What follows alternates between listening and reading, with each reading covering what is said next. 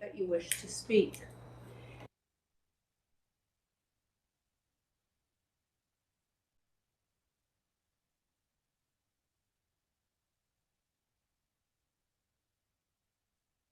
Right? Can everybody hear me now? Okay, apparently we're starting over. That folks could not hear me. Okay, so this is the Area D public hearing address first, followed by Area H. This is a public hearing for proposed Regional District of Okanagan-Similkameen bylaw number 2455.43 2020. The proposed bylaw and related information, including written comments received to date, is available for review on the Regional District's webpage. At this public hearing, all persons wishing to speak will be given an opportunity to do so and are asked to commence their remarks by stating their name and address. Written comments may be submitted before closure of the hearing. Anyone wishing to speak at this public hearing is asked to do one of the following. If you are participating by a computer, please click the raise hand button, which can be found in the participants panel on the right-hand side of your computer screen. This will indicate that you wish to speak. If you are participating by a phone, please press *3 on your phone's keypad. This will also indicate that you wish to speak. Having indicated that you wish to speak, you will then be placed in a queue until you are invited to speak. All speakers will be restricted to a time limit of 5 minutes until everyone who wishes to speak has had an opportunity to do so. Anyone wishing to speak a second time may do so by following the same protocol of selecting the raise hand button on your computer or by pressing *3 on your phone's keypad. To submit written comments, please email them to planning@rdos.bc.ca prior to the close of the public hearing. I will now ask Joanne Peachy, Planner 1, to outline the specifics of the proposed bylaw. Go ahead, please, Joanne. Thank you, Madam Chair. So the purpose of the bylaw is to change the land use designation of 50818 8th Avenue in Okanagan Falls in the electoral area D. Currently, there is a multi-dwelling unit building containing 26 units for seniors on the site. That's phase 1 of the South Skaha Housing Society Affordable Housing Project. So this bylaw is to facilitate development of an additional multi-dwelling unit building on site containing 30 units.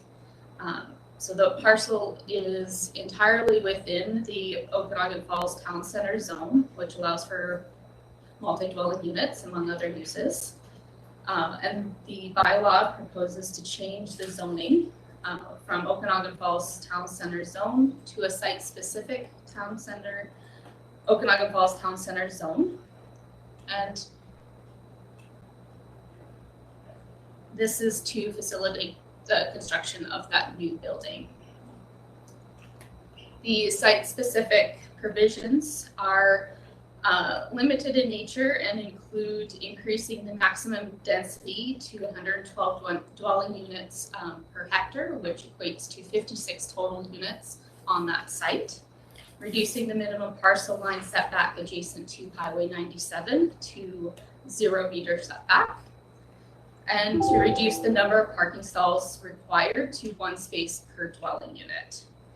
There are no other bylaw changes proposed, and all other Okanagan Falls Town Center regulations would apply to the property. Thank you. Okay, great. Thank you very much, Joanne. Before we go to comments from the public, I'm going to read the chair's address for the Area H proposed bylaw change, and then we'll open it up to the public.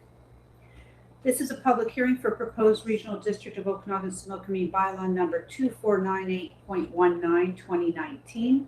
Proposed bylaw and related information, including written comments received to date, is available for review on the Regional District's webpage. At this public hearing, all persons wishing to speak will be given an opportunity to do so and are asked to commence their remarks by stating their name and address. Written comments may be submitted before closure of the hearing. And the same as with the previous address I read out, if you are wanting to participate by computer, please click the raise hand button, which can be found in the participants panel on the right-hand side of your computer screen. This will indicate that you wish to speak. And if you're participating by a phone, please press *3 on your phone's keypad. That will also let us know you wish to speak. And having done so, you'll be put in a queue until you are invited to speak. All speakers will be restricted to a time limit of 5 minutes until everyone who wishes to speak has had an opportunity to do so. Anyone wishing to speak a second time may do so by following the same protocol of selecting the raise hand button on your computer or *3 on your phone's keypad. And you can submit written comments by email prior to the close of the hearing at planning@rdos.bc.ca. And I'll now ask Joanne Peachy to outline the specifics of this proposed bylaw. Go ahead, please, Joanne. Thank you, Madam Chair. So the purpose of this bylaw is to change the land use designation and to introduce site-specific regulations on a large holdings portion of the parcel at 1500 Blakeburn Road. There is currently a guest lodge and operator's cabin on site, and the bylaw would facilitate an additional 8 dwellings on the parcel. The subject portion of the parcel is currently zoned large holdings 2. This zoning allows for 2 single detached dwellings and open land recreation, among other uses. And the minimum parcel size is 8 hectares, and the subject parcel is approximately 63 hectares. The bylaw proposes to change the zoning from LH2 to a site-specific large holdings 2 zone. And the site-specific provisions are limited to increasing the number of dwellings permitted on the parcel to allow for 8 principal dwellings and 1 accessory dwelling. There is also provision to increase the minimum parcel size to 60 hectares. There are no other bylaw changes proposed, and all other large holdings 2 zoning regulations would apply. Okay, great. Thank you very much, Joanne. I now declare both public hearings open, and I ask if there's any members of the public who wish to make a comment for the record on either of these proposed bylaw changes. Okay, so just having a look here.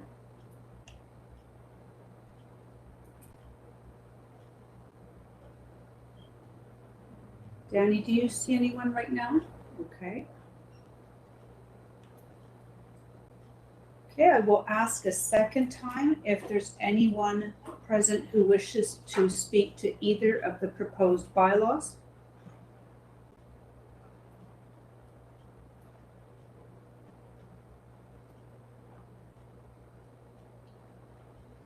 Okay, I'm going to ask a third and final time if there's anyone who wishes to speak to either of these proposed bylaws. Danny, am I missing anyone? No, not that I can see. I'm not seeing anybody with a raised hand or in the queue. Okay, I therefore will declare both public hearings closed at 9:11 a.m. Thank you very much. Okay, we'll just get that presentation off the screen.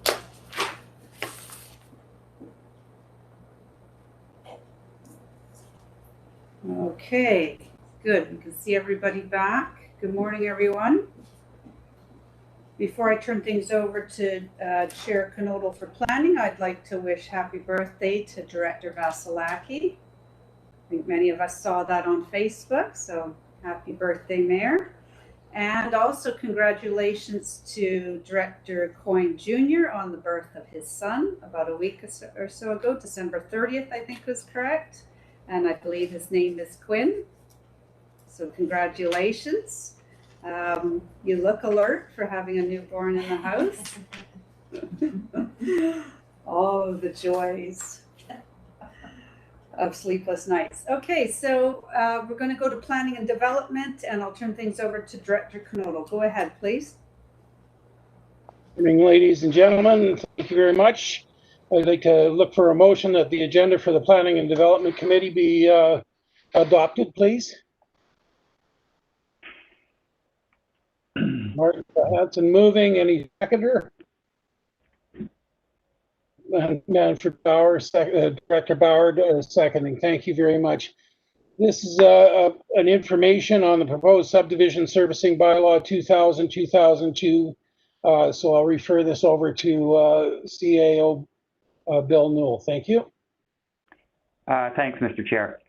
So you can see by the designation on the bylaw, this is an old one. It's about 18 years old now, and this deals with all of our works and services that we have to address during a subdivision application.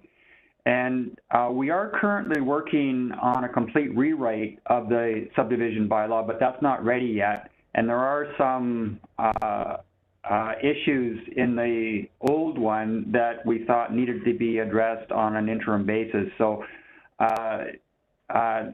everybody knows that we don't do roads, and we have addressed roads in our subdivision bylaw, and that's confusing to people as far as jurisdiction. So we want to take any reference to that out.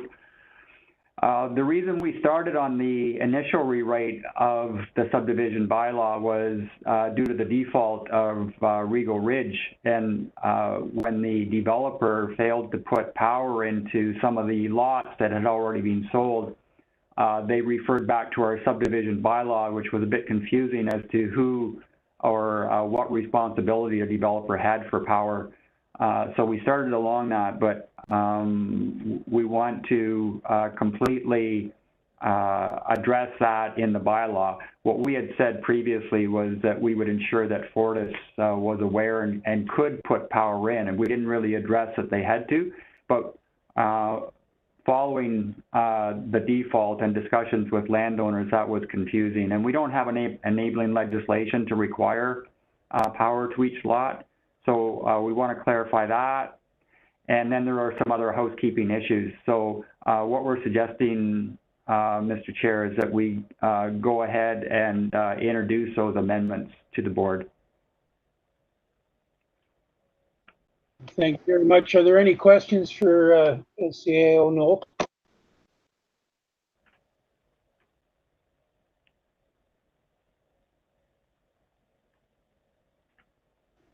None. I guess we can move for adjournment at this point then. Director Knodel, Director Monteith has her hand up. Pardon me, Director Monteith, go ahead, please. To the chair, do we have any authority, or can we recommend fiber optic installation at that point? Is that something that we can address in this bylaw? A question I got from a resident was, if we're going through and mentioning wiring and stuff, should we be more directed to also providing internet service? That typically wouldn't be up to the developer. That's more of a utility that would be responsible for that. What we can do is designate whether it's above ground or below ground, but I doubt if we'd get into specifying whether it's fiber optics or some other system. I think everybody's moving towards fiber optics, and if it's available, but in some areas it's not even available. So I doubt if we would go to that detail.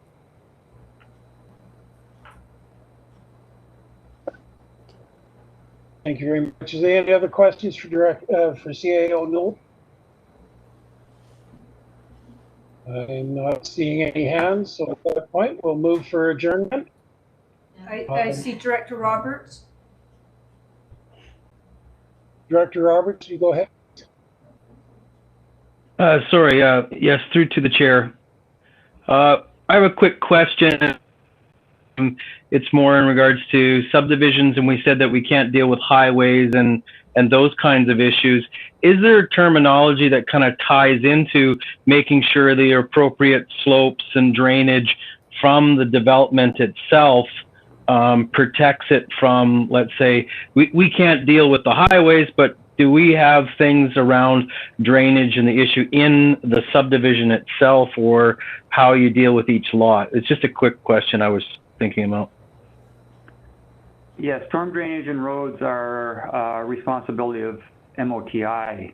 So when somebody makes an application for subdivision, they're dealing directly with that provincial agency with regards to road development and the standards that they have for storm drainage and roads.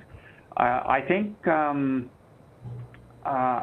don't know, Mr. Chair, perhaps Mr. Garish has more detail on what's coming up in the new bylaw. We aren't going to address it in this amendment to the existing bylaw, but it's something that we might be able to address more fully when we bring that new works and services bylaw forward.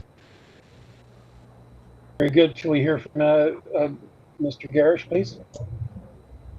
Sure, thank you. To the chair. So if I'm understanding the question correctly, I think the only scope that we would have if we wanted to get into regulating stormwater as part of the subdivision process, it was if the lands being subdivided were deemed to be hazard lands, and if we had a hazard development permit area in place to help regulate the I guess on the management of that stormwater. But that's not a tool that we've implemented per se. I know the hillside development permit in area A or area D is more in relation, I think, to ensuring that the hazard being slope stability and rockfall, not necessarily stormwater. So it would be a new area for us if we went into that. Follow up for that?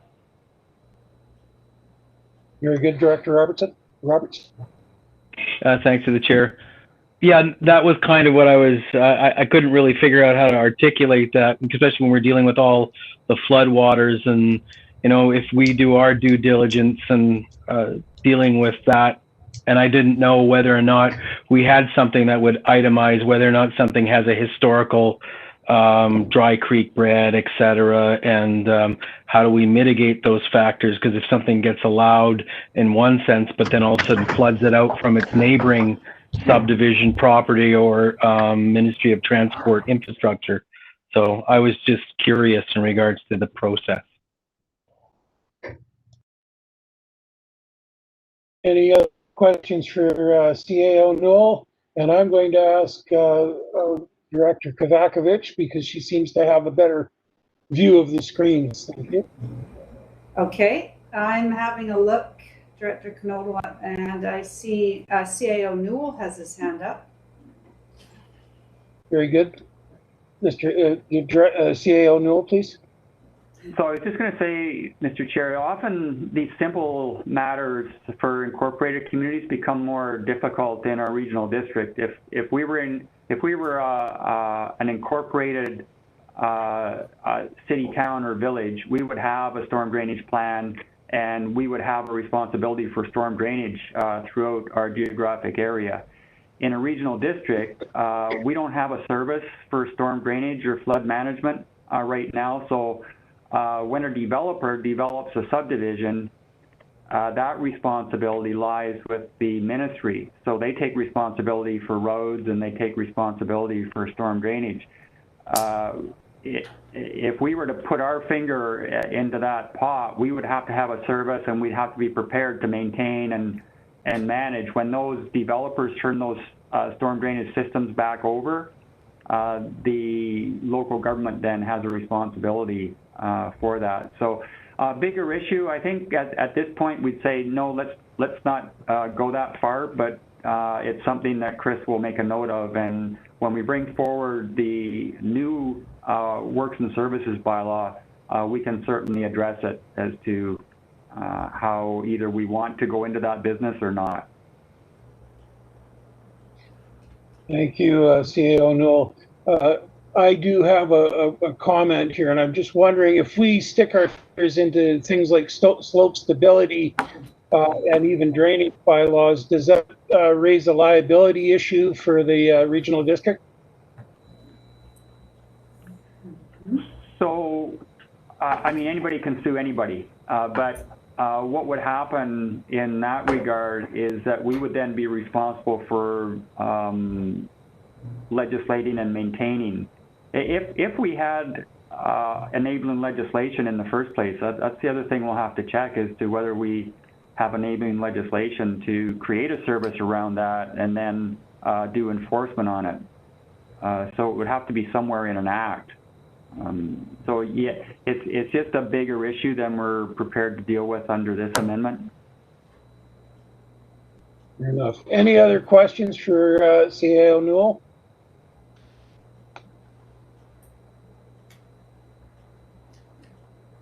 Director Santos?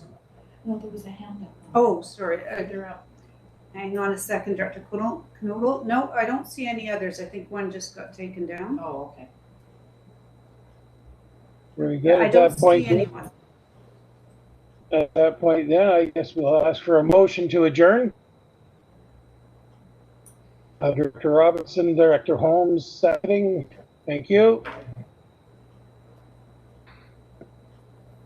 Motion carried.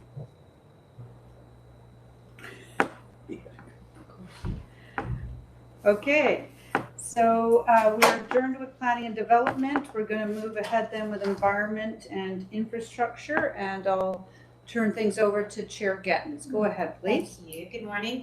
If I can get a motion to approve the agenda for the Environmental and Infrastructure Committee, please. Robert. Little, thank you. Seconder. Great, thank you. Got it approved. Call the question, Robert. All those in favor of approving the agenda? Great, thank you. Anybody opposed? Excellent, thank you. First item up for discussion is the South Okanagan Conservation Fund, and I'm going to refer this back over to the CAO, please. Thanks, Madam Chair. So this is a carry forward from our last committee meeting, and there was some discussion about some of the projects that were recommended from the Technical Advisory Committee. And I believe what we're going to do is we're going to turn this over to Ms. Malden, and she can introduce again the process, and then I believe we have Bryn White on the line as well to answer any questions about the specific recommendations of the TAC. And then at the end of that, Madam Chair, committee could make a recommendation as to whether they want to change the designated recommendation or move it forward to the board. Great, thank you. Ms. Malden? Thanks very much, Chair. So as the board knows, this is our fourth intake of the Conservation Fund. And so typically the process is that we go out through a notice to solicit applications for worthy conservation projects. And then when the applications come in at the close of the deadline, those are evaluated by the Technical Advisory Committee, which is a group of individuals who have extensive knowledge in the various areas of conservation. They run through an evaluation process and then form recommendations to the Board of Directors. So the applications for 2021 went to the board last meeting, and there was more conversation than we had allowed time for. So we brought it back to this meeting, and we always have Bryn White, who is our Conservation Fund administrator, with us so that she can answer any questions that the board may have on the Technical Advisory Committee's recommendations. And I see Bryn is here, so I will turn it over to her at this point. Thank you. Welcome, Bryn. Thanks very much. Are you able to hear me? Yes. Okay, great. As Christy mentioned, we just didn't have enough time to kind of get through the substantive questions and discussion that the committee had. So that's why we're here today, just to kind of follow up and allow for some discussion. And the package of recommendations is in front of you. We can certainly look at things individually if you so wish, or we can just carry on, pick up where we left off at the last conversation. So through the chair, I'll just let you direct traffic as people have questions. Great, thank you, Bryn. I'll open it up to the floor to see if there's any more comments. And so, can everybody hear okay? I'm looking at, I'm hearing an echo. Hey, let's just give it a second to get this together. Coming from Bryn's mic whenever she doesn't speak, so I'll have to make sure she's muted. Okay, I think Danny's found the problem. So is that better for the rest of the board? Can everybody hear better? Great, thank you.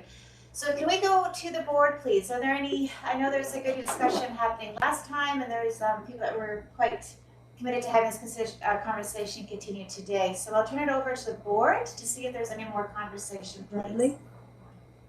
Yep, to the Director Kozakovich. Yeah, thank you, Director or Chair Gettins.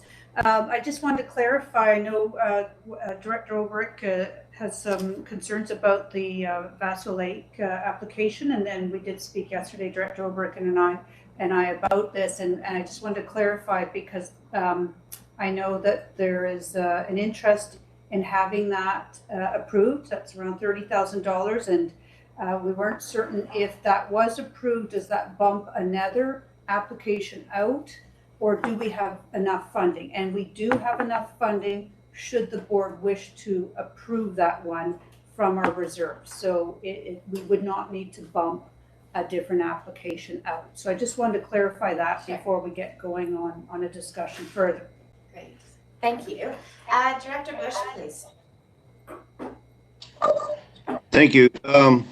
Yeah, when this conservation fund was first initiated, I believe in the Kootenays they used this fund to buy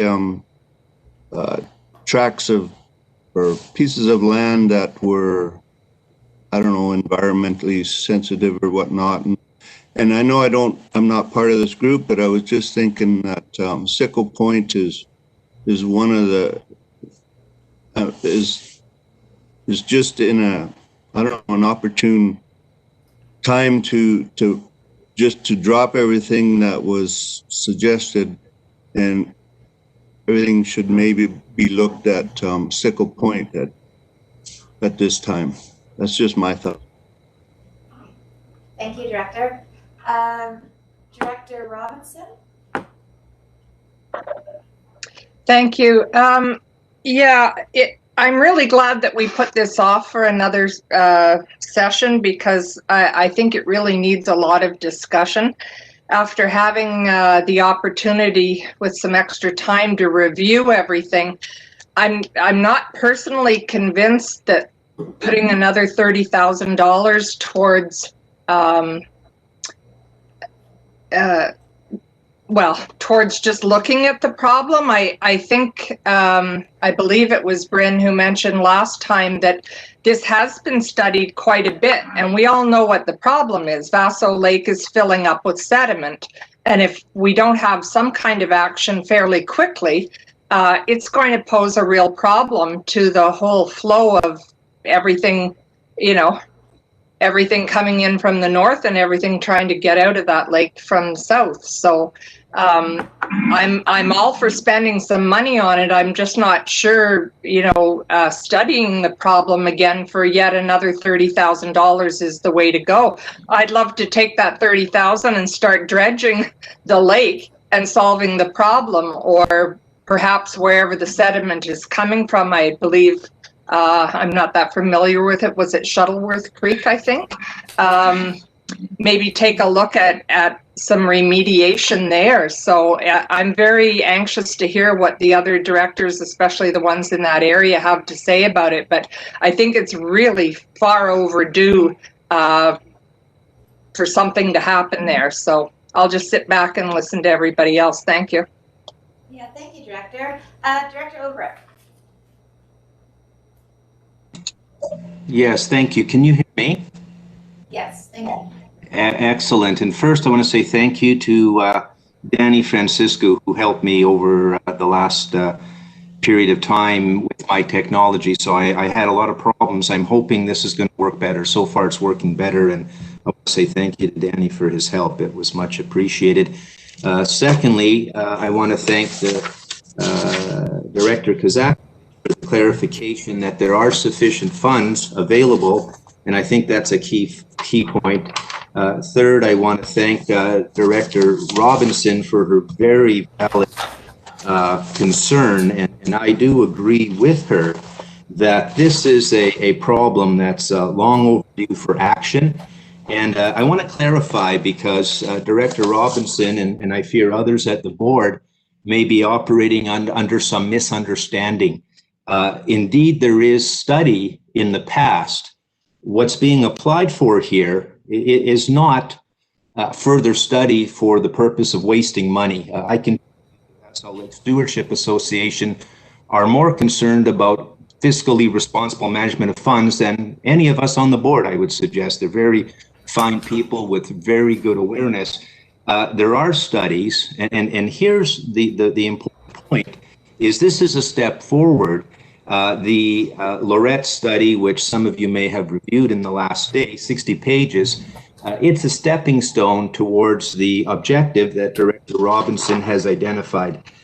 Need action, and we need it quickly. This lake is suffering a harm that's dramatic. 2 islands since 2014. The sedimentation is dramatic. The problem is known. It's known to the province. I've communicated to our member of parliament. I've communicated on site with Minister Robinson when she was here. I've communicated with Minister Donaldson at UBCM. This is not an unknown problem. What the purpose of this study is, and this is real important, it is to take a next step. Yes, we know there's sedimentation. What this study will accomplish, and it's lost somehow, there may be a failure in communication to the Technical Advisory Committee. The purpose of this study is to identify exactly what Director Robinson is asking for. It's to identify what are the options, and specifically what are the costs, because that's the next step. The next step is to say, what are the choices, and the study that is being commissioned, and I've looked at this maybe more than some others at the board, that's its purpose. It will answer those questions and give options. Those options might be dredging, that they may be restoring the Oxbow. This was a 75-kilometer river that was straightened, channelized. In the comments of the Technical Advisory Committee, it has comments that brought concern to me. I'll just read one. It's the sedimentation is a natural process within the watershed. Well, that's fine. It then says, likely the level of transport deposition has been reduced with channelization. I want to pause there, and every one of you think hard. It says, I'm going to repeat, likely that the level of transport deposition has been reduced with channelization. That is an example of a partially true statement that may be misleading to those who don't pay close attention. Is it true? Well, it's partly true.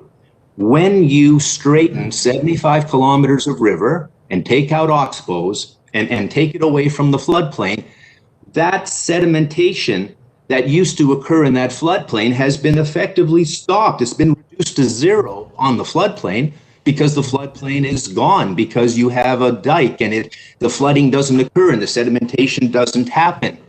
And so it's reduced. And in the channel, it's reduced itself because the channel is a fast-moving channel of water. But it does not get rid of the sediment. So here's the question. Where does the sediment go? And that's the rest of the story. That's the rest of the truth. The truth is, and we all know this, the sedimentation is accumulating at the north end of Vassal Lake at an incredibly rapid rate. The lake has lost 10% and another 10% at danger. The level, the water temperature is affected, the fisheries affected, the environment is affected. This is a serious, serious issue of great concern, And if we just say it's been studied before, that's not an answer. If we say that the transport deposition has been reduced with channelization, that's a misleading partial truth. That's not really what this is about. This is about the accumulation of that sedimentation that is being artificially put there by the channelization project that began 60 some years ago. and had consequences. Indeed, at the time, there were recommendations for action that wasn't taken by the province. Over 20 years of not taking that action, which has resulted in this issue. So I hope that provides some clarification for those of you who have those concerns. What I wanted to do, I know there's other directors who have information. I know Director Knodel specifically has a lot of information on this, but I wanted to make a motion. I understand that the Norm Gaumont of the Vassal Lake Steward Association is available to speak on this. I think it's best if we hear directly from them, as well as from staff, Lisa Bloomfield, as well as from Bryn White. But I think it would be of value to this board to ask questions and get answers from these people so we can have better information upon which we can make our own decision. At this moment, I'm sure we all have an open mind and we're curious to learn. But I'd like to make a motion, permit this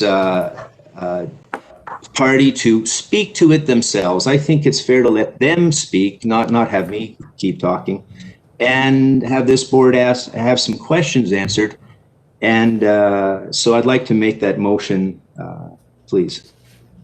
Great, thank you. So Director O'Brien, you put a motion on the table to have a delegation speak. I think, Katie, are you seconding that motion?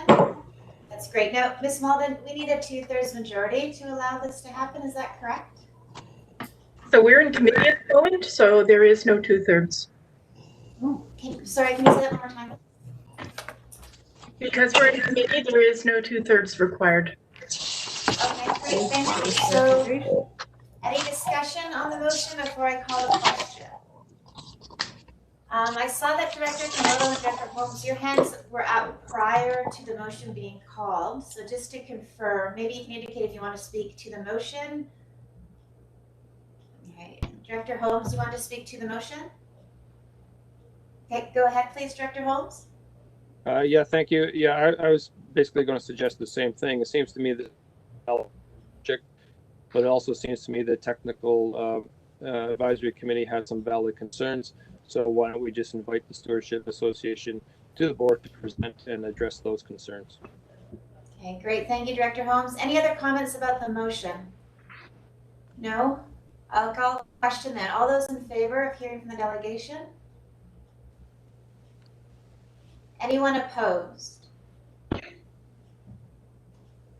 Great, the motion passes. So Ms. Malden, I'll move over to you, please. Thanks very much. So are we looking for guidance on process at this point, or? Well, I think is the delegation here, is Norm is available to speak. Is there anything around timing or how much time the delegation has, or anything else that we need to know before we proceed? So a delegation typically has 10 minutes to present to the board. However, when the board themselves invites a delegation in, that time is a little more flexible. But generally, the rule of thumb is to keep it to as close to 10 minutes as possible. Okay, thank you very much. And so just to confirm, is it Mr. Sorry, Danny, I can't see his last name on the screen. Norm. It's at the bottom. The very bottom. Gaumont. Oh, Gaumont? Mr. Gaumont, can you hear us? He's on mute. There he is. He's on. Hi, Mr. Gaumont? Can you hear us, Mr. Gaumont? You can see he's not on mute. Mr. Gaumont, just checking in with you to see if you can hear us. I will give him a call on his phone number. Okay. Danny's going to try giving Mr. Gaumont a call. I think he can probably hear us. We're just not getting him. Mr. Gaumont, if you can hear us, Danny's going to try and ring you on your phone. Unknown caller. That's great. That unknown caller is us. Hello. Hi, Mr. Gaumont. Thank you so much. It's the regional district here. Can you hear us all right? Yes. Thank you. So the board has agreed to hear your comments, and we've got about 10 minutes for that. So are you okay to proceed? the Zoom right now. Oh, great. Go ahead then. Uh-oh. He might have hung up thinking he's on. Oh, I wonder if that's what happened. Sorry, Mr. Gomont. No, just wait. I think what there. Perfect. We can hear you. Oh, there he is. Oh, and we You can hear see me? you. Yes. Can you hear us all right?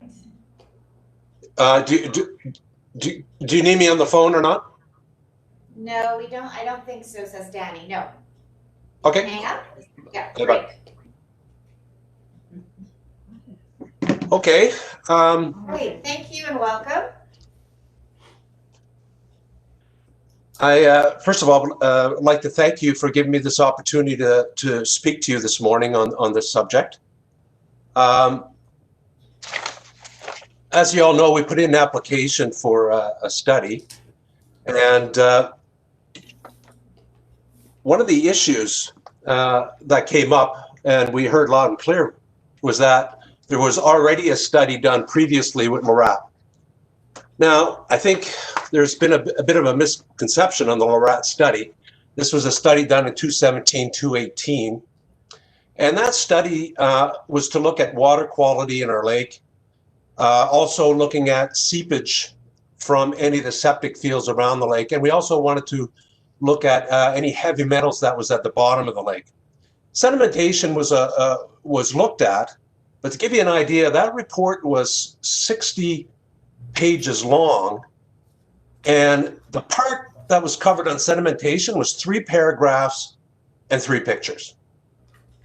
And basically, the study indicated, when we looked at sedimentation, they looked at 2 documents, one in the 1980s, another one in the 1990s, and basically came out and said, oh, the silt comes from Shuttleworth Creek. Well, that was no news to us. We knew that. And then it came out and said, oh, the sediment basin at the bottom of Shuttleworth Creek isn't big enough to handle all the silt. So they made 2 recommendations out of this study. Oh, you shouldn't make a bigger pond at the end of Shuttleworth Creek. Great idea, but there's no more room there, really, to make a pond big enough to deal with the silt that comes down Shuttleworth Creek. And then the other recommendation was, well, the Shuttleworth Creek Basin is very unstable. Well, we've known this since the 1960s and the 50s when they first channelized Okanagan River, that the basin goes through an area that's incredibly unstable and sandy. Hence why the incredible amount of silt that comes out of Shuttleworth Creek every spring. Now this becomes important because when they channelized the river, now you can imagine, if you look at the whole area from Okanagan Falls to Vaso Lake, that is a floodplain. And if you look at it, the river used to meander through that floodplain. So in the 1950s, they decided to channelize the river, put berms on both sides, put a dam on both sides of our lake. And what happens in the spring? Well, in the spring, Kelowna, Penticton don't want to flood. All the water from Wood Lake, Kalamaka Lake, Okanagan Lake, Skaha, all come through our small lake, Vaso Lake.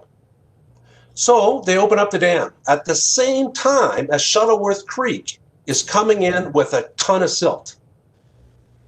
So what does that do? It creates a slingshot where we shoot the silt now directly into our lake. And it's no different than grabbing 100 loads of trucks and dumping it at the mouth of our lake. And I'm going to share some pictures here just so you can see the extent. See here, this works or not, I'm hoping.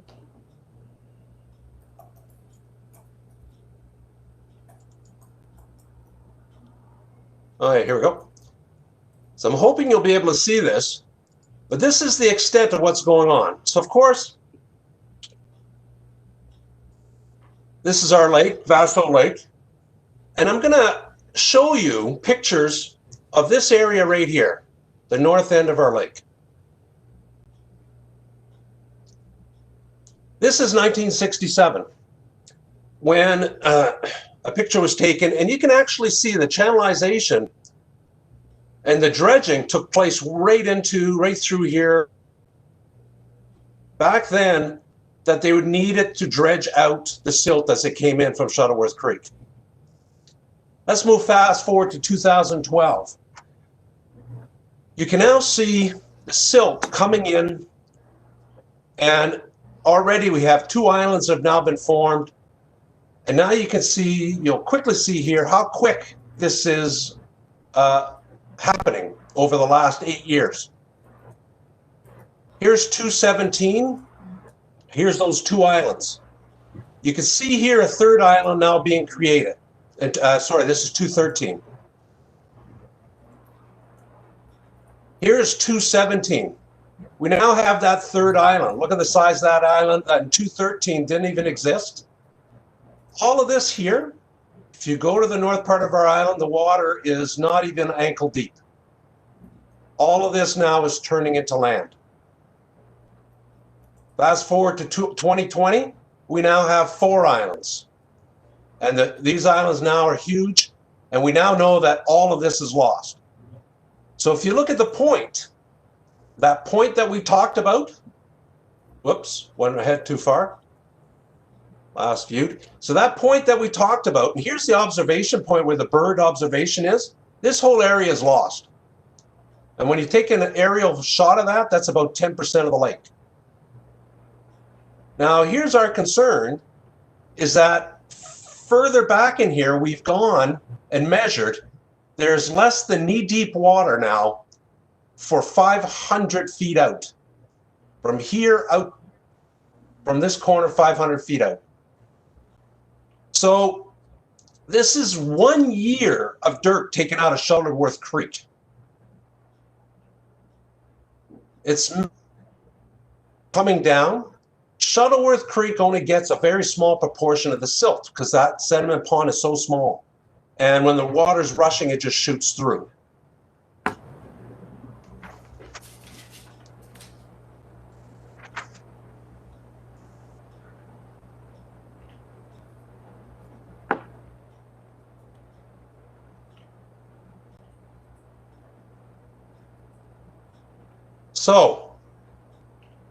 So why do we need a study?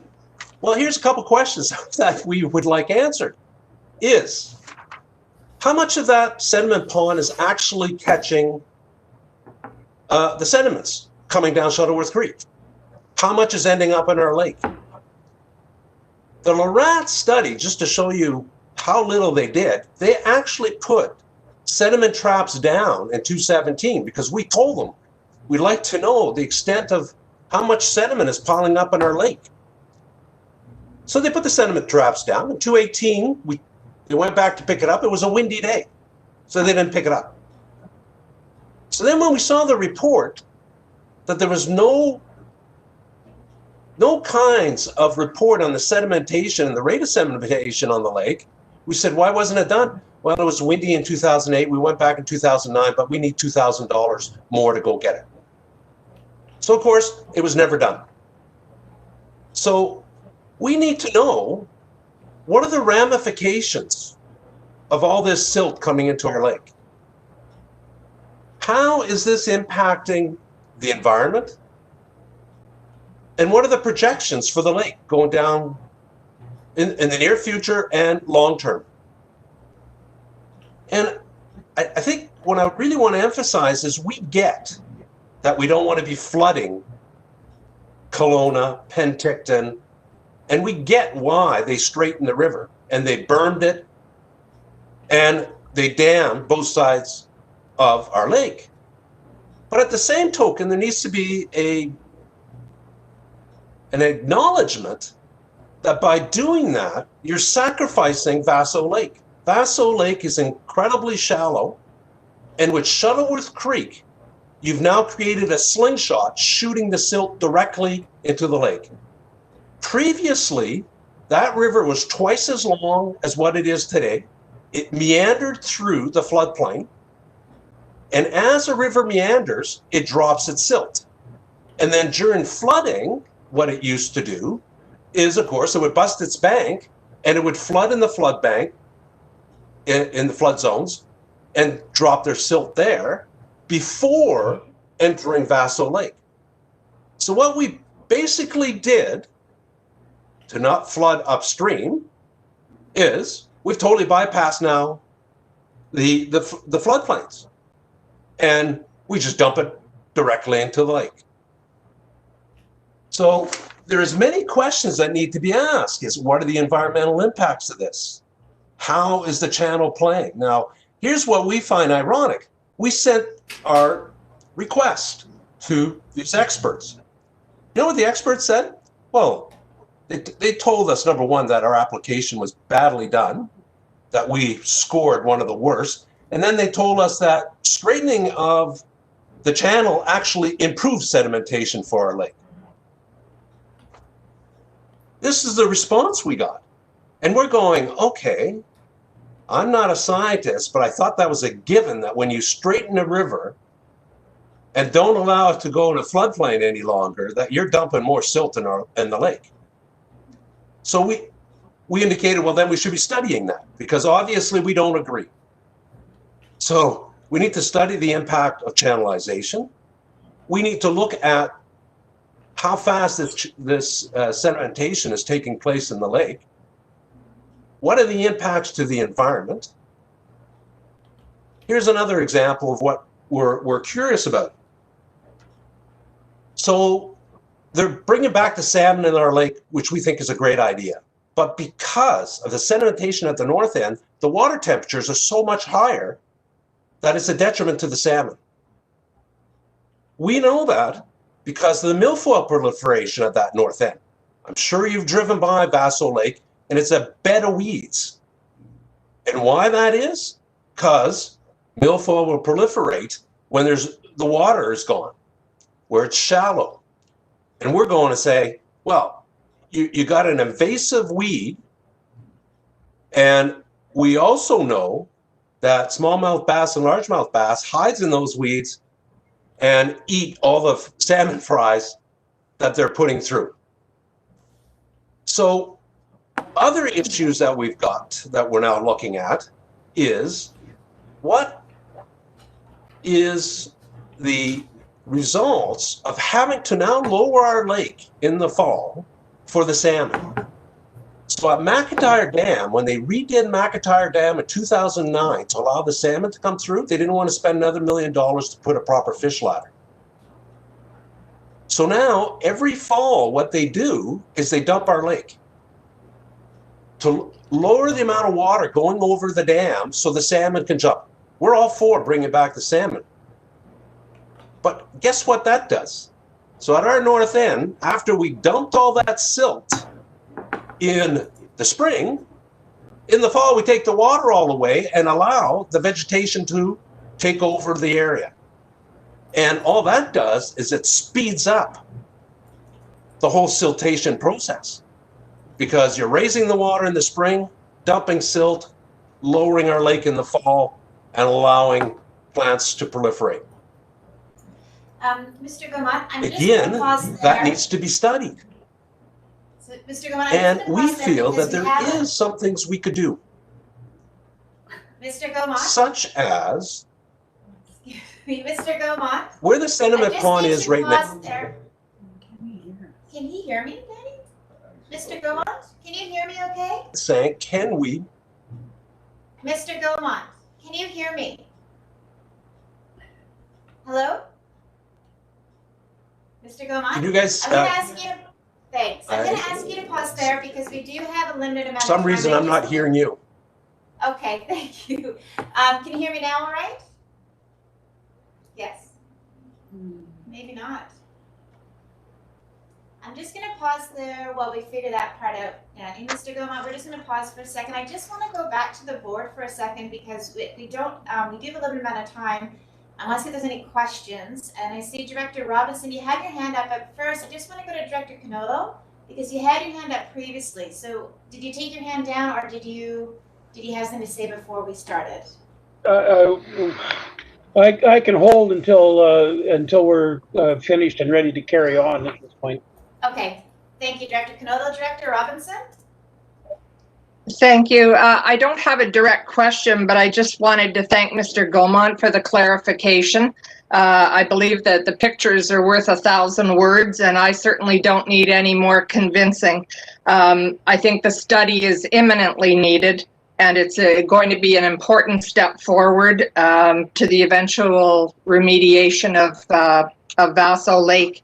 And if Director Olbrich or anyone else wants to put forward a motion, I would love to second it to get going on this study. Thank you. Thank you, Director. Director Holmes? Yes, thank you. I have a question for Mr. Gaumont. I'm just wondering who is involved in the is just the Stewardship Association? Do you have any partners that you're working with? And the people who ultimately will have to do the work, whether it's the province or any whatever decision-making bodies, are they involved, and do you have their support? Thank you, Mr. Gaumont. I don't think he can hear. Mr. Gaumont, can you nod if you can hear me? He cannot hear. I have texted him. He can't hear. I'm calling Danny to try to get some help. Okay, thank you. We'll just pause there for a minute then, and we will. So, Director Holmes, you're looking for partnership. Oh, okay. So, Mr. Gaumont, we can hear you now, and you can hear me? Yes, I can. Okay, fantastic. Were you able to hear the question from Director Holmes?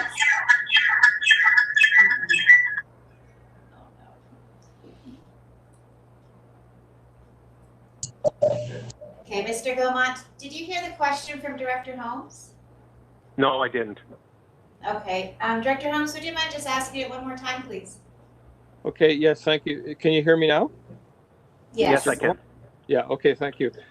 So I'm just wondering, is all involved in the project? Is it just the Stewardship Association doing the work on its own? Do you have any partners that you're working with? And anybody who ultimately will have to carry out the work, whether it's the province or whoever, whatever decision-making body, are they involved at all? So I'm just wondering who you're working with. So we did approach the Nation Alliance, the Okanagan Nation Alliance, to work with us, but unfortunately, and they were very interested because they have same interest as we do in looking at the possibility of dechannelizing the bottom third of the river for the salmon habitat. Unfortunately, they also made an application to the same fund and felt that it may hinder their ability to get funding. So they said afterwards, if we got funding, that they would, look to work with us. So we couldn't put them down, but they're certainly interested in working with us. We do have various companies have indicated that they would bid on the project if we got the funding. So we're looking at various companies to do the study for us. We know that one of the critiques was that we didn't have an action plan, but it's hard to have an action plan when we haven't identified really what are the key issues. The association are not experts, and I'm certainly not an expert as the chair of the association. So we wanted to have the study to answer those questions. And, is the rate of siltation totally out of the norm? Because the siltation of the lake is normal. But we feel that this is incredibly fast, the way that the lake is silting up. We've lost 10% of the lake, and we feel that there's another 10% in jeopardy. But again, it's feelings. We're not experts.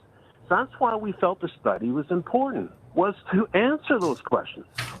Not Norm Gaumont, who's looking out at a lake going, man, this is really changing quickly on us. So we wanted experts to come in, take a look at it and say, yes, this is how much silt is coming into your lake. This is how much of your lake is going to die here and be totally covered up in the next 5, 10, 15 years. This is the ramifications to the environment of the lake. This is what's happening. Why are you having proliferation of milfoil? This is how it's acting on the fish. Once we have that, then we can bring in and come up with an action plan. Then we can go to government and say, and start looking at regulatory bodies and say, hey, here are 3 or 4 options. Then we go to the next step. That's when we see you come up with an action plan. Here's what we feel needs to be done based on this study. Thank you, Mr. Gaumont. Director Holmes, does that answer your question? If I could just follow up, please. I agree this is important, but it's also important to bring others along with you when you're doing something. And so if we made it clear to the ONA that the project would recognize the funding project that they might be applying for, would we have their support? That's my simple question. That's a simple question, and I think we need to get that from them. So let me finish, please, so that we're not putting anybody's nose out of joint, or it's important that we're inclusive here and that we bring people along rather than different organizations doing different things. Thank you, Director I Holmes. agree. I agree with you fully. Okay, great. Thank you. So I'm going to go to Director Knodel and then Director Monteith. Go ahead, Director Knodel. I think without a doubt there's no disagreement among the directors that this is a serious issue. I'm just wondering whether we need to define a little better the parameters of this study to make sure that we're actually looking at the right apples as opposed to the oranges. We may have an increase in sedimentation due to logging in the high alpine the areas that feed into Shuttleworth Creek too. That's been intensely logged over the years. The other issue that we might want to look at is exactly what the course of action would be and how it would have to be funded. I believe this would be a very expensive undertaking, and we'd have to know where we're going with it. Possibly Bren would help out in some of that. There's also the addition that would silt traps farther up Shuttleworth Creek help alleviate this problem. It is very much accelerated from my memories as a little boy, and as all you've heard ad nauseum, I have some family connection to that channelization. But there doesn't seem to be any of the maintenance being done on the channel as on a whole that I remember being spoken of when I was a youngster. So the question is what can Bren add to this conversation? Thank you. Great, thank you, Director. Director Monteith, please. To the chair, I guess I'm wondering if Okanagan Water Basin Board has been engaged in this project and whether that'd be appropriate to have them maybe as a delegation there, maybe having Okanagan Water Basin Board involved in coming up with the scope for the project. As part of their role as advocacy with the province, having Okanagan Water Basin Board on board would be appropriate, I think. So I'm just wondering if that's happened, if that's a possibility. As we have the chair on the board here, it'd be nice to have feedback. Thanks. Thank you, Director Monteith. May I speak to that? Sure, Yeah. thank you. Thank you. The Okanagan Basin Water Board definitely knows about all of the issues along the channel. They have recently done a study, which you all know about, on the. They've looked at the floodplains. They've looked at, and not specifically the silt, I might point out, but they've looked at the floodplains through the Okanagan. They've identified where there could be problems. They're now in the process, and I think several of the mayors would have received a letter asking the province to have a look at the regulations on the Okanagan Lake, and which would affect all of us. And that, I think, and I've just written a letter from the town of Vesuvius, which I'm sending to the OBWB. I know that other communities have been asked to do the same thing. Definitely Anna Warwick-Sears from the OBWB executive director. She is definitely somebody who I think probably knows about this already. I'm sure Director Obrick has talked to her recently about some other issues down there, and I'm pretty sure she would know about this. She would understand it. She and Bryn might be quite helpful in looking at this. So, and Heather Larrett has done numerous studies for the OBWB all up and down the valley, and she's very well respected. But I would think that she just didn't answer the questions that that you were mentioning, Mr. Gaumont. So please contact Director Obrick. You might be the one, because you're specifically know about this. It's in your area. Perhaps you could forward this to Anna and she could comment on it. Thank you. Great, thank you, Director. Director Monteith, do you have a follow-up? I do. I would suggest that the Stewardship Committee should definitely look at getting on to be a delegation to the Okanagan Water Basin Board, and getting their support and helping coming up with the scope, I think would be really important in the process, especially because they work with these partners in the ministry, and they know what they're going to be looking for. They understand potentially what funding models are coming down the scope in the future. So engaging them now is important, but I definitely support where you're going with this, and I think it's important that we address it. The Okanagan Water Basin Board also goes from, the North Okanagan all the way down. So if the concerns are from Kelowna down, having the Okanagan Water Basin Board is important to have them on board. So. Great, thank you, Director Monteith. I see that Director Obrick, you have your hand up as well. We also haven't heard from Bryn White. So again, just watching the time a little bit here, that it's already 10 after 10. So Director Obrick, I'm going to go over to you. Yes, thank you. And just further to the Okanagan Basin Water Board for everybody's benefit and information, I have indeed spoken with Anna Warwick-Sears more than once. One time was April 26, 2019, before she went to Ottawa with respect to milfoil, and I spoke to her quite a bit about Vassal Lake concerns specific to that. Again, I spoke to her in August of 2019, further to her success on that visit and issues pertaining.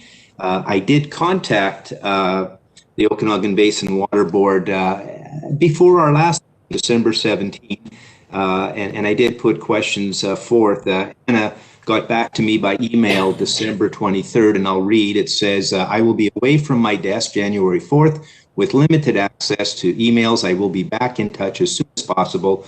Wishing everyone a safe and happy holiday season. Now, I did get a call from another fellow from there in her stead, and I did return the call, and then I got the email from her.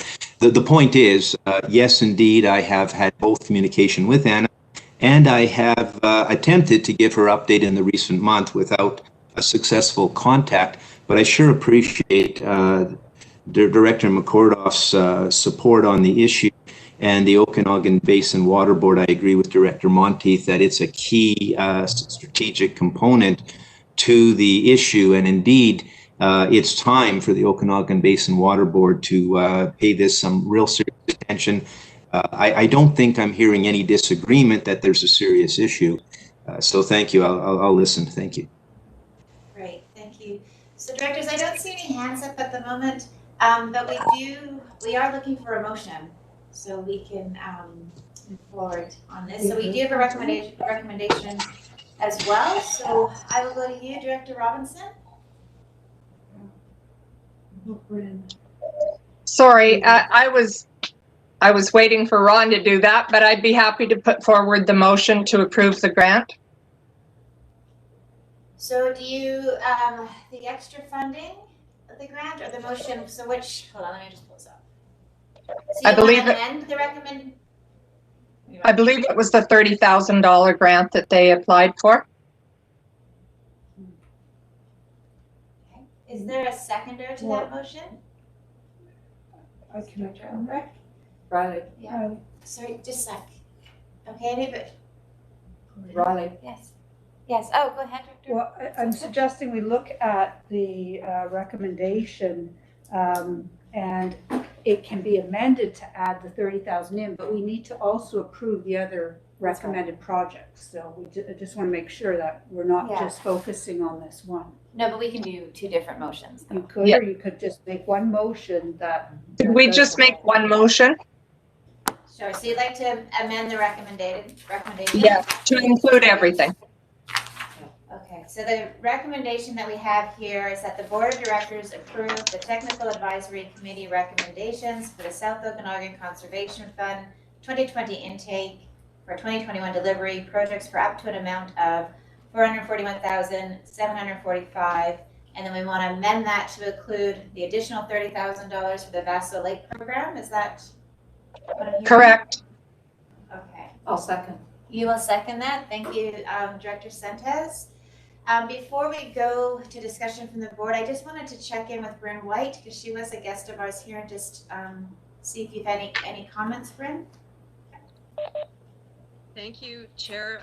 The only comment I have is just, it sounds like what I've gathered from this is that there are some parameters or some clarifications that would help to support myself and staff to be able to include things like coordinating with decision makers and others just around the Vaso Lake piece so that we can help clarify the scope and help them sort of get those parties into the room. So I can do that. I think I've gathered enough information from our discussion today to be able to go back to staff to help do that. So I just want to make sure that that was acknowledged and heard. So I'll certainly work toward that.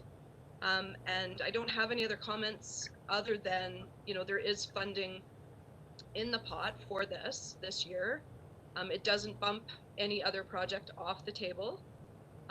There are a couple of outstanding Conservation Fund projects that still need to be addressed in 2021, which we can certainly have conversations about. And I think it was Director Bush that brought up Sickle Point, and that's one of the pieces that we do need to follow up with in 2021. And there will be a budget discussion, I'm imagining, then. So that decision was deferred. It's within the whole package of recommendations. So your motion does include coverage of that too. That's all I have to say for now. Thank you. Thank you, Bryn. Ms. Mullen, can I just get clarification on Sickle Point and why that has to be deferred, just as a follow-up to Director Bush's earlier question, please?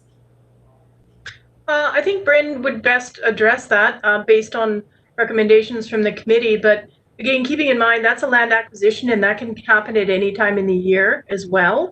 So though the recommendation includes that the committee at this point has chosen to defer until such time as the Sickle Point information becomes more clear, that land acquisition could be considered at any time outside of the regular intake process. But as to why, I think I'll turn that back over to Bryn. Thank you, Bryn. Yeah, just in the interest of time, I appreciate you want to move the committee business forward. So the conversation about the deferment is documented in the report. The TAC is very supportive of Sickle Point, as the environmental values are certainly there, and there was a lot of discussion about around the TAC table with respect to future management and some questions around how that will all unfold, and that is unfolding as conversations go forward with the AAP for the borrowing authority, the bylaw. So it was decided to defer a decision on that pending the outcome of the AAP and further discussions about future management. I also want to note that there isn't funding in the Conservation Fund right now to be able to achieve that entire request. And so it couldn't possibly happen at the moment anyway. So that's something, if deferred into 2021, would be a decision for the board then. And if you, as Ms. Malden says, acquisitions can come forward anytime during the year. The terms of reference does allow for that. So we can revisit this discussion in 2021 after February and the AAP is completed and there's a little bit more clarity. Great, thank you, Bryn. Is there any other discussion? Dr. Robertson, do you have a hand up? Do you have something else? No. Is there any other discussion for the motion that's on the floor at the moment? Any other comments? Okay, I'm going to call the question then. All those in favor? Those, sorry. And opposed? Okay. Director Rob, great. All right, motion passes. Thank you very much, and thank you for your time, Bryn and Mr. Gomont. So we're going to go on to our third. Can I just give us? Pardon me? Can I just indicate just briefly? I just wanted to thank everybody for doing this for us, and we do appreciate very much the opportunity today to be able to speak to you. And of course, we're very happy with the outcome. The association thanks you very much. Thanks. Great. Thanks, Mr. Gomont. So we're going to go to item C, cross connection control bylaw implementation for information over. CAO, please. Thanks, Madam Chair. So we are planning to bring forward a cross-connection control bylaw, and there is reference in the report to a number of documents that already refer to a cross-connection control bylaw, but we don't have one yet. And in fact, initially, even when we took over the West Bench system, there was a requirement in the bulk purchase agreement from the City of Penticton that we introduce a cross-connection control bylaw. Really what it does is it reduces the opportunity for contamination of a system, and it won't apply to, in our bylaw. Incorporated communities have different requirements, but in our bylaw it does not require residential developments to meet the standards of a cross-connection control bylaw. It's really about commercial, industrial, agricultural, those that would have a more detrimental impact if there was backflow from an industry or an institution back into a water system. So this is just about addressing some of the issues that we want to try and meet with the bylaw, Madam Chair. And I believe that our Manager of Engineering Services, Lisa Bloomfield, has a short presentation that she wanted to give you. Great. Thank you so much. I don't see. Okay, we're just bringing Lisa in.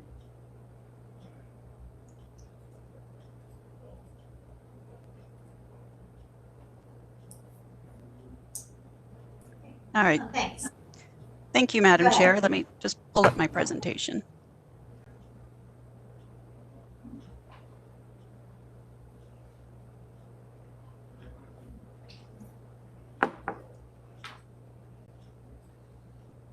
Okay.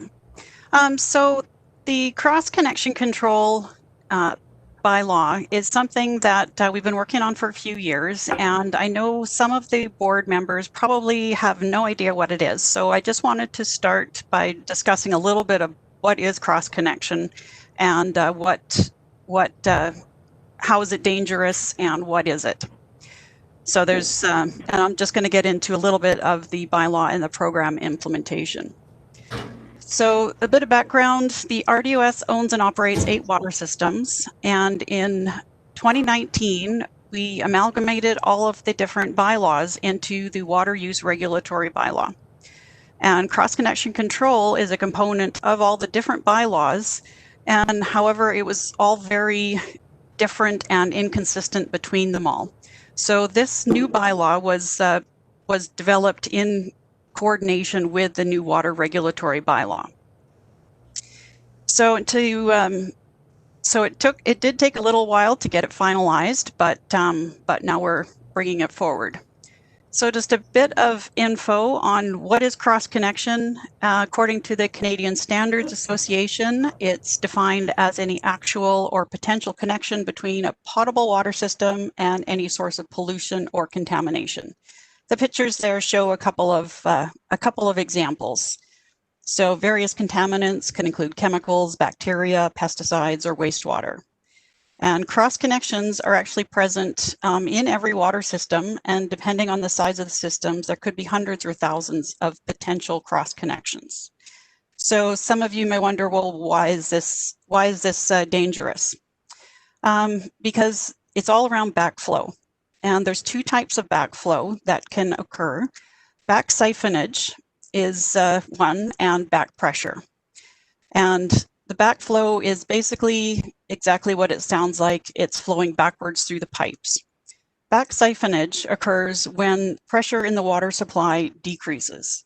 So common occurrences when we have a water main break or repair that's going on, and it lowers the water pressure in the system.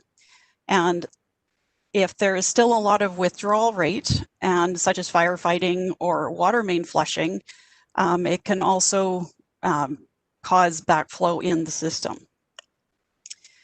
And so the back pressure is the other issue, and sometimes in some places you'll get elevated tanks or pumps, pressure vessels, and what happens is it pushes the water back into the water system.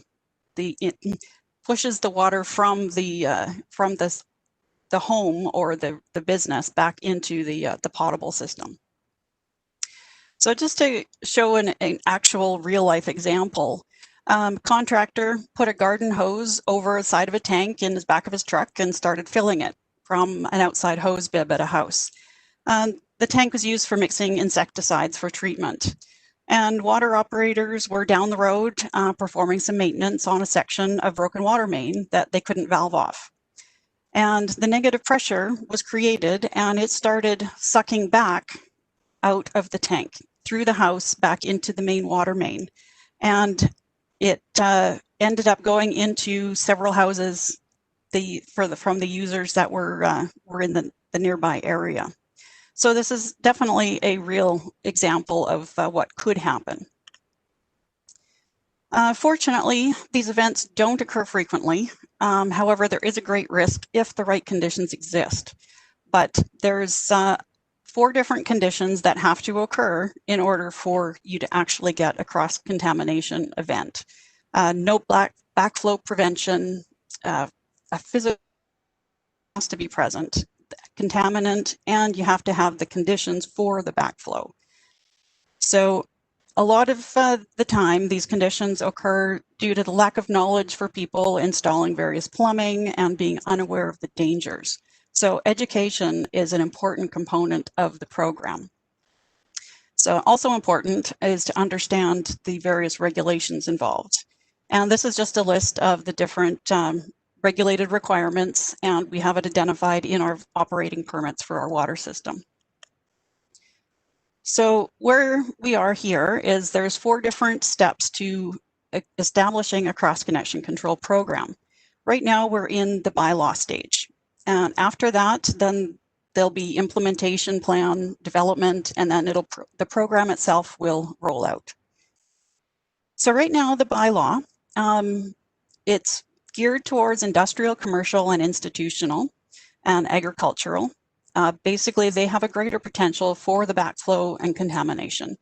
There is possibly some high-risk residential, but those will be on a case-by-case basis as they're identified.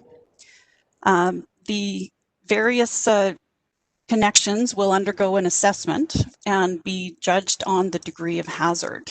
And then depending on that, it'll be determined as to what kind of device is required.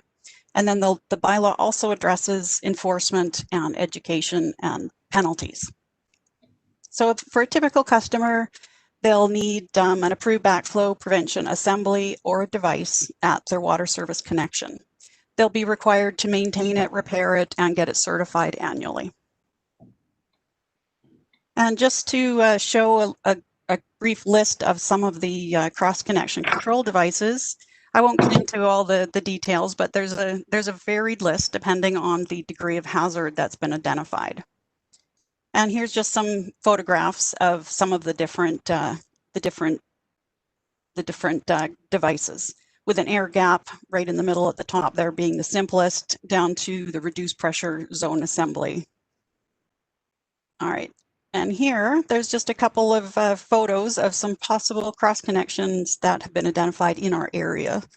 You can see the two hoses there. Those are things that can get put into barrels or when you're filling up tanks. And if there's a sudden drop in pressure, it can flow backwards. So anyway, so this is my final slide. I just wanted to show very briefly about what cross-connection control was about and answer any questions you guys may have on the bylaw itself. I'll go over to the board now to see if there are any questions. Thank you, Director Sentes. Thank you. A question to you, Lisa. In reading the material in our board package, it spoke to the fact that public meetings on this very issue were conducted back in 2017. And on the basis of that, it wasn't deemed necessary to go back into meetings to inform people. And I just was questioning that. That was 3 years ago, going on 4. And you know, there could be new property owners, people forget. So I think updated communication should be considered. I know I've had personal experience with this. I had absolutely no knowledge, and I would have appreciated an opportunity to be informed. So could you answer that question for me? Thank you. Yeah, please, Ms. Bloomfield. Would you like me to answer that, Madam Chair? Oh, sorry, yes, yeah, please. Thank you. Yeah, in 2017, we went through with the water regulatory bylaw and we introduced it all to the communities at that point. We didn't go back out at this point to discuss the bylaw again because the bylaw hasn't really changed since then at all. And one of the very largest components of the whole program is education. And we're going to be doing, once we have the program implemented, we will be doing extensive education on what it means and how you can protect yourself and the water system in your area as well as your own home. Thank you for that. I appreciate that because I believe education is a significant piece.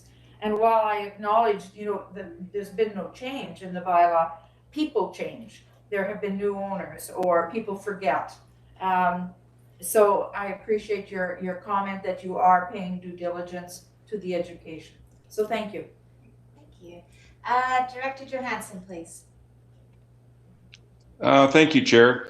Yeah, I think cross-connection programs are very valuable, especially to protect our potable water sources. My question is just around, I know that these programs are very costly, and I wonder if any work's been done or you have any preliminary numbers on the cost to roll out this program and continue to administer it moving forward. Thank you. Okay, thank you, Ms. Bloomfield. Yeah, those are things that we're still in the works of developing. Once we have our implementation plan and our rollout, which will be developed over the next year, then we'll have a better understanding of what the costs are going to be.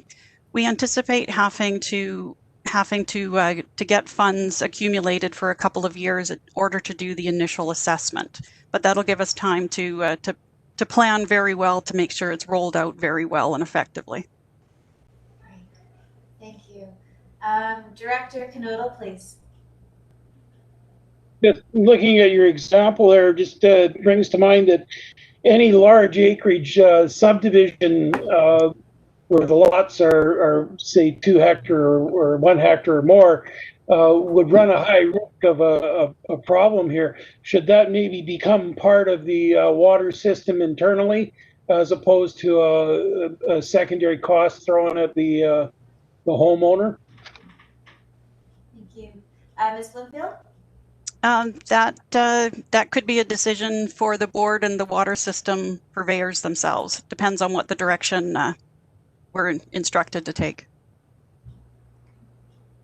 Great. Did you have a follow-up, Director Knodel? No, it's something we'll have to look at for at least the Willowbrook system, which has all large acreages, everything over 2.5 acres, where there's lots of irrigation and lots of wells on these properties. So the potential is there for quite a number of them that are involved in agriculture. Thank you. Great, thank you. Director Monteith, please. Thank you. My question was just asked. Okay, fantastic. Are there any other comments before we adjourn? I'm just gonna double check one more time, Director Canoto, that's just a leftover hand? Great, thank you. Okay, I think with that, we will adjourn the committee meeting then. Thank you very much. Great, thank you very much, Chair Gettins. Motion to adjourn? You don't need a No, you motion. don't need to on a committee. Thank you. Yeah, thank you. Okay, thank you very much. We're going to move on to corporate services, and didn't notice this morning that we have Director Rieger with us, who welcome, who must be filling in for Director Vasilaki. So I did wish him a happy birthday this morning, thinking he was on the screen, so maybe you can pass that on to him. Okay, directors, please have a look at your agendas for corporate services. I'm looking for a motion to approve as presented. Moved by Director Bauer, seconded by Director Robinson. Call the question, all in favor? Thank you, and is anybody opposed? Okay, motion carries. We're going to go to the first item here, item B, Municipal Facility Co-location Study and Long Range Planning. CAO. Thanks, Madam Chair. So the board will be aware that for the success of any organization, capacity is required to carry out plans and programs. And always we concentrate on the employees that are required to do that successfully. But from an employee point of view, space is also a very important component of them being successful. So it's all about creating that environment for success that employees need in order to do their jobs. So I gave a bit of background on 101 Martin Street, but really we had in our 2020 business plan objectives about all around space planning and about working more closely with the city to look at a long-term plan to see if there was a benefit or a value to co-location. And the Chair met with Mayor Vasilaki on December 10th to discuss a number of issues of mutual interest, one of which was shared accommodation, because we're both looking at old buildings that are starting to require more and more money each year to do the renovations necessary to keep them functional and to bring them up to date. We know that there's all sorts of pressure to become better electronically, and with the space requirements out of the pandemic and making sure that people have the room to social distance, as well as meet those needs of the public and elected officials, that space is becoming more of a focus. So at that meeting on December 10th, we raised the issue of co-location, knowing that the city was also looking at that this year at some long-term plan for a larger, to address the larger space issue. And the city at that point said, well, that they were going to be doing a study themselves this year about sort of a long-term plan for where the organization needed to go with their Main Street office. And they said if we wanted to explore a co-location, really what they'd need was a resolution from our board of directors saying that they were interested in this and that we wanted to participate in their study. So that's basically what is driving the report today, is that we know that we have some short-term requirements, and we brought those up in the discussion about the restart, BC Restart funding that's available to local governments now. But for the long term, we need to start looking sort of 10 years down the road as to what sort of a space is going to be the most beneficial for the regional district of Okanagan-Similkameen. And we're always looking for economies of scale and efficiencies and how we can do things better. And this would be the appropriate time if we're looking at the long-term picture to start thinking about how that can be done most beneficially. So not only for the regional district, but also for the city. So we've put a recommendation forward, Madam Chair, that that we petition the City of Penticton to jointly investigate the feasibility of a shared corporate office facility, and that will formalize it. Okay, great. Thank you very much. I'll take questions. Director Bush, go ahead, please. Well, I would just move that motion. Okay, Director Bush is moving it. Is there a seconder? Director Coyne Jr. and Baby are seconding that. Ah, very cute. Okay, I'm going to go to Director Bauer. Did you have a comment or question?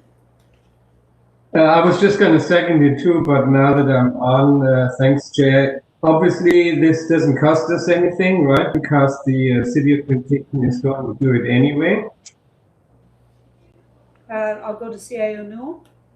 So we have money in the budget this year to do sort of a short-term plan. Madam Chair, we were looking, because we have now, we're sort of proliferating in these little satellite offices, and we got the new house at the organic site, and you want to move us out of your building in Naramata, and there's other issues on a short term that we're going to be doing a space plan on. But for the long term, no, we didn't have anything on our docket. So we would just hop into the city process, and they've offered that to us. Okay, thank you. Director Holmes, go ahead, please. Yeah, thank you. I was just wondering if there are any plans to do some sort of pre-feasibility study looking at all the options that might be, you know, whether we renovate or expand the existing site, move to OK Falls, as Director Obrick has talked about, you know, look at all the different options and see what the benefits of each one are. Because I guess my only concern would be that we pursue a co-location with the City of Penticton, and that train has already left the station without us even considering what the other options might be. CAO? Yeah, so that would take some more thought, Madam Chair, and money. So we would have to sort of budget, I guess, in 2022 to do a feasibility study for a new municipal office. We thought just because the city was already proceeding along these lines themselves, that it might be beneficial if we're looking for economies of scale or efficiencies or effectiveness. There are some of those efficiencies if two local governments can use a shared space or common space, or we have similar functions where we could share employees, that might be worth looking into in the short term. But if we want a long-term feasibility study, we would have to budget for that next year, I think. Okay, thank you. Director Monteith, go ahead, please.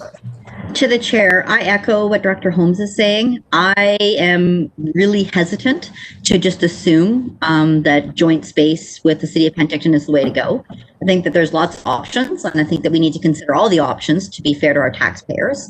And that if we are jumping at one opportunity and there's others, then we're missing opportunities. So I think that waiting to make a proper decision is the way to go, but that's my opinion. Thanks. CAO, did you have anything further to that? No, we aren't taking this personally, Madam Chair. There was an opportunity there. We thought we'd see if the board was interested. Right, okay, thank you. Director Roberts, go ahead, please.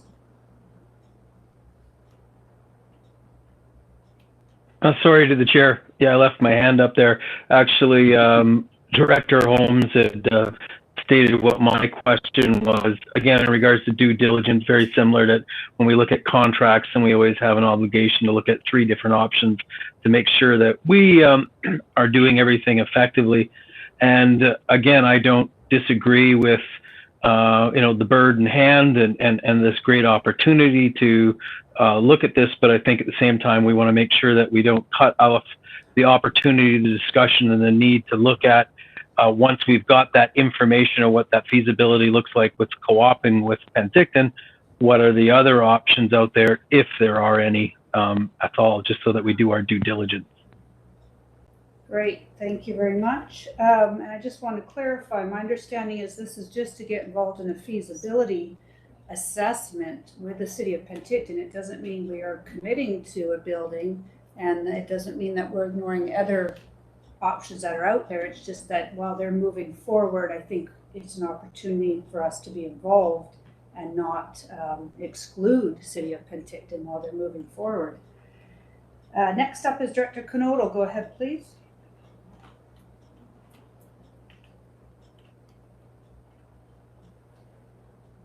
We're not hearing you, Director Knodel. I'm just echoing the comments of the previous directors. We have an optics issue. We have new technology moving forward that we may turn a blind eye to if we start accepting a given route. So I'm much support towards the three previous directors. Thank you. Thank you, Director Obert. Go ahead, please. Yes, thank you. And I also am very hesitant to support this motion. The options that we don't have before us are what really concern me. And I think if we're going to go ahead with this, we better put money on the table today to get those other options concurrent.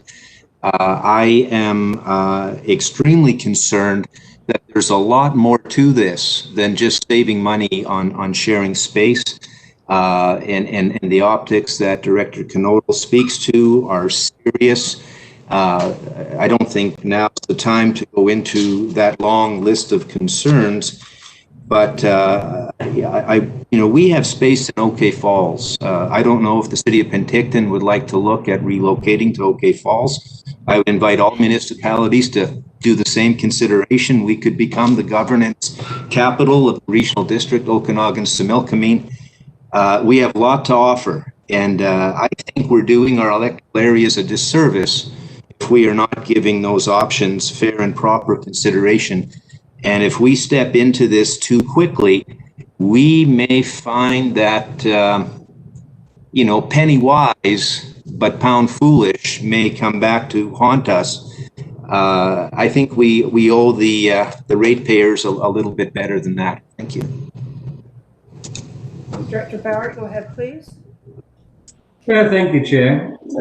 I'd like to thank staff for assuming that the board members around this table are keeping an open mind to all the options available and seeing this opportunity from the city of Penticton to get in on a feasibility study that may or may not look at the pros and cons of a co-location is a wonderful opportunity. I have no idea where all these concerns are coming from these regional directors right now, talking about, let's not do this because we may or may not miss this or that or that. I mean, really, I didn't hear that at all. All that the staff is suggesting is that here's an opportunity, let's take it. We are not bound or, sign a contract or anything like this. We're just looking at what a co-location could look like.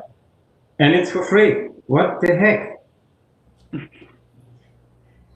Thank you very much. I have to agree with that. I do not understand why, if the board wants to explore options, then why would you exclude an option that's in front of you?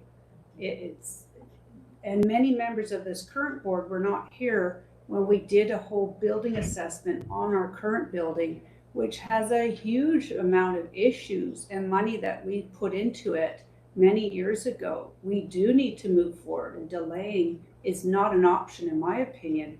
Let's find out what the option is with City of Penticton and then decide if that's going to be a direction for us. And in the meantime, let's see what else is out there. But I do not support not getting involved in this assessment. We've talked about it for probably 6 years that I'm aware of now, maybe longer. Let's go to Director Roberts, then Coyne Senior. Thank you to the chair. And for clarification, I never said that I'm wary in regards to making this or this motion itself, just that I wanted to make sure that we were carrying on afterwards with finding and using our due diligence to look at other options as well, to balance and put them up against what we will find out in this up and coming report. Thank you. Great, thank you for that. Director Coyne Senior. Yeah, I would absolutely, totally agree with Director Bauer's comments. This is something we've kicked around before we did the renovation on the building. there's nothing but good can possibly come out of this. So I'm in 100% support of this. Okay, thank you. Director Obert, did you have another comment? Yes, I sure do. And thank you so very much to the chair.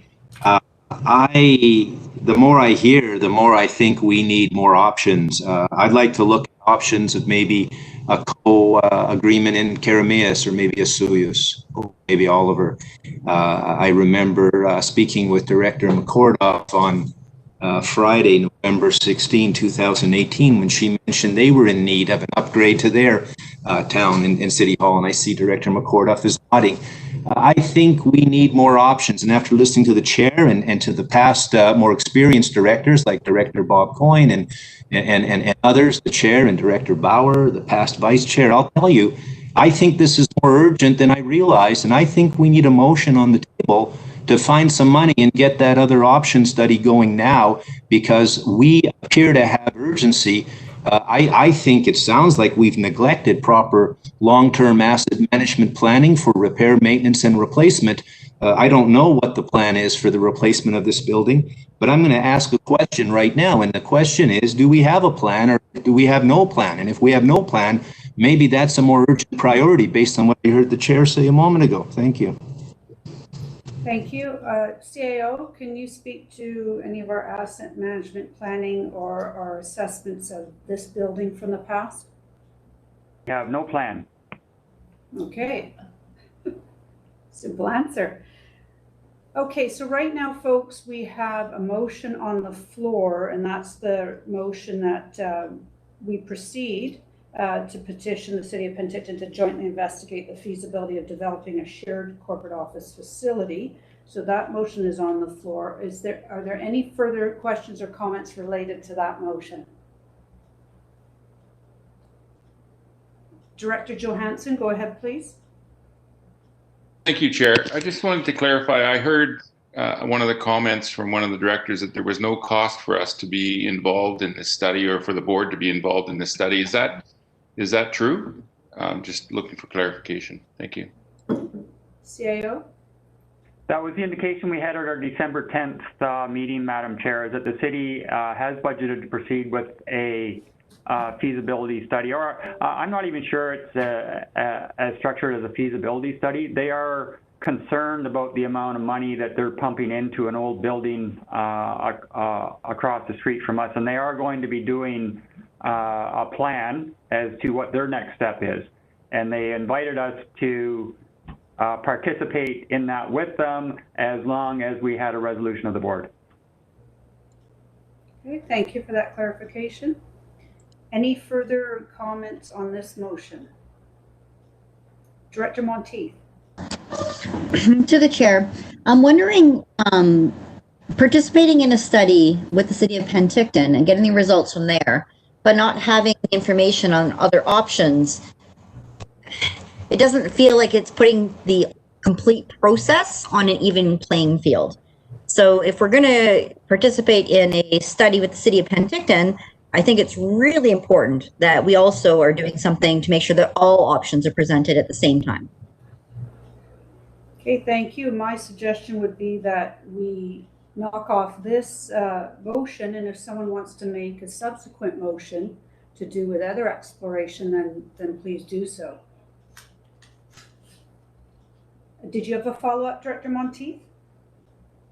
No? Okay, CAO Newell? I was just going to reiterate, Madam Chair, that we didn't have anything about doing a feasibility study or a long-range plan for municipal facilities in our 2021 business plan. We did have objective 2.1.1, which said, talk to the city about a joint location study for the long range, and we had that in 2020 as well. So if the board is more interested in a long-range plan for a standalone regional district municipal office, we should change our 2021 business plan as well. Okay, so thank you for that clarification. So the board is previously given direction to look at co-locating with City of Penticton. Director Coyne Jr., go ahead, please. Yeah, I was wondering if the CAO would know how much it would cost us to investigate a location in, I'm guessing, every part of the regional district at this point. I'm going to say north of 100,000, but boy, that's really just speculation. Okay, thank you. Director Obrick, go ahead, please. Yes, thank you. And after listening to the further comments, I do tend to agree with the suggestion made by CAO that we should amend our 2021 plan and get this on the plan and find the money to do it right. I did speak about this November 29, 2018 at the strategic planning. I'm sure Director McCorduff can remember that day. I know Director Vasilaki was at my table. I spoke about this. I'm sure she can remember. I see her nodding. I spoke to the room about it that day. This is something that I have expressed concern about from, the first, after I was elected. I don't feel like I'm being heard because it's not getting on the strategic plan. It's not getting consideration, but I think Director Monteith has said it very well. I hear the municipal directors. It's not your areas that are being governed by this board. And the electoral areas, we're in a different position. And I think that we need to give this question proper consideration, proper information. And when I hear the number of north of 100,000 and watching this board for 2 years, I don't see this board wanting to spend money if we have a free report from the city saying join us. So I'm feeling very uncomfortable with this motion. I cannot support it based on what I've heard today. I will welcome a motion and I will second it if anybody wants to make an amendment that or a new motion as the chair has suggested, so we can go forward and get a proper study done with all options. And on that basis, I would support looking at the city one as one of those many options, but I cannot support this go alone approach. I think it's improper and unfair to the ratepayers. We are in a position of trust, and we have to be careful on how we perform our obligation. So thank you very much. Okay, thank you. Director Watt, go ahead, please. Thank you to the chair. Just to point out, it looks very much like we're branching from what the motion is in front of us to different thought processes. And ultimately, if we as an RDOS want to do a full study, then it's going to include probably whatever the city of Penticton is about to do in their study. So that there's no commitment attached to this other than some research, which to me just sounds like, to be very honest, a no-brainer. This is just simply information that we're going to be getting anyway. So I think that it probably takes a component out of the $100,000 study that's to follow. But for this particular motion, it's one thing, and then the rest of it is another. Thank you. Thank you very much, Director Watt. I completely agree with that statement. Like, this study could form part of a greater study. There's no commitment that if the report comes back recommending we join in a location with City of Penticton, that we're actually going to do so. And I don't want to assume that the City of Penticton study is going to suggest that we partner with them. It may not. So, I do not support that we don't move forward on this study. We certainly need this information. Director McCorduff, you are next, please. Thank you very much. I totally support the motion that is on the floor. I think that cooperation and compromise and looking at all options are the way to go. And believe me, we know what it's like in Esuias to look at building a new facility. It's phenomenal. And I would think if you asked any of our residents, they'd probably preferred us to build an indoor pool than a new, town hall, because, but ours is literally falling down.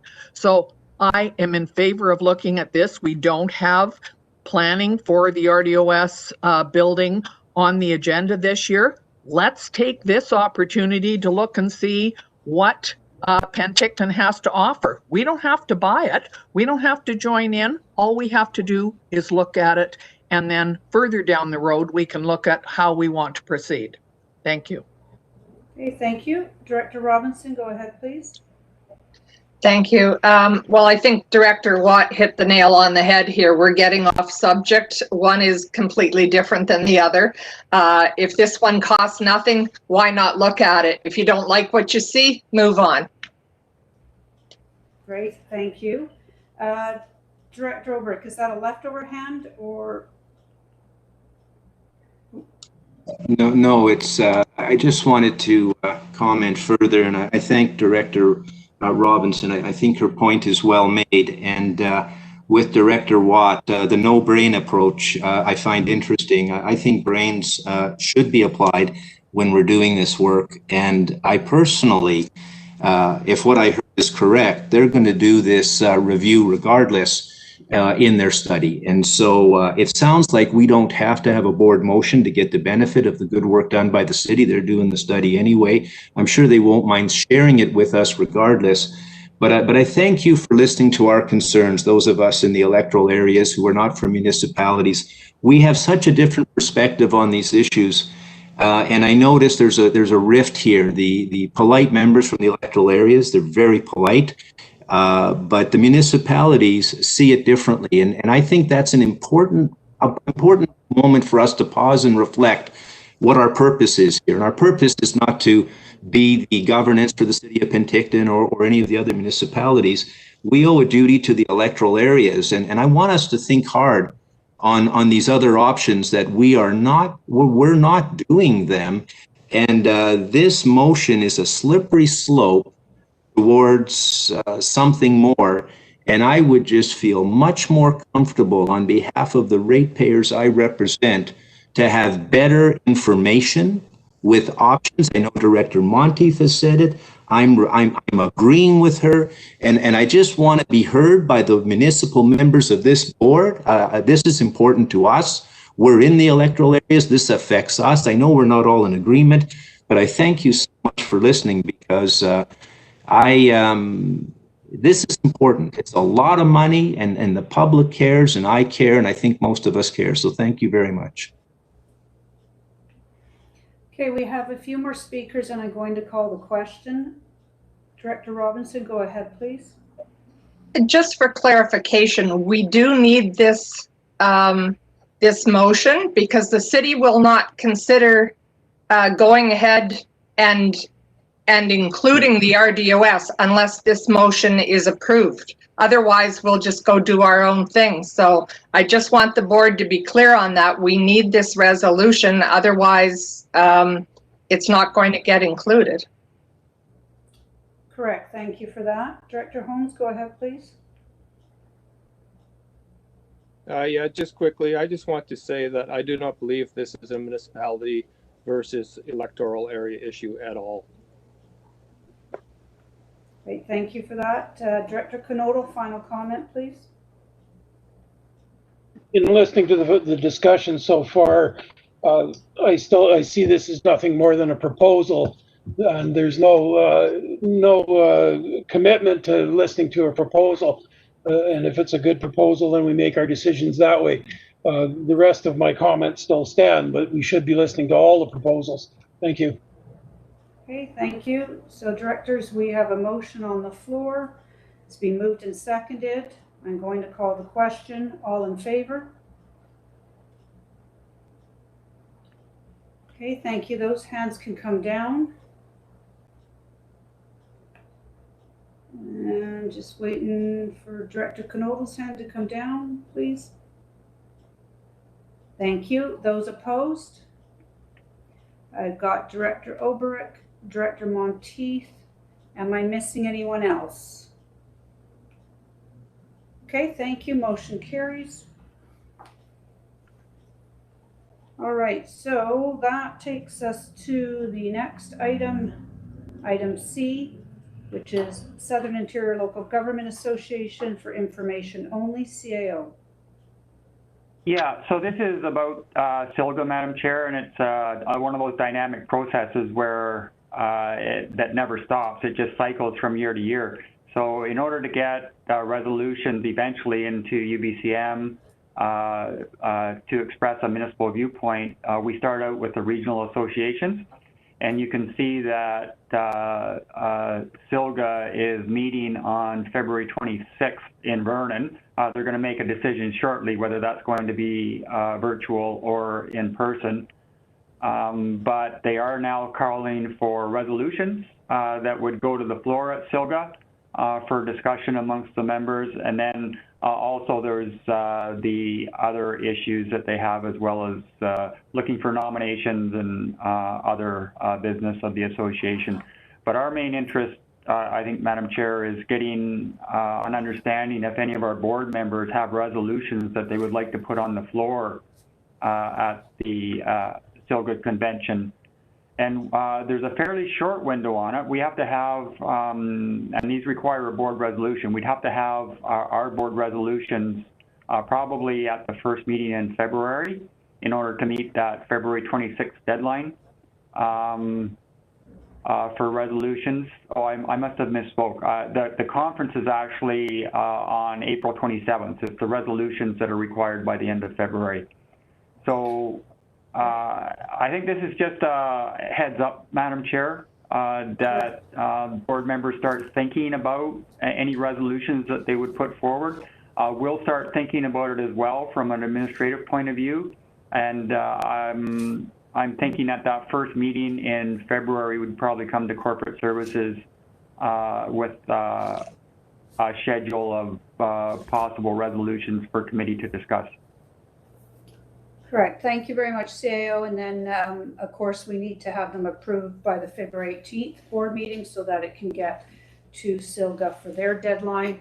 And so this is just to get everybody thinking. And it's important to note that resolutions need to be regional in nature, not specific to one municipality or regional electoral area. So just get thinking about that. And CAO is the process that we would like directors to forward via email their suggested resolutions to Christy Malden. Yes, Madam Chair. Okay, thank you. Were there any questions on that? Yes, Director Sentis, go ahead, please. Thank you, Chair. Just for clarification, the SILGA convention is tentatively slated for Vernon, April 27th to the 30th. So that's still a matter being pursued. The convention committee is working diligently to explore all options as to how that can go forward. So that's just a clarification. And one thing I'd like to point out as you look at the agenda, under C, item 3, SILGA has Community Excellence Awards. And they are asking local governments for recommendations, for nominations, in fact, not individuals.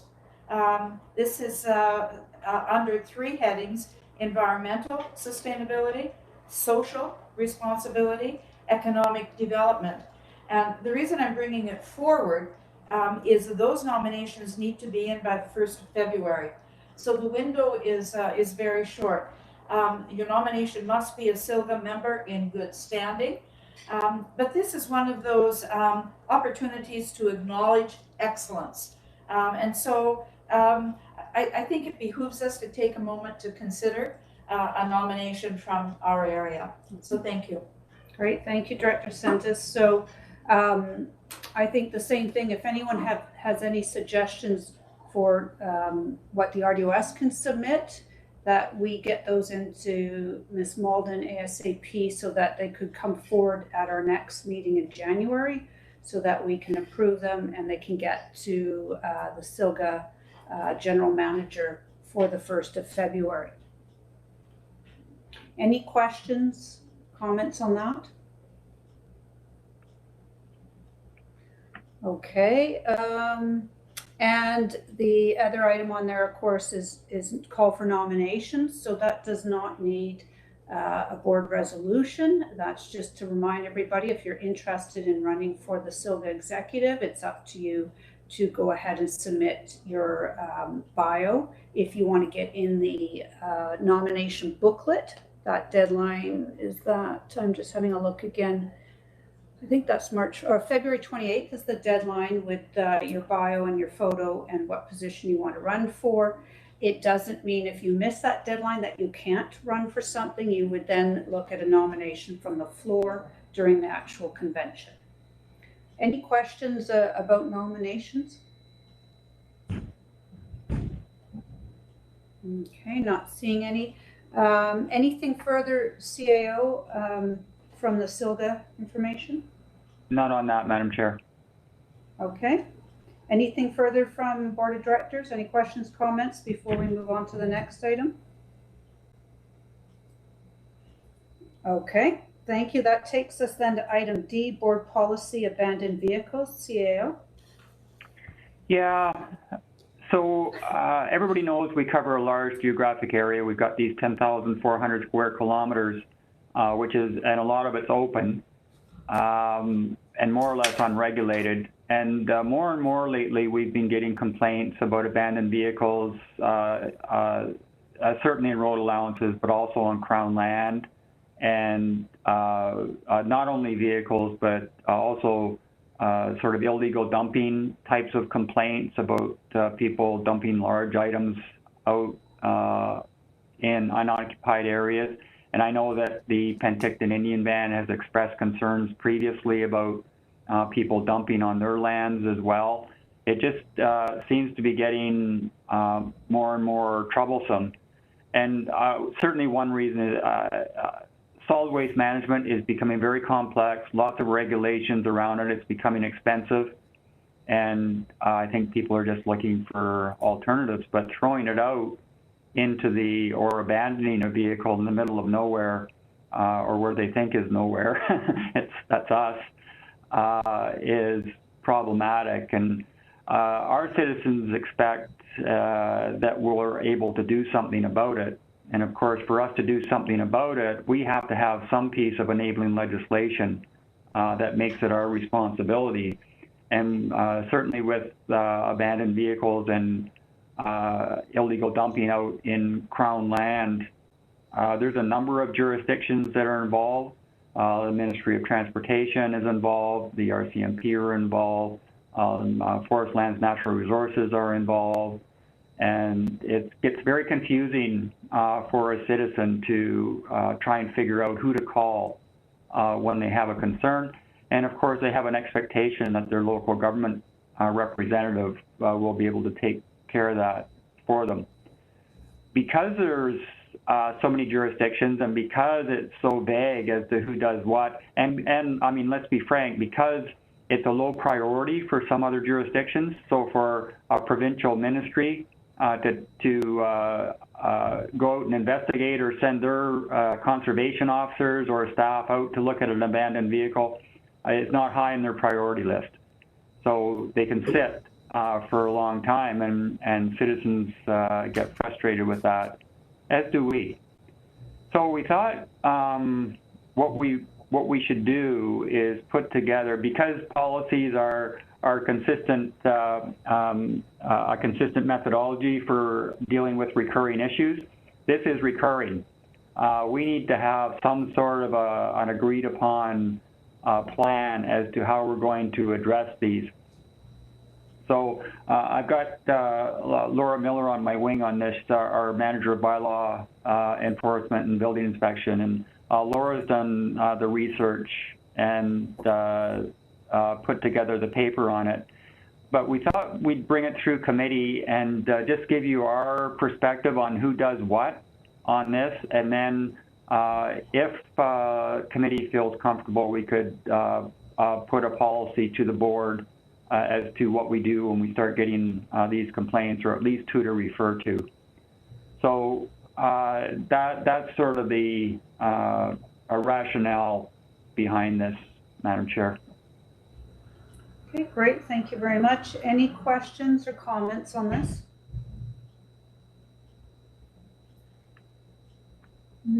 Okay, Director Roberts, go ahead, please. Thank you very much, and to the chair, and thank you, CAO. As you know, this is one of the things that I've been struggling in Area G with.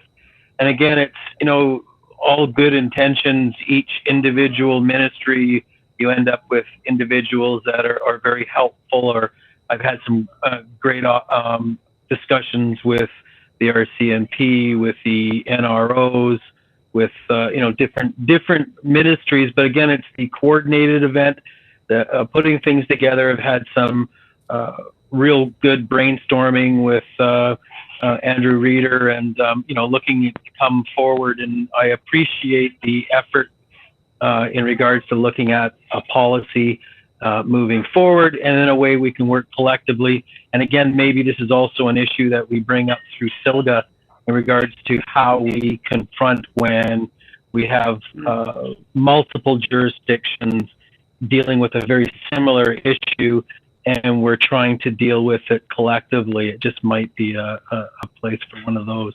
Anyways, again, thank you for all the hard work. Okay, great. Thank you very much, Director Roberts. Any other questions or comments? Director Obrecht, go ahead. Yes, and thank you to the chair. And I want to just repeat what Director Roberts just said, and thank you. This is a really troubling issue in OK Falls. I can't even speak to how many people have contacted me with concern on this issue, with frustration. And I mean, in the past month, I've had a number of calls. I remember when I was elected, I met with the fire chief who expressed concern. I talked with the RCMP. I've talked with Modi. The frustration with this inability to do simple things, it's unspeakably frustrating. And we may be different in OK Falls because we're not a municipality, but we are an urban type community. And we have a lot of issues that you maybe don't have in some of the more rural areas. So we've spoken about this at the board table before. I know Director Sidden before me tried to bring a motion October 2017. That was not bad. Sorry, did I interrupt anything?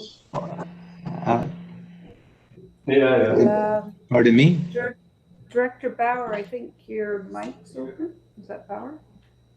Sorry, Director Obrecht, go ahead, please. Oh, that's okay. I just wanted to say thank you for this step forward. I know it may be short of perfect, but it's definitely a step in a very positive direction. It's so appreciated.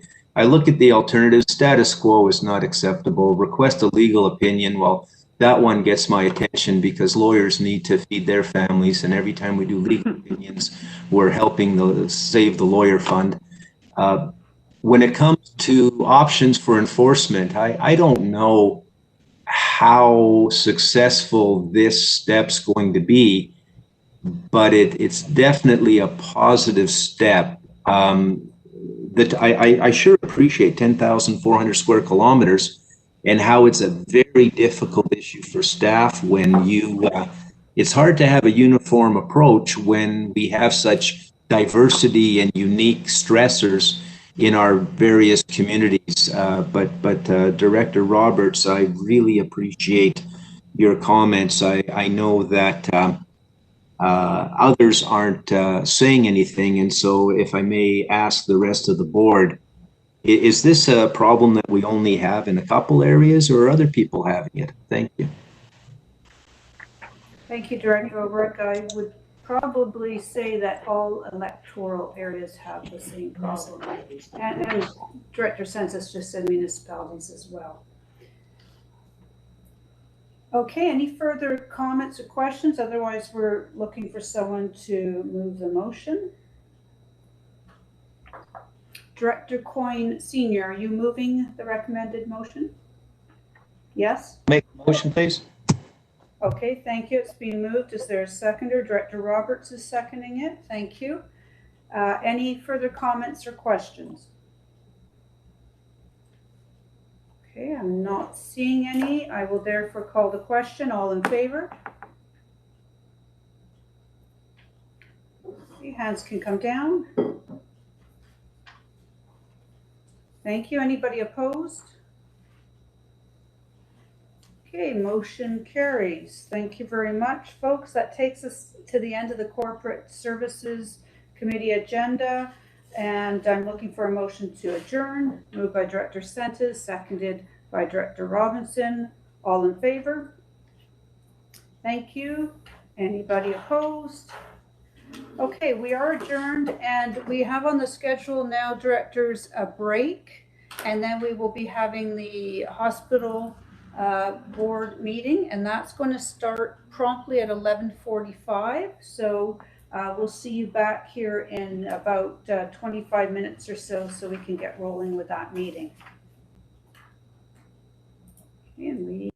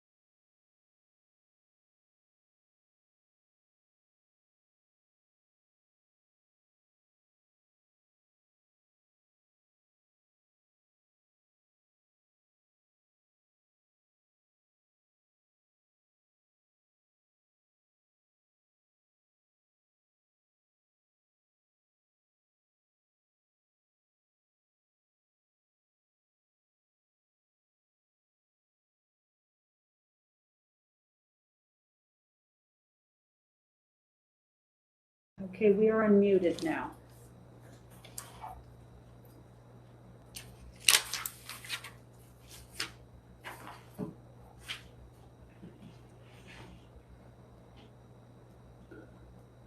And if you want to take your mask off, Judy, for your sharing, you Okay, can, if you sure. want, only if you're comfortable. I think it's easier to understand you. Yeah, well, for sure. I appreciate that.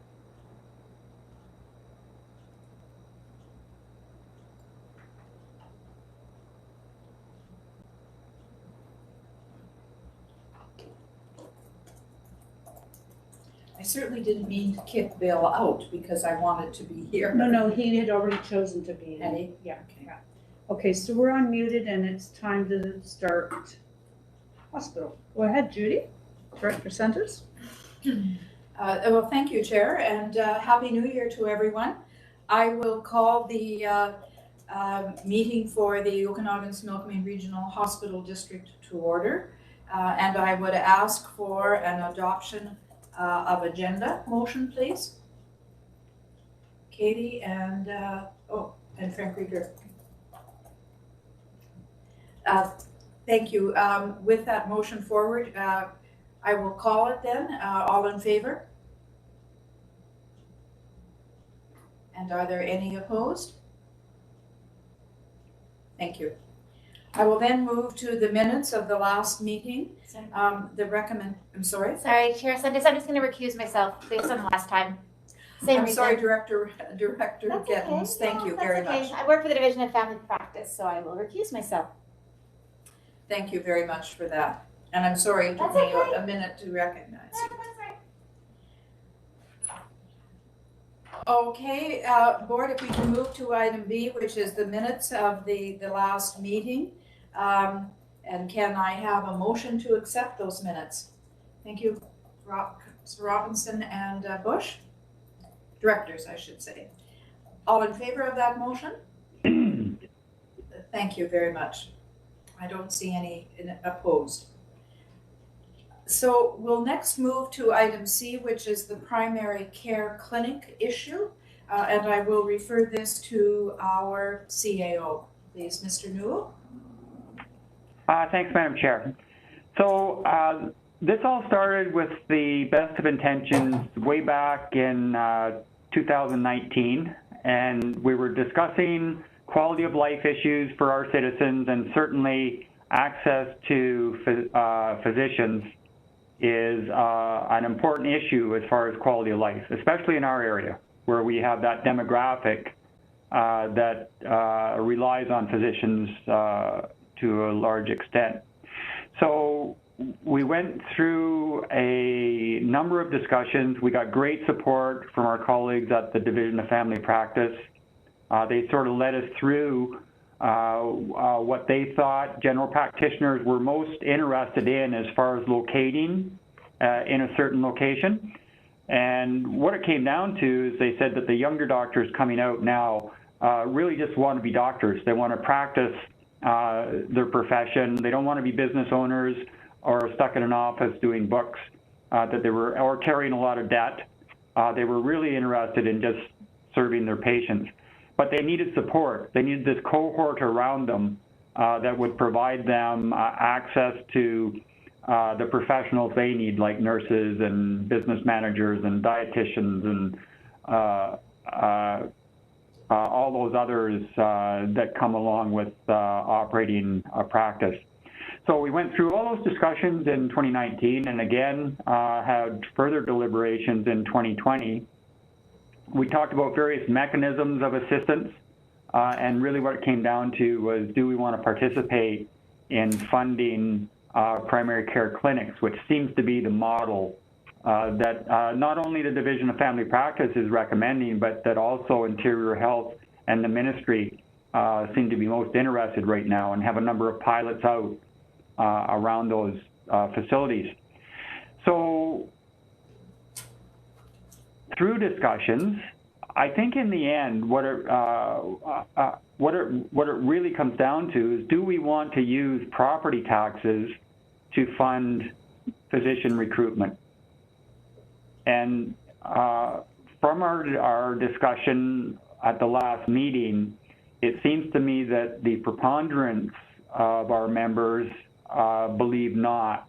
So I formulated a recommendation in the report to reference that, but really just to focus discussion for you today. I think, you know, if we want to do it, we can find a way to do it. But what the board has to decide is, do you want to spend property taxes to fund physician recruitment? So that's what we've put forward as a recommendation, Madam Chair, is that that the hospital board maintain its current financial model, which is really for us, we raise 40% of the funds for capital purchase that IHA recommends to us. And that has been our typical model in the past. We've ventured into this new area to see if there was an interest in doing that. But to me, it did not appear from our previous discussions that there was that interest of the board to spend property taxes on physician recruitment. So that is the recommendation, Madam Chair, is that we not. Thank you, Mr. Newell, for that information. And I'm very appreciative of the fact that you have delivered today a very concise review, if you will, of the process. It has been lengthy. It has gone on for a while. And so I will open it up to any questions of board members. What is your desire? Is there a motion you would like to bring forward? So I see some hands are already up. And I'll go to Director Bush first, please. Okay, I would like to move the recommendation 3. Thank you. And Manfred Bauer, are you seconding? Thank you, Director. We now have a motion on the floor, which is the recommendation of our admin. Are there any other questions pertaining to the motion?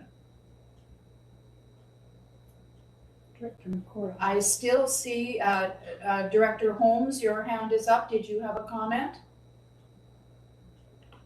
Yes, please. I have an issue with this motion in terms of facilitating physician recruitment. I think all this talk about physician recruitment just kind of clouds the issue. The primary purpose of a primary care to facilitate physician recruitment. That's one of the benefits of having a primary care unit. So it's not about funding recruitment. It's about total funding to enable primary care clinics. And the last meeting, Director Bauer made that very point, and you know, I remember him talking about that because I agreed with him, and that doesn't usually happen. And so the motion on the table, you know, I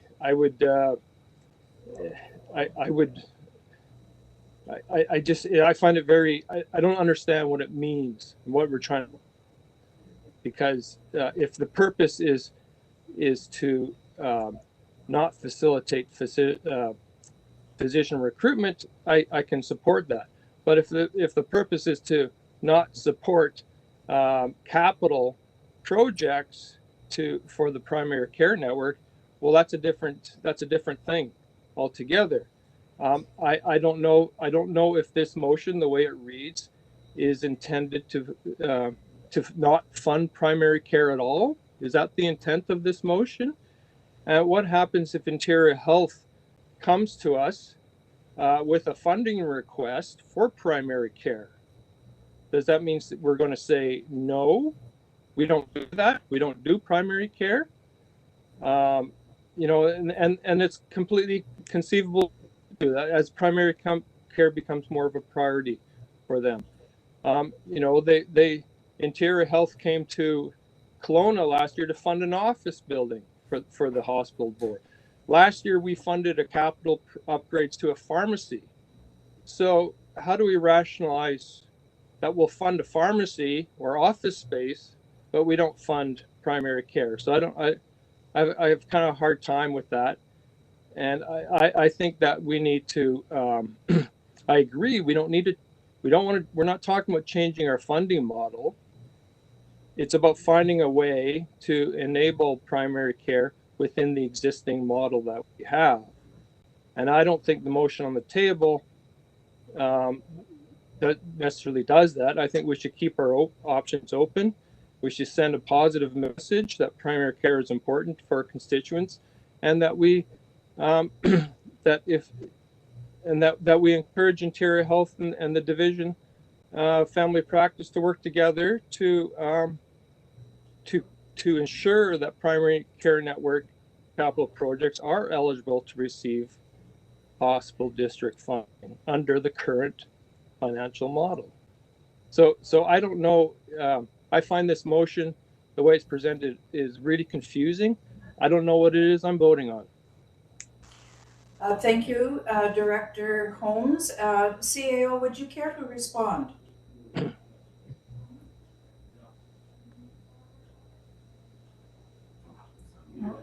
Can't hear We're you. not hearing him. My apologies. Okay, thank So you. initially, our interest was physician recruitment. That was what was in our 2019 business plan, and that was what was referred to the hospital district to discuss.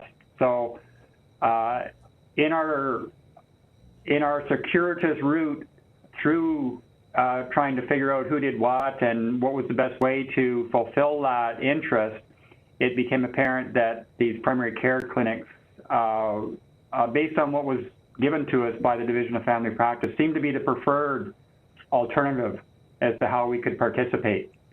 So I've sort of lumped all of that into the resolution. Certainly, amendments can be made if somebody has an idea of how to make this clearer.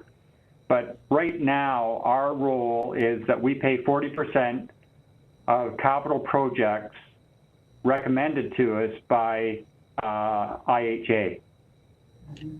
So if that's what we want to continue, then I think the resolution covers that. Yes. And it would, and we could leave it at that. What the resolution does, though, it carries on, just to be very clear, is that we would not include these primary care clinics as a consideration, because right now we had an expression of interest from Division of Family Practice to assist them with physician recruitment. I mean, that's what our discussions have been about at those meetings that we had at the division office, was what is the role for local government? And it came down to their preferred methodology was for us to participate with funding primary care clinics. I think the indication we got from IHA was, yes, they did one pilot with Division of Family Practice for that Ponderosa clinic, but that was a pilot, and there's no ongoing methodology for primary care clinics. The indication we got from IHA was that the route that they have followed in the past is that local government would approach them to have a facility designated as a hospital under the Hospital Act so that they could participate. That's the only way a local government can raise property tax to participate, is if something is designated under the Hospital Act. So taking all of those concepts into account, this is what popped out as a resolution. But if somebody has a recommendation to amend, that's completely fine too. Yes, or if I may, CAO, also if this motion is defeated, someone has a different motion, that is the appropriate time to bring that forward. But I think an important piece that Mr. Newell is pointing out is we're governed by an act which today advises us we cannot accrue money for anything other than a hospital, such as what we did for the David E. Campy Tower at PRH. So again, I thank you, Mr. Newell. I think you've been very concise in the information that was requested of you, and nothing further has been requested of you, as you're pointing out.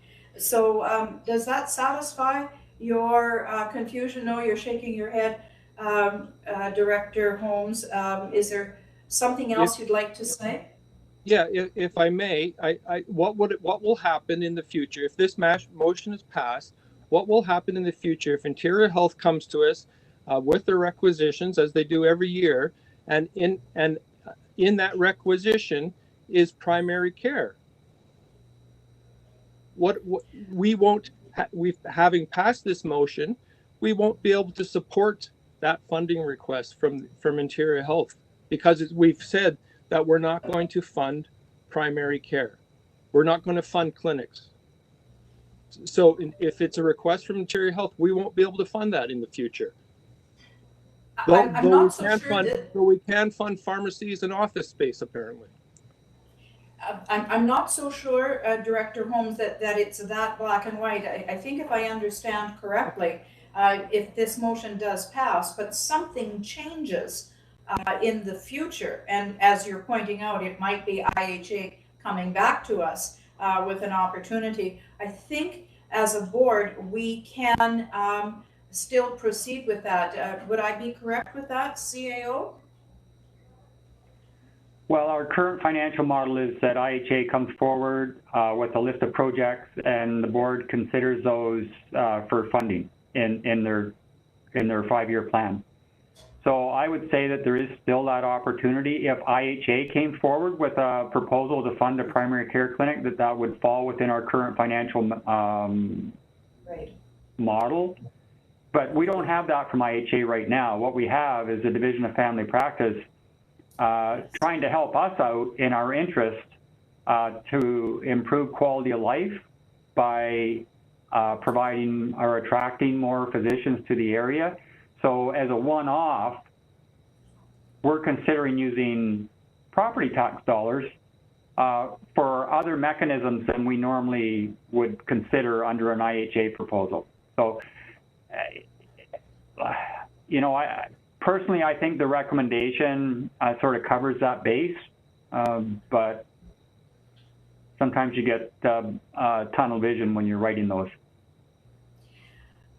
Director Holmes, I have several people waiting to speak. Are you comfortable at this point if I continue with other directors' questions? Yeah, he said yes. Yes, thank you for that. I'll then go to Director Bauer, if I may, please. Yeah, thank you, Chair. So I see the slight confusion that can occur. Director Holmes is alluding to, which the second part saying that we're not including clinics because to facilitate physician recruitment. That is a little bit confusing. We could just cut out the second part of it, and basically the motion would then be that the Okanagan-Similkameen Regional Hospital District maintain their current financial model, and that would just explain everything and leave all the doors open that Director Holmes earlier was concerned with. So I'm making that amendment to just cut out the second sentence, because that will leave everything open and at the same time leave it as it is. Thank you. Director Bush, I believe the motion was put forward by you. Are you amenable to that amendment to the motion that would delete, which does not include funding clinics to facilitate physician recruitment? Would you be agreeable to that? Yes, I would agree to that. Okay. Thank you then. Director Bauer, anything further? No, that's it. I think that's good enough. Thank you. Okay. Director Monteith? Sorry, Madam Chair. You're going to need a seconder for that. Oh, I'm sorry. Of course.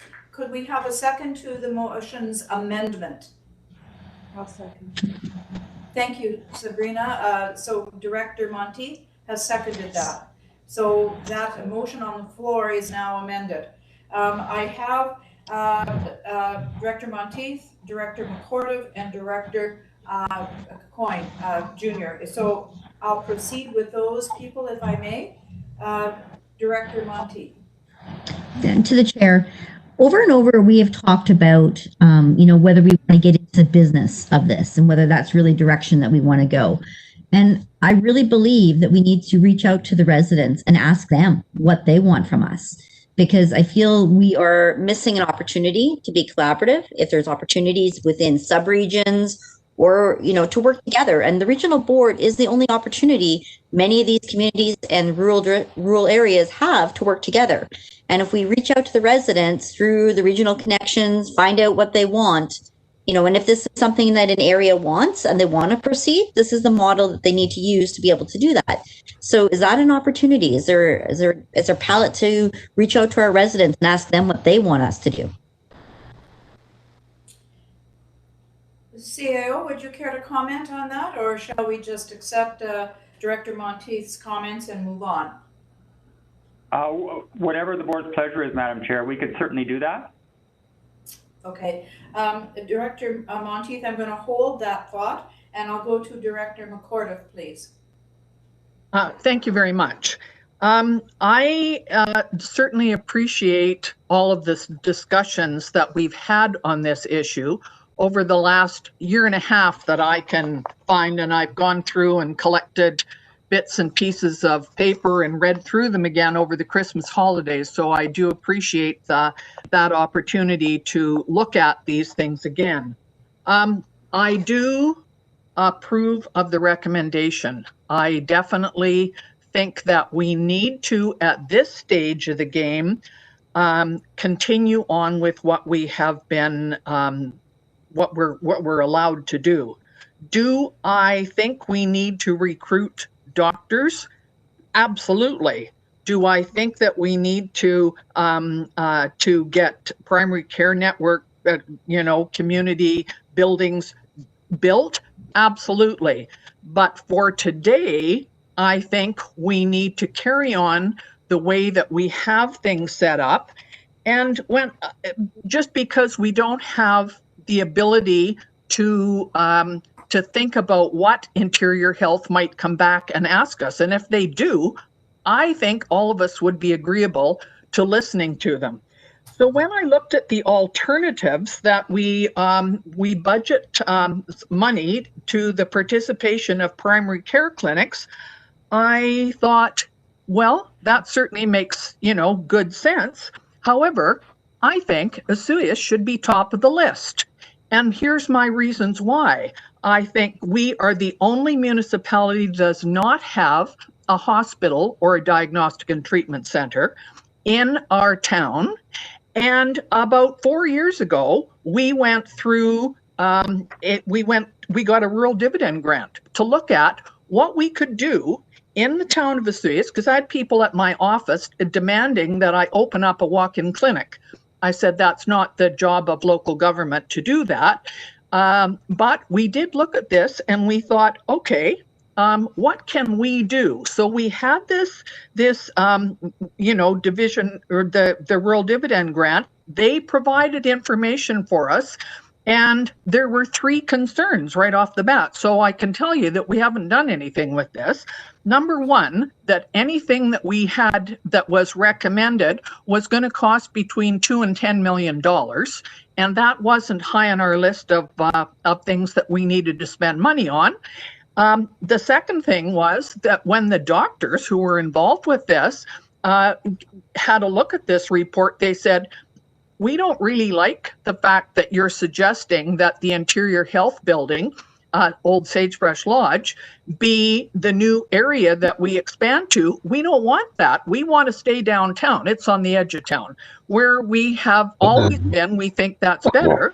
And the third thing was Susan Brown, IH Penticton, was on our committee as well. And she said, hang on. We're getting, ideas about primary care networks starting here. So don't you guys go and build anything. Not that we could have afforded it. So quite frankly, if we're going to suggest that maybe primary care networks be built, then I have the list here of what divisions had recommended, and Osoyoos is at the bottom of the list. And I would suggest that they be moved to the top. Now, that's being facetious, but what I would certainly say is, yes, we've had a good discussion about this. Yes, we've looked at this from a lot of different angles, and I totally agree that we need to work on healthcare and bringing doctors here and making primary care networks workable.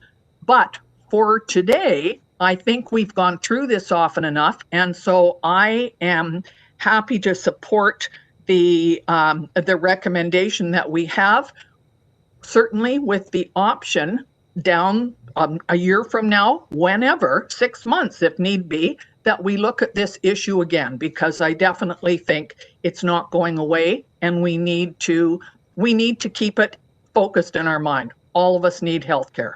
Thank you. Thank you, Director McCordiff, and Director Spencer Coyne, please. Thank you. I think most of my questions have been answered, but as long as Interior Health brings us the request for this primary care, it would fall under, I believe it would fall under the funding model that we have. Is that correct, CAO? CAO, would you care to comment? I believe Director Coyne is correct, but would you comment? That is exactly correct, Madam Chair, and that is the model that other regional districts operate under when they do contribute to primary care clinics. Okay, because I think a lot of the confusion is, like right now, Divisions is running the one that's in Penticton, and the ones that we've been talking about, especially like Karamias, Princeton, they're all on Interior Health property. They would be Interior Health facilities run by, I'm guessing, Division, or however they're going to want to work out that management model. But whereas I think Oliver and Asuyas, that's a different model that I think Divisions is looking at running those. And I think what we need to do is, if we want to fund these primary care networks, we need Interior Health to be the ones pushing to build these facilities, which they don't seem to be too eager to build. But if we do it that way, then we're not going to get into any trouble where we're using taxpayer dollars, because we'll be using it for, the public use, not a private business use, right? Am I correct in the way I'm thinking? Did you want me to take that, Madam Chair? Yes, please, if you would. Yeah, so the delivery mechanism I would keep separate. So whether it's a division of family practice or Interior Health, or whether it's a group of doctors that administers a primary care clinic, as long as it's designated a hospital under the Hospital Act, I believe that we would be eligible for that 60-40 financial split. Does that help, Director Coyne? Yeah, it does. I just want to make sure that we need Interior Health to be the ones coming up with the plan for these facilities, not Division. Because if it's Interior Health, then we can help. If it's Division, then we can't. I believe your point is well made, Director Coyne, and perhaps something for the board here to consider down the road is, advocacy and lobby to the provincial government's Ministry of Health. Let them know. Also, a thought that has been made aware to me is the universities have a very tight hold on the number of students they will take into the medical profession. And perhaps it's time that was reevaluated, and perhaps we could pose that question to them. But anyway, I digress. Director Oberg?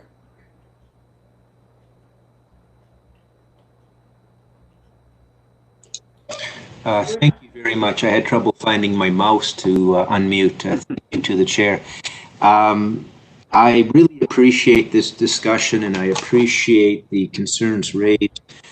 I recall at the last meeting, the chair spoke about the history of the David Campy Tower and how there was a reserve set aside, which was a long time, but it was a successful outcome, and the entire region benefits by that tower and the improvements that come with it. Likewise, the entire region has healthcare needs, and this has not been lost on any of us. We all struggle with the shortage of healthcare providers, doctors specifically. The issue of physician recruitment is a confusing one, and I again agree with the chair. I think it is time that we work together at the local level to present some questions and some lobbying, some pressure on our partners in governance at the provincial level. I agree with her completely that they have jurisdiction over education and over healthcare, and we have young people who need dogs and need doctors, and we have a shortage of doctors is the problem. Recruitment, it would be easier if there was a better supply of doctors, and that's a question that needs further consideration by us, because we get impacted directly when we don't have proper healthcare service capacity, and this pandemic is teaching us all it's a real serious issue, and it's going to continue to be serious, more so in the future. I agree with Director McCordoff that primary care clinics are important. I even support her with putting Osoyoos #1 on the list, and maybe OK Falls #2. I think we need primary care clinics. I support them. I think we need to be mindful of that very important innovation in the delivery of care, this team-based primary care clinic. I think it's a good model. And I think what's important to remember is it has an incidental benefit. And the incidental benefit is it may actually be a contributor to recruitment of physicians, because not all physicians perhaps want to be in such a clinic, but from what we're hearing, it sounds like one way to provide care and attract physicians at the same time. I think that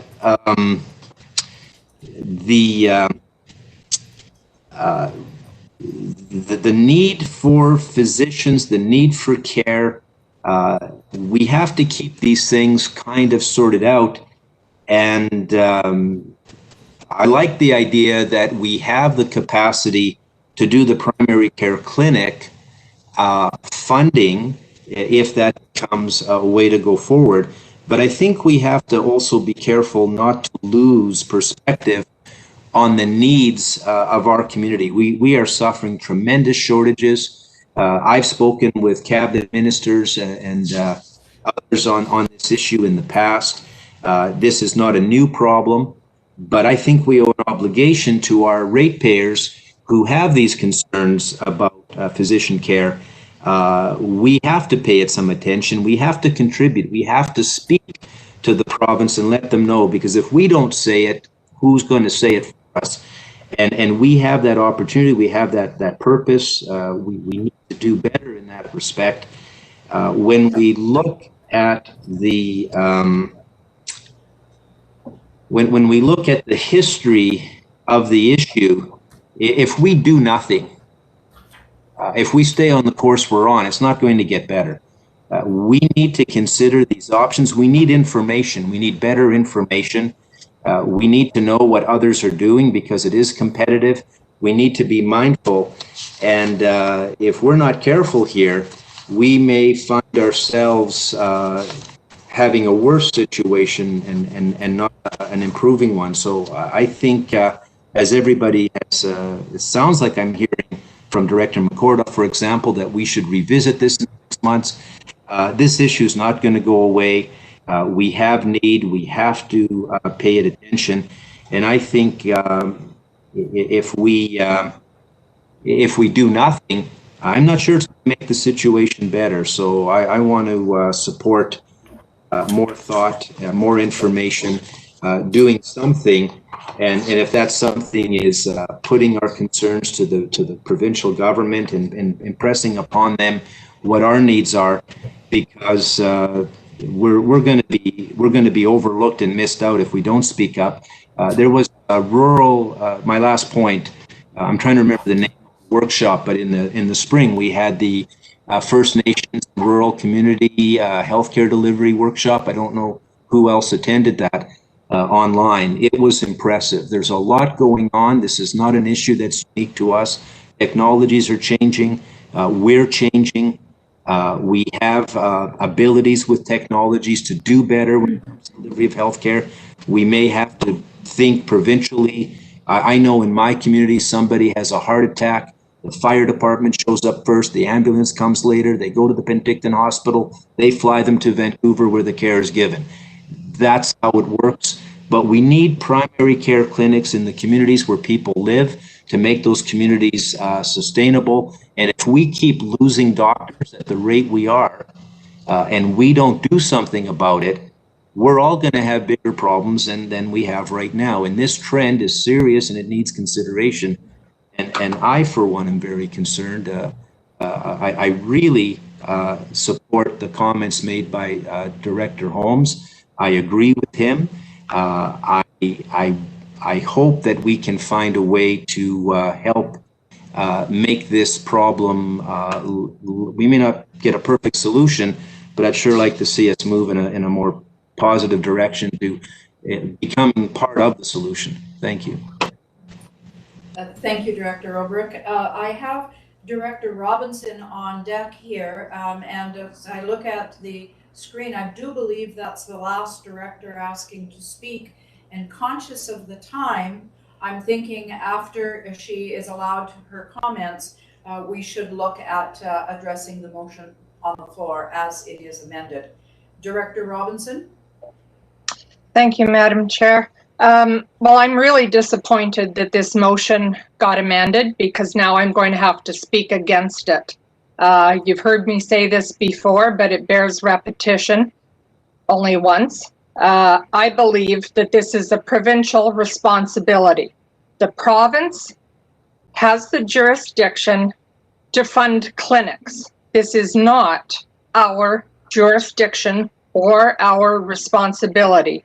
And we are on a very, very slippery slope if we allow this downloading from the Ministry of Health upon municipal and RDOS shoulders.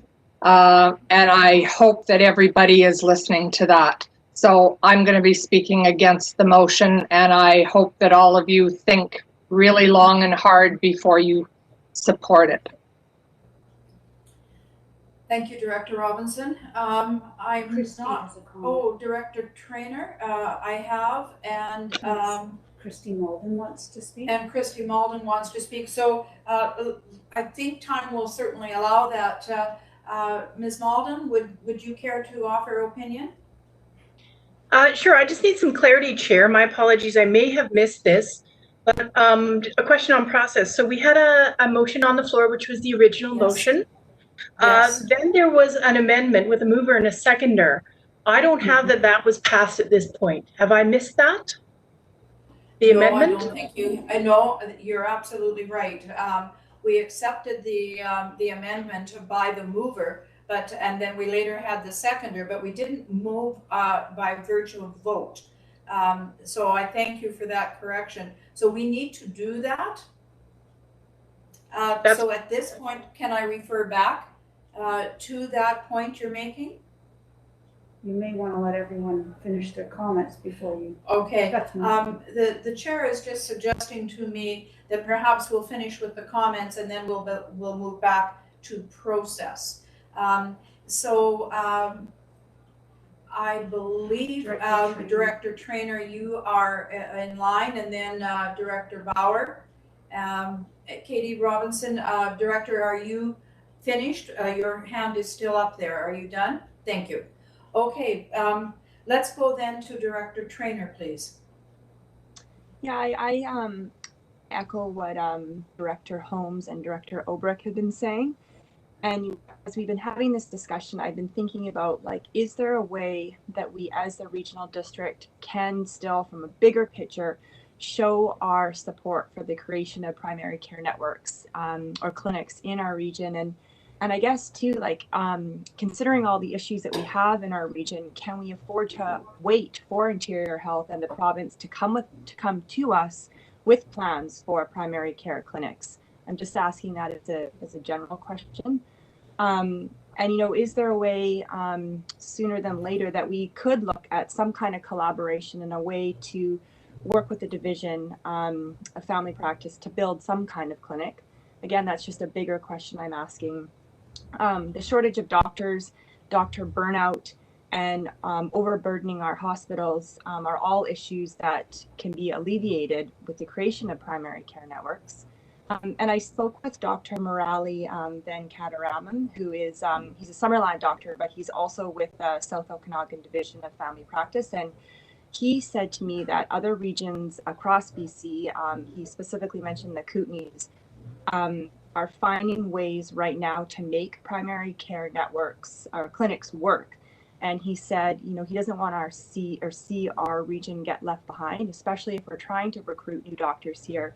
New doctors coming out of medical school are going to look for regions around the province that make it easy for them to move there and live there and do what they were trained to do without having to take on a whole new business. So I guess like I just would like to see us somehow take some leadership in this area and take some responsibility, because it feels like with healthcare, everybody just pushes it around all the time. And I think that we have an opportunity, and I'm not exactly sure how, but I do think that we have the opportunity to take some kind of leadership here. So those are my comments. Thank you for your comments, Director Traynor. I'll go to Director Bauer again, please. Yeah, thank you, Chair. So the amended motion is really just affirming the status quo. So, Director Robinson, you're basically voting for what you say you're in favor for anyway. In Director Trainor's comments, I'd just like to pick up on that. You know, it's not like we have not shown leadership in the past. We have.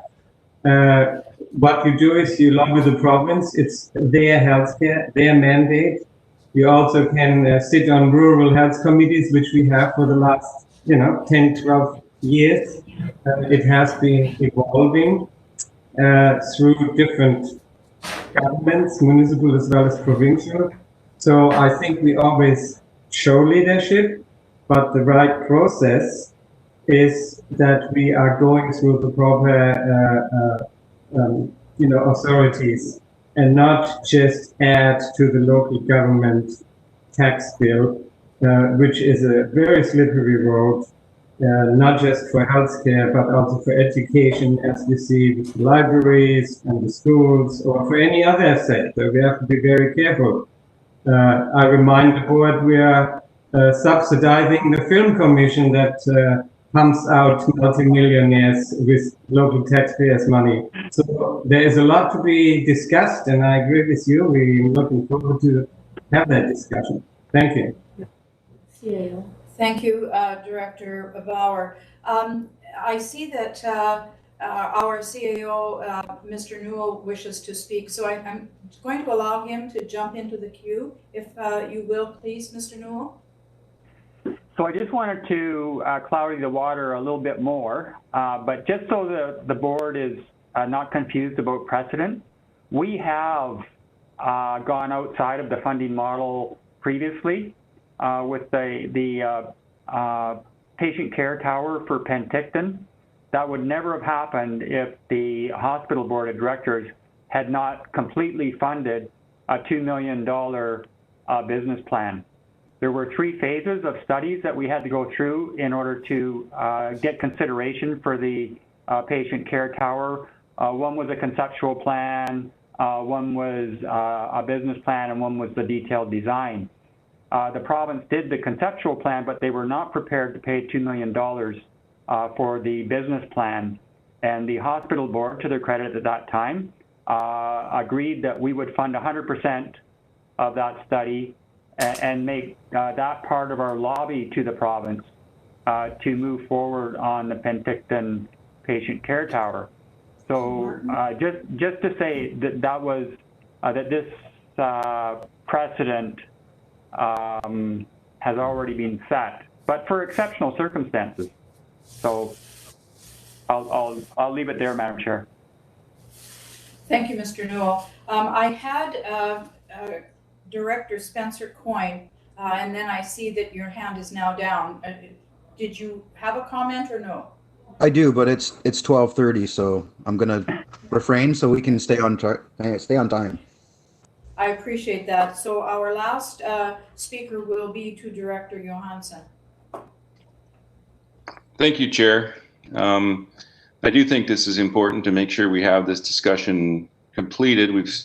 Since my time on the board, this is the third time we've had a kick at it, and we always go over, and it's clear that there is a lot of differing opinions on the board. And I just wanted to take the opportunity, as I think we're finally going to get to making a decision here. I'm not sure I agree with, I shouldn't say I agree with Director Holmes. I'm not sure really what we're making a decision on, but I do appreciate the comments from Director Holmes and Trainer and Obrick. Looking at this as an opportunity, really to bring some real change to the healthcare in our rural communities. I think it's an opportunity that it sounds like we're going to miss, in my opinion. What I was really looking for wasn't necessarily committing to funding primary care clinics, but look at establishing a flexible funding model that the hospital district could consider funding a primary care clinic. And I guess from the discussion I'm hearing today, it sounds to me like if we can get a primary care clinic designated as a hospital facility, then it would be something that the hospital board would have to consider if they're going to consider funding under their same model that they're doing right now. And it sounds like Interior Health is thinking that way as well. So I'm not going to vote in support of the motion, but my reason is that I do think that the hospital district could put money toward primary care clinics. I do think it's an opportunity to provide better health care in our communities. And they are as important as any hospital facility, having unattached patients have a place to go and see a doctor. And those would be my comments. Thank you for allowing me to speak, Chair.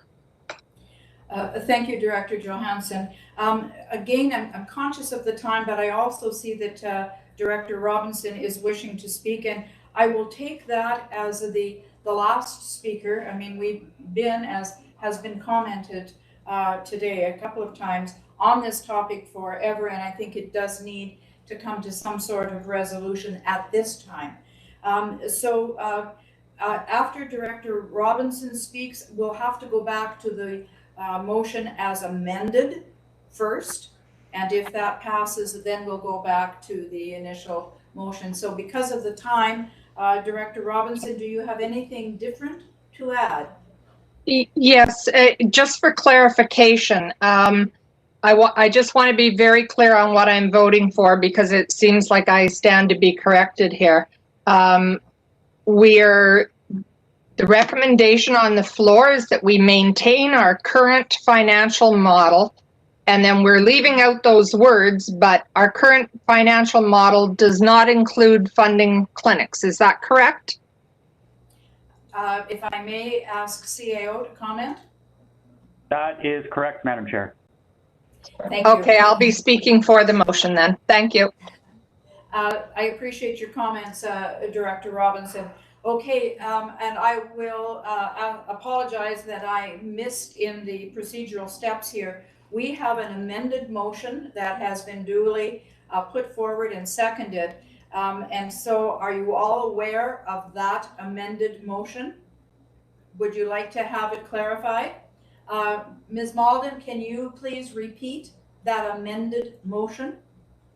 So the amendment to the current motion that is on the floor, the amendment, which has been moved and seconded, is to remove the final part of the sentence, that being, which does not include funding clinics to facilitate physician recruitment. So that is the amendment. Thank you for that clarification. So again, time being of a factor here, I will call the question. All those in favor of the amended motion? The amendment. Okay, how do we count this? Just go ahead and ask for opposed. Everyone, that's what we need to count as the opposed. I'm learning this process. I'm wondering how we count. So we ask for people voting in favor. We've done that, yeah. Hands can come down. Okay, and that hands coming down. All those who are opposed to the motion, hands up, please. And Ms. Malden will record this. Okay. Ms. Malden, do you have that? I have Director Obrick and Director Johansson. Have I missed any there? I can't see what's going on in the room. No, no, you're correct in that. So am I then the opinion that that amended motion has passed? The amendment passed. The amendment has passed. Yeah. So now we must go to the amended motion for passage. So bear with me. That motion is now alive and on the floor. All those in favor of the amended motion? Okay, good. Hands down then. Thank you. And any opposed to that amended motion? All right. Thank you for that. Ms. Malden, were you able to assess that vote? We have Trainer, Monteith, Obrick, Johansson. Did we miss anyone? I just have the three. Director Trainer had her hand up, I'm pretty sure. Is that correct? Yes, she's had her hand up. Okay. So then it's 4. So the motion will still pass. So I thank you. This has been somewhat painful. It's a very emotional question. And I would encourage that we not lose sight of the need. And as I said earlier, I think lobbying is something that we have the power to do. I think our provincial government, Ministry of Health, needs to hear this. But I also significantly think we need to consider universities.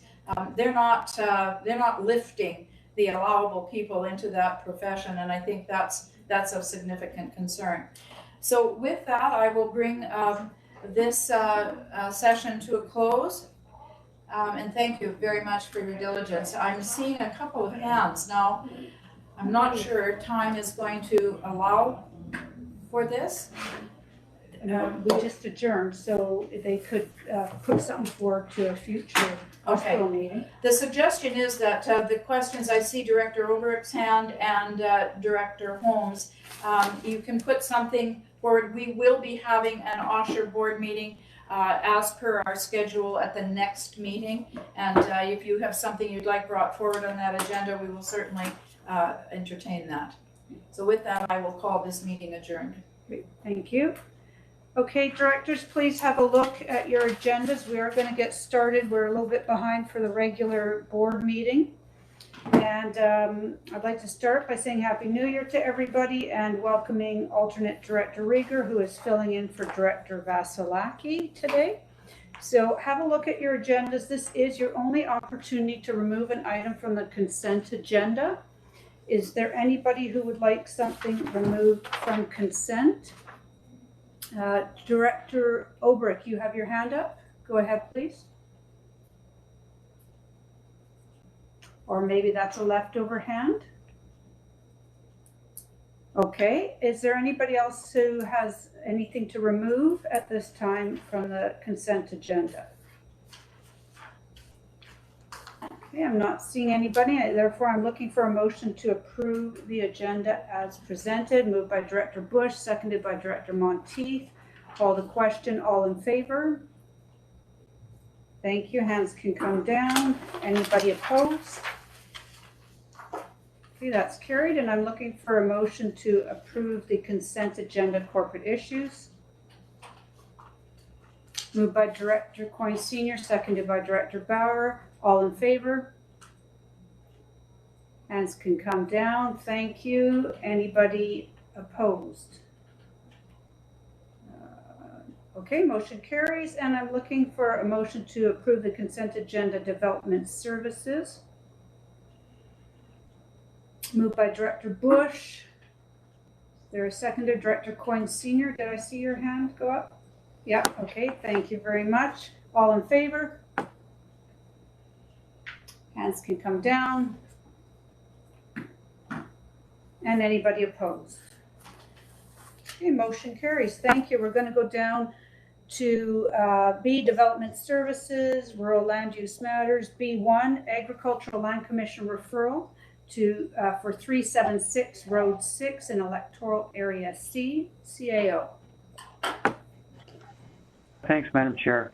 So this is an application to the Agricultural Land Commission, and it's to place a 12-bedroom mobile home on a small parcel for the purposes of farm labor. And our problem with this is that It's not consistent with the official community plan, and it would require a zoning amendment if the ALC were to receive this and approve it. So on that basis, Madam Chair, we're recommending that this not be authorized to proceed. Okay, thank you. I'm going to go to Director Knodel. Yeah, I'm going to speak to that before I move for alternative number one. This is going to be an ongoing problem, as I said before. It's going to come up in a lot of other areas, not just mine. But I'm going to refer to the area age zoning bylaw amendment that's coming up. There's a letter there from Alicia Fox, Ministry of Agriculture, to our Corey LeBruck. That's page 196, and it's paragraph 2, line 6. She refers to the need for these units and the problem with rezones. And but basically, she's saying, yeah, we need to make consideration, and she'd like to see it actually put into the amendment that the rezone isn't triggered by these units. These units are camp-type units. They're not a permanent building, as I said at the last meeting. Therefore, I stand in favor of them. So does my APC at this point. We have a problem that arose through COVID that really made this apparent and kind of urgent. So to that end, I'm going to move alternate one that we push this on to the Agricultural Land Commission for their decision. Okay, thank you. Is there a seconder for that? Seconded by Director Bush. Thank you. Any comments or questions? I see CIO Newell has his hand up. Go ahead, please. Thanks, Madam Chair. So I mean, we agree with Director Knodel. It's not that we disagree with having accommodations for farm labor. What we usually base our recommendation on is what the board has given us in the official community plan and the zoning bylaw. And we have a number of these on the agenda today. We've had a number over the past few meetings of these applications to the Agricultural Land Commission that just don't fit within what we have been given. And I think that would be the direction that we should pursue, is just what Director Knodel said, is that we need to look at these OCPs and zoning bylaws and see if we can provide wording to the board that is more consistent with what their philosophy is on this, so that we're not continually bringing in negative recommendations just because they don't comply with the guiding documents that we've been given so far. So I think we'll just take that under advisement, Madam Chair, and I'll talk with Mr. Garish about it and see if we can come up with something to bring to committee in the future that would put us more in alignment with the board's philosophy. Okay, thank you very much for that clarification. Director Knodel, go ahead, please. Yeah, if I may, I thank you very much, CAO Newell, and I will be giving you a call later on that. I should have probably done that before this meeting, but the end result will be the same. We're going to have to look at the zoning issue. For this particular issue, I'd like to move this one forward then. Thank you very much. Okay, thank you. So we do have this motion on the floor right now. Are there any other comments or questions before I call the question? It is a corporate vote. Okay, I'm not seeing anything. I will call the question then. All in favor? Okay, thank you. Hands can come down. And is anybody opposed? Okay, motion carries. Thank you. We'll go down to B2, Agricultural Land Commission referral for 300 Road 20 in Area C. CAO. Basically the same, Madam Chair. This is another 12-unit mobile home that's going on for farm labor accommodation. And the issue always is that the parcel is small and the zoning bylaw permits one dwelling and one accessory dwelling on a parcel. So the 12 units brings us into a contravention. So we have recommended that it not be forwarded on to the ALC. Okay, thank you. I'll go to Director Knodel. I'm going to deviate on this one because normally the applicants give me some follow-up information, so I have information to work from. This one I haven't heard from the applicant yet, so I'm going to move alternate number 2, that it goes forward to my APC. As much as they don't want to meet at this time, it's time for them to step forward on this particular one. Thank you. Okay, thank you. Is there a seconder? Director Roberts, thank you very much. Any questions or comments on the motion to refer to the APC? Once again, this is a corporate vote. I'll call the question then. All in favor? Thank you. Hands can come down. And is anybody opposed? Motion carries. We'll go to B3. Update. Comprehensive Development Zone Phase 3, Area D, CAO. Yeah, this is the bylaw on the Area D Comprehensive Development Zone coming back for adoption, Madam Chair. Okay, thank you. I'll go to Director Obrick.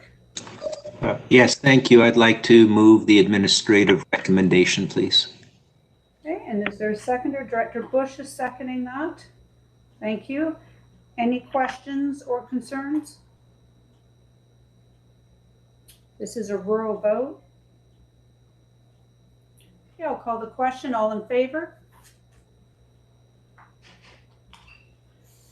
Okay, hands can come down.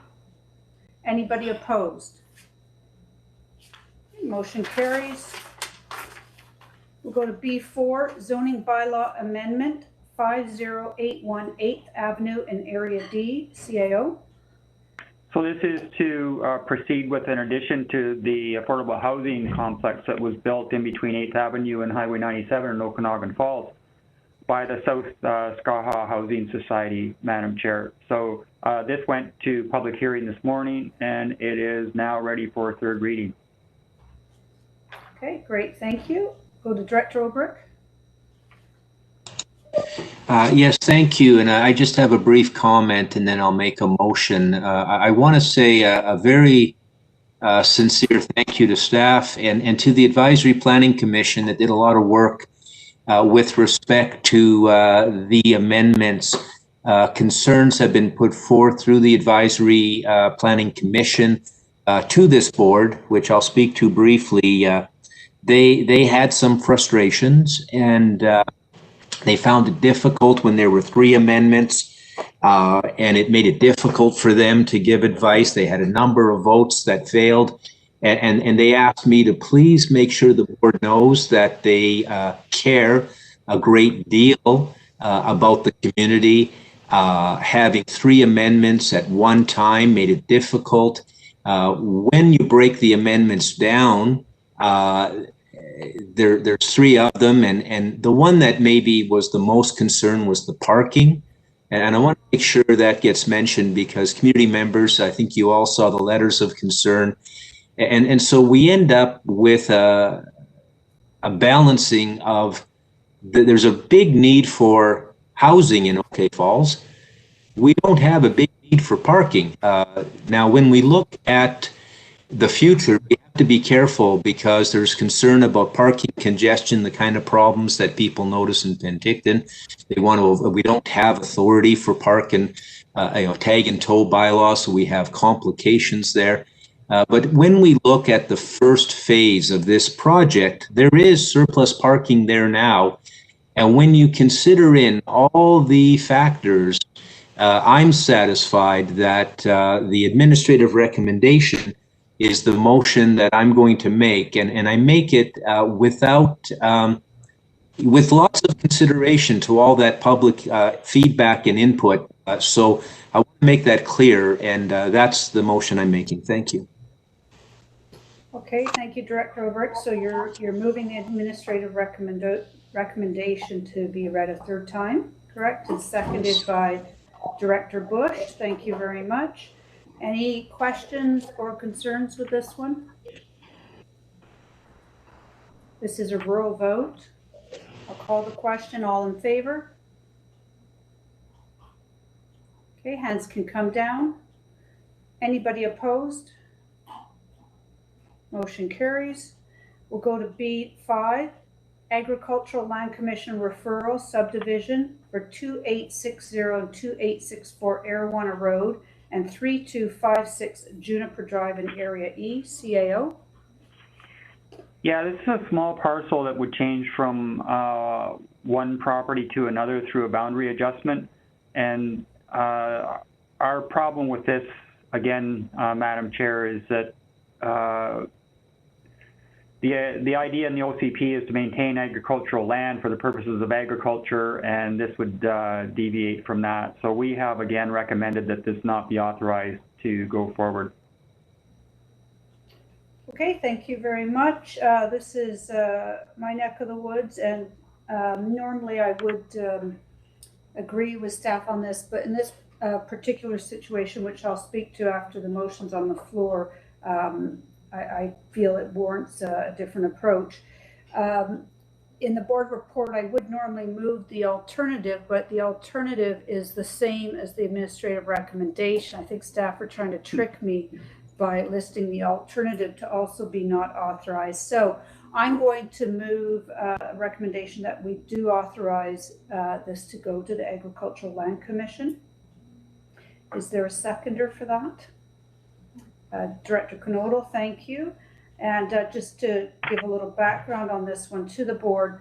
So the piece of this parcel that is being requested to be subdivided off is not currently being farmed. The rest of the property is. And it's a challenging piece in that it's down a ravine for the current property owner. It's a treed area. And the Advisory Planning Commission actually spent an hour and a half on this particular application and had a very thorough discussion on it, and would really like to see this move forward to the ALC, because in fact the proposal with this piece going to the neighboring property, that property will be able to farm this land and will be able to plant a crop because of their access to this piece. So it in turn will actually create some land being farmed that is not being farmed because of the access from the current property. And of course, we know that it conflicts with OCP right now. Area E is moving forward this year at some point to get started on our review of the official community plan. So it's good timing. We may see some changes within the OCP. So hopefully that made sense, but are there any questions or comments, concerns on this one? I'm not seeing any. This is a corporate vote. I will call the question then. All in favor? Okay, thank you. Hands can come down. Anybody opposed? Motion carries. We will go to B6, Zoning Bylaw Amendment, Electoral Area H, CAO. This is a proposed amendment to make some housekeeping changes to the Area H zoning bylaw, Madam Chair. Just some typographical errors that we've picked up, and revising the floor area for secondary suites and accessory dwellings, that type of thing. So this is being brought forward by the regional district. So we're proposing that get first and second reading, and then it go to public hearing before the board on February 4th. Okay, thank you. I'll go to Director Bob Coyne.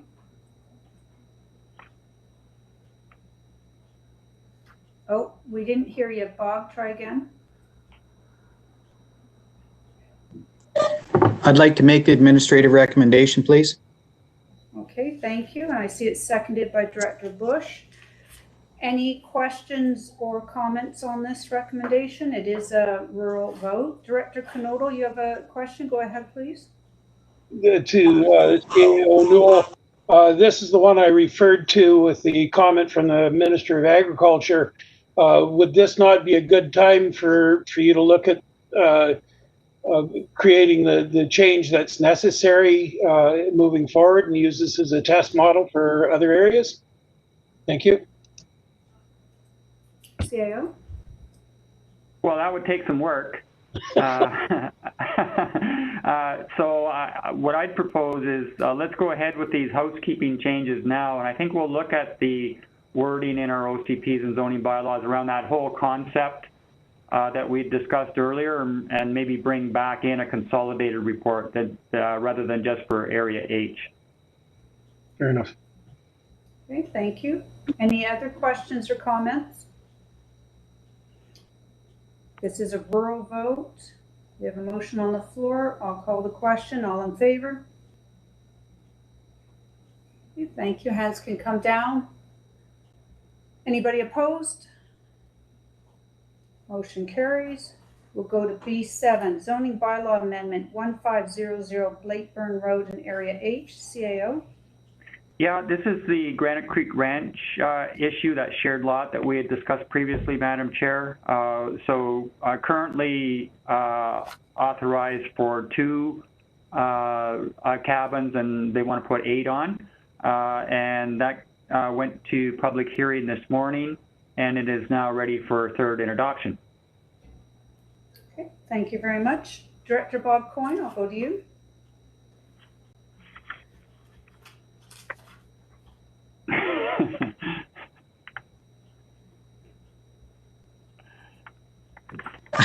I'd like to make the administrative recommendation, please. Excellent, thank you. And it's seconded by Director Roberts, it looks like. Thank you. Are there any questions or comments? This is a rural vote requiring a 2/3 majority. Call the question. All in favor? Hands can come down. Was anybody opposed? Okay, motion carries. We'll go to B8, zoning bylaw amendment 165 Snow Mountain Place in Area I, CAO. Yeah, this is up at Apex, Madam Chair, and it is to subdivide a duplex into 2 Bearland strata lots. And we're recommending that get first and second reading and go to public hearing before the board on February 4th. Okay, thank you. I'll go to Director Monteith. And I'd like to make the administration recommendation. Thank you. I see it's seconded by Director Bush. Any questions or concerns? This is a rural vote. Call the question. All in favor? Hands can come down. Was anybody opposed? Okay, motion carries. Go to B9, official community plan and zoning bylaw amendments, proposed dock regulations, Okanagan Basin Lakes, CAO. Yeah, this is that one to put some regulation around commercial docks in the Okanagan, and it is back and ready for adoption, Madam Chair. Okay, thank you very much. Is anybody willing to move this? Director Pendergraft is moving it. Is there a seconder? Director Obrecht is seconding. Thank you. Any questions or comments on this? This is a rural vote and it's for adoption. I'll call the question. All in favor? Hands can come down. Anybody opposed? Motion carries. Thank you. We'll go to B10, zoning bylaw amendment, electoral areas A, C, D, E, F, and I, bylaw number 2895-2020, CAO. So this is to put some regulations around shipping containers, and we've had a couple of public hearings on this, but not today. So we're recommending that the public hearing reports from November 19th and December 15th be received, and that then it would be ready for a third reading, Madam Chair. Okay, thank you. So I can advise that the public hearing reports are an accurate reflection of what took place at the public hearings on November 19th and December 15th, 2020. We have 3 recommendations here. The first one is to move the public hearing report of November 19th. Is anyone willing to move that? Moved by Director Pendergraft, seconded by Director Coyne Sr. Any questions on that, the November 19th hearing report? It's a corporate vote. I'll call the question. All in favor? Thank you. Hands can come down. Anybody opposed? That one carries. The second recommendation is that the public hearing report of December 15th, 2020 be received. Looking for a mover. Director Sentis, thank you. Seconded by Director Spencer Coyne. Any questions or comments there? Corporate vote. Call the question. All in favor? Thank you. Hands can come down. Anybody opposed? Director Johansson, I think it's a leftover hand. Thank you. Anybody opposed? Okay, motion carries. And then we have the final recommendation that bylaw number 2895-2020 RDOS metal storage container regulation zoning amendment bylaw be read a third time. Looking for a mover on that. Looking for a mover. Director Monteith is moving that. And seconder, Director Gittins, thank you very much.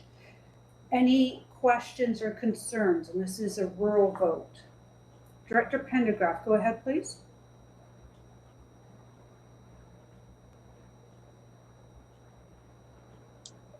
Did I get unmuted? Yeah, we can hear you today. Okay, perfect. Thank you.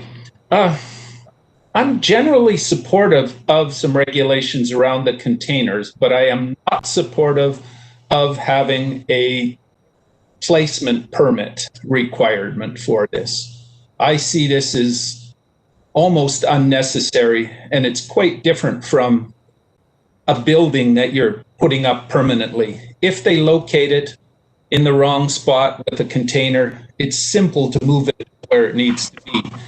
And I believe it should be dealt with on a complaint basis versus every single person having to put in an application. Our building permit staff are busy enough not having to deal with this. Okay, thank you. And Director Knodel, you had a comment as well? I also favor placement permits for anything over a hectare in size. Farms and large properties move these containers quite often, when they need to, and regulation will do it, and it will cut down on the administration costs that are being incurred by the building inspection department. Thank you. Okay, thank you. Was there any feedback from the planning department from Mr. Garish regarding these concerns with the placement permit?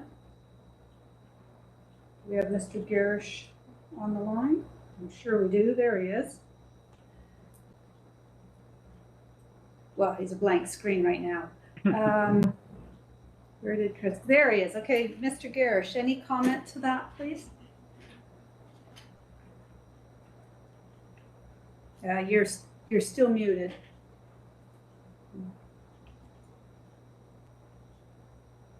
Oh, I think he's going to run down the hall.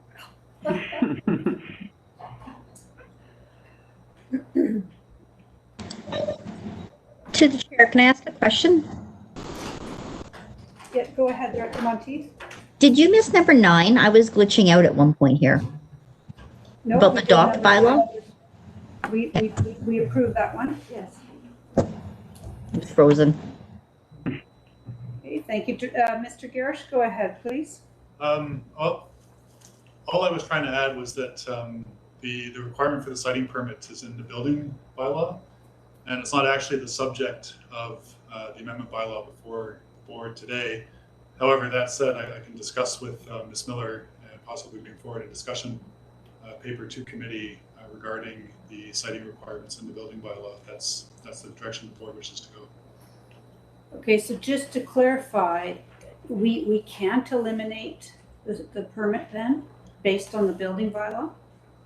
Is that what I'm hearing? Well, the requirement for the siting permit is not within the amendment bylaw before you today. It's a separate issue in a separate bylaw. And we can certainly bring forward a discussion paper around that if the board requests. Okay. Does that satisfy you, Director Pendergraft? Sort of. I'm more tempted to defer this until we get the actual permit removed.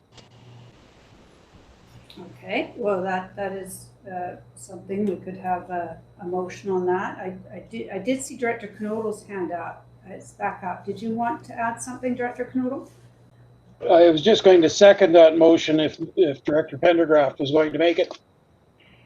Okay, Director Pendergraft, were you making a motion to defer? I am moving to defer this until such time as we can remove the siting permit requirement. Okay, and Director Knodl has seconded that, and it sounds like Mr. Garish can bring back some more information to the board. Okay, so we have a deferral on the floor. As this is a rural vote, I will call the question then. All in favor? Okay, thank you. Hands can come down. And was there anybody opposed? I think Director Knodl's, hand was left over. Anybody opposed? No? Okay, motion carries. All right, now we're on to item C, Public Works. C1, Wine Crush Letter of Support, CAO. Thanks, Madam Chair. So Wine Crush needs a resolution indicating that the regional district supports their application to the Waste Reduction Challenge, and we're recommending that the board go ahead and do that. Okay, thank you. Director Gittens, were you moving that? Yep, I'd like to move it, please. Okay, and Director Obrick, you're seconding. Thank you. Any questions or comments on this? This is a corporate vote. Yeah, I'll call the question. All in favor? Thank you. Hands can come down. Anybody opposed? Motion carries. We'll go down to D, Legislative Services, D1, SOS Arts Board Liaison for information only, CAO. Oh, thanks, Madam Chair. So the Fire Protection Mutual Aid Agreement has expired, and the Fire Chiefs Association. CAO, whoa. You skipped one. D1 is the SOS Arts Board Liaison. You have to decide if you want to put a member on their board. Correct. So this came out of their last update to us, and they did make that request or suggestion that we may want to appoint a board member to be a liaison. That is something that we can look at doing. Alternatively, we can continue to have them come and do updates to the board as a whole. So looking for some feedback from the board as to your preference. Director Holmes, go ahead, please. Yes, thank you. I was just wondering, do we have any kind of policy where we appoint liaisons to external bodies or not? How do we have no policy around that, Madam Chair. Okay. Thank you. Director Roberts, go ahead, please. Thank you to the chair. What would be the opinion of others around here? I've enjoyed when they've come and spoke to the whole board. I'm not really sure or understand the benefit one way or the other. So just looking for other people's opinions. Okay, thank you. Did anybody else? Yes, Director Sentis, go ahead, please. Thank you, Chair. I would agree with Director Roberts. I don't see the rationale of us appointing someone to sit with this committee. I would suggest that if they have something of merit they want to bring forward, they do as they have in the past and come forward. But I would not support appointing a board member as liaison. Okay, thank you. Anybody else with a suggestion or comment? Director Holmes, go ahead, please. Thank you. I think it's when you're considering when you have a liaison or a rep on a board, it's if you consider our role of oversight for the spending of public money, that's when you want to have a person on the board or a representative. But since that doesn't apply in this case, I agree that it's probably not necessary, and it's better that they do what they have been doing and presenting to us on occasion. If you look at our other other boards, the film commission, the library, whatever, it's because we're funding those organizations. That's why we have Right. a person on those boards. Thank you. Correct. Good point, Director Holmes. We do have some alternative recommendations, so I'm just wondering then if it might be appropriate that someone would like to move the alternative number 2, that the regional district invite the SOS Art Society to attend at a regular committee meeting at their convenience when they have progress to report. Is anybody willing to? Director Roberts, are you moving that? Yes, thank you. Director Obrecht, you're seconding.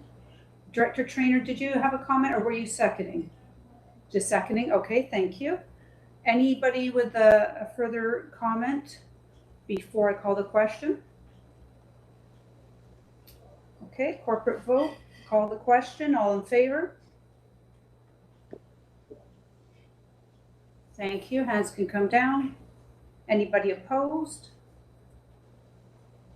Great, thank you, and we'll make sure we get back to them and let them know what our decision was. We'll now move on to D2, Fire Protection Mutual Aid Agreement, CAO. Yes, Madam Chair. So the Fire Services Mutual Aid Agreement has expired, and it's been a subject of discussion at the Fire Chiefs Society, and they've indicated they want to do some more work on it. So they're looking for a short-term extension of the agreement so that they can fully give their attention to this over the next year. So we're recommending, and I should say, I believe we have Chief Godry on the line to answer any questions about this, but the administrative recommendation that came from the Fire Chiefs Society is that we extend this agreement to December 31st of 2021. Okay, great, thank you. I do see that we have Chief Godry available if there are any questions. Director Bush, are you moving this? Yes, I am. Thank you. Okay, thank you. Director Roberts, you're seconding. Great, thank you. Any questions, concerns, comments? Director Obrecht, go ahead, please. Thank you very much, and I support the motion, but since Chief Godry's on the phone, I just would like to extend a thank you to him and all the fire departments. I live on Christie Mountain, and the fire happened last August 18. The mutual aid that came was amazing, and I talked to firefighters from Armstrong, from other communities. Just can't say thank you enough to all of you. Thank you. Okay, great, thank you very much. Any other comments or questions? This is a weighted corporate vote. Okay, I'll call the question then. All in favor? Okay, hands can come down. Anybody opposed? Okay, not seeing any. Motion carries. Thank you. Thank you very much, Chief Godry, for joining us. Good work. We didn't have any questions for you, so that's a good thing. We'll move on to D3, 2021 Business Plan, CAO. Thanks, Madam Chair. So typically we adopt a business plan for the upcoming year as early as possible in the new year. So we had a workshop in November, and we've had it previously at Corporate Services Committees. We've made the amendments that I believe came forward at that Corporate Services Committee, respecting the pending designation that we had put on some of the projects before, so that's been removed. So we're putting this forward now to the board for adoption, Madam Chair. Okay, thank you very much. Director Bauer, go ahead, please. You moving? You're moving the administrative recommendation. Okay, Director Bush, are you seconding? Okay, thank you. Are there any questions, comments? This is a corporate vote. Okay, I'm not seeing anything. I will therefore call the question. All in favor? Okay, hands can come down. Anybody opposed? Okay, motion carries. Thank you. We will go on to D4, Kaleden Recreation Programming Parks and Facility Maintenance Service, CAO. Yes, Madam Chair.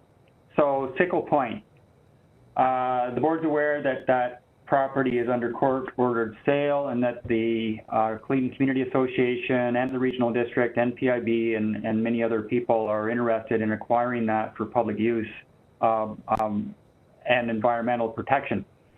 So in the last-minute rush to get our bylaws approved by the Inspector of Municipalities, they pointed out that we didn't really have parks identified in the Kaleden Recreation Program and Parks and Facilities Service. And they were reluctant then to authorize a borrowing bylaw to purchase a park when parks were not a part of that bylaw. So this is our now amendment to that Kaleden bylaw to include parks, Madam Chair. So we're recommending that this be given first, second, third reading, and then forward back to the Inspector of Municipalities. Okay, thank you. I'll go to Director Monteith. I'd like to make the administrative recommendation. Okay, thank you. Seconded by Director Pendergraft. Any questions or comments on this? Director Roberts, go ahead, please. I'm, of course, in support of this. I just got a question around process. Again, in regards to when something is set in bylaw historically as recreation, and then just adding parks, and forgive me, because sometimes it just really seems when I'm dealing with the parks end of it and recreation, they seem to be separate. So it's completely fine without having to go back with an AAP, whatever, to be able to then have a parks bylaw, or did they already have one separate and now they're just putting them together because there was already a parks bylaw? That's kind of my question, just for my own understanding. CAO? So this is a really old bylaw that the Regional District inherited. And I think when it was crafted, probably what the citizens in that area had in mind was mostly about just recreation and probably the Kaleden Community Hall because it talks about facility maintenance. The activities of the community, the Kaleden Recreation Commission have expanded significantly since back in the 60s. They have many parks now, Pioneer Park being sort of the flagship. So while they've been doing parks improvements and maintenance over decades, it's just that now that we're applying to the province to authorize a borrowing bylaw, they're pointing out that we should probably correct our service establishment bylaw to cover that. It's really about a housekeeping rather than anything significant enough to require elector assent. Okay, thank you. Director Monteith, you had a comment? Yeah, I guess question of a process. So does this go out to the residents as well as something that consultation occurs on? And I'm also wondering about like in Kaleden, we seem to be doing a lot of this license to occupy, getting tenure of lands, park or road ends, all those sort of things. Like, does that cover all of that in this bylaw? CAO? Yeah, so just on the last part first, Madam Chair, mostly where we get licenses of occupations on trails, and that would come under the Regional Parks Trails Service. But certainly if it's Crown land, they don't often authorize a sale. It'll be through a license of occupation, and that gives us tenure to go on and maintain it. They still retain the responsibility for capital improvements. Okay? So I mean, really, this amendment to the Clean Parks and Facility Maintenance Service is, it doesn't require assent. It was something that was brought to our attention when we were trying to get approval to move forward with the borrowing bylaw for Sickle Point. And they just said, listen, this needs to be corrected. So we're bringing it forward as an amendment at this point, but there's no onerous process. It is what held up the inspector's approval of the borrowing bylaw. We got that really late on December 30th, which was our trigger point for getting the ads in for the borrowing bylaw. And I know that Christy and her legislative services department were on them almost hourly trying to get them to approve that. So this really is all they came back with. They said, okay, but you should have parks in your service establishment bylaw. So I have a follow-up. So the other side of this is that not everybody agrees with the purchase of Sickle Point. So it is a process there. And I'm getting a conversation in that we're changing a bylaw to accommodate what we're already in what's already in motion. So I'm wondering if we should be doing some sort of consultation to make sure that residents understand that, you know, as much as it is housekeeping, because we have been providing maintenance of Pioneer Park, the 1912, the road ends, all those sort of things that we have been doing. And I feel like that does fit into the bylaw and what we're changing it to. But I also don't want there to be a misconception that we're changing a bylaw to accommodate something that's already in action. We could do that. My advice is don't raise flags on a bylaw that is going to have to go back to the province for approval. When they've recommended to us that we need to put parks into the Recreation and Parks bylaw, I would just go ahead and do that. Right. I might add that, you know, a lot of recreation occurs in parks. You know, I would see this as a housekeeping issue. It's just not having that word in there. And if you're buying parkland for the community, which includes recreating, I see it as a housekeeping issue. But if a change occurred to kick out to the public, then CAO, would that halt the AAP process? The only reason I'm pressing on this, Madam Chair, is this is a court-ordered sale. There are strict guidelines on the timing as to how we can be in the game. We do have a conditional offer out that has timelines in it, and I would be reluctant to do anything that would abrogate the approval of that process. Okay. Director Monteith, your hand's still up, or is that left over? Left over? Okay, thank you. Any other questions or comments? We have the motion on the floor. It is a corporate vote. We'll call the question. All in favor? Okay, hands can come down. Anybody opposed? Not seeing any. Motion carries. Thank you. That takes us down to CAO reports. Verbal update. Anything from you, CAO? Nothing new for me, Madam Chair. Okay, great. Thank you. Takes us down to other business. Chair's report. Nothing new for me over the holidays, other than I'd just like to remind directors that you did receive from Michelle the financial disclosure statement that you are required to complete, which needs to be submitted by the 15th of this month. So if you have not done so, you've got about 1 week here to get that in. Check your emails. You will have the form there to complete and get that turned back in. If you have any concerns about that, I would suggest you contact Ms. Malden with any questions. Okay, F2 is director's motions. We have 3 of them here that came out of the last board meeting, so we're going to work through those, and we'll certainly see if there's any other notice of motions. But the first one is 2A, COVID-19 Safe Restart Grant Program for Local Governments. CAO? Yeah, so we had this at the December 17th meeting, Madam Chair, and this is really all about how the board wants to allocate the funding on the BC Restart program. That money that is to assist local governments with the impact of the global pandemic. And we know that there is lots of impacts on that. So they had a three-part formula as to how much money each local government was going to receive and sort of how that was calculated.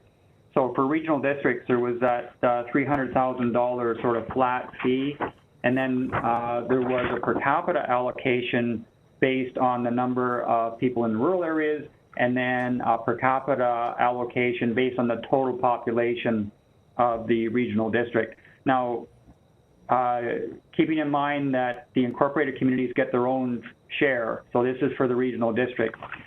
So we had this discussion and we presented a proposal on December 17th that committee accepted. And then at the board meeting later that day, we had a notice of motion from Director Roberts that he wanted a changed proposal whereby the per capita allocation would be distributed among the 9 electoral areas. So we brought forward a revised Schedule A on this, just showing for our $773,000 how that was calculated by the province and how it would look if we allocated out the per capita portion of that to the electoral areas. So then taking that notice of motion, in our minds, Madam Chair, that supersedes anything that would come out of committee.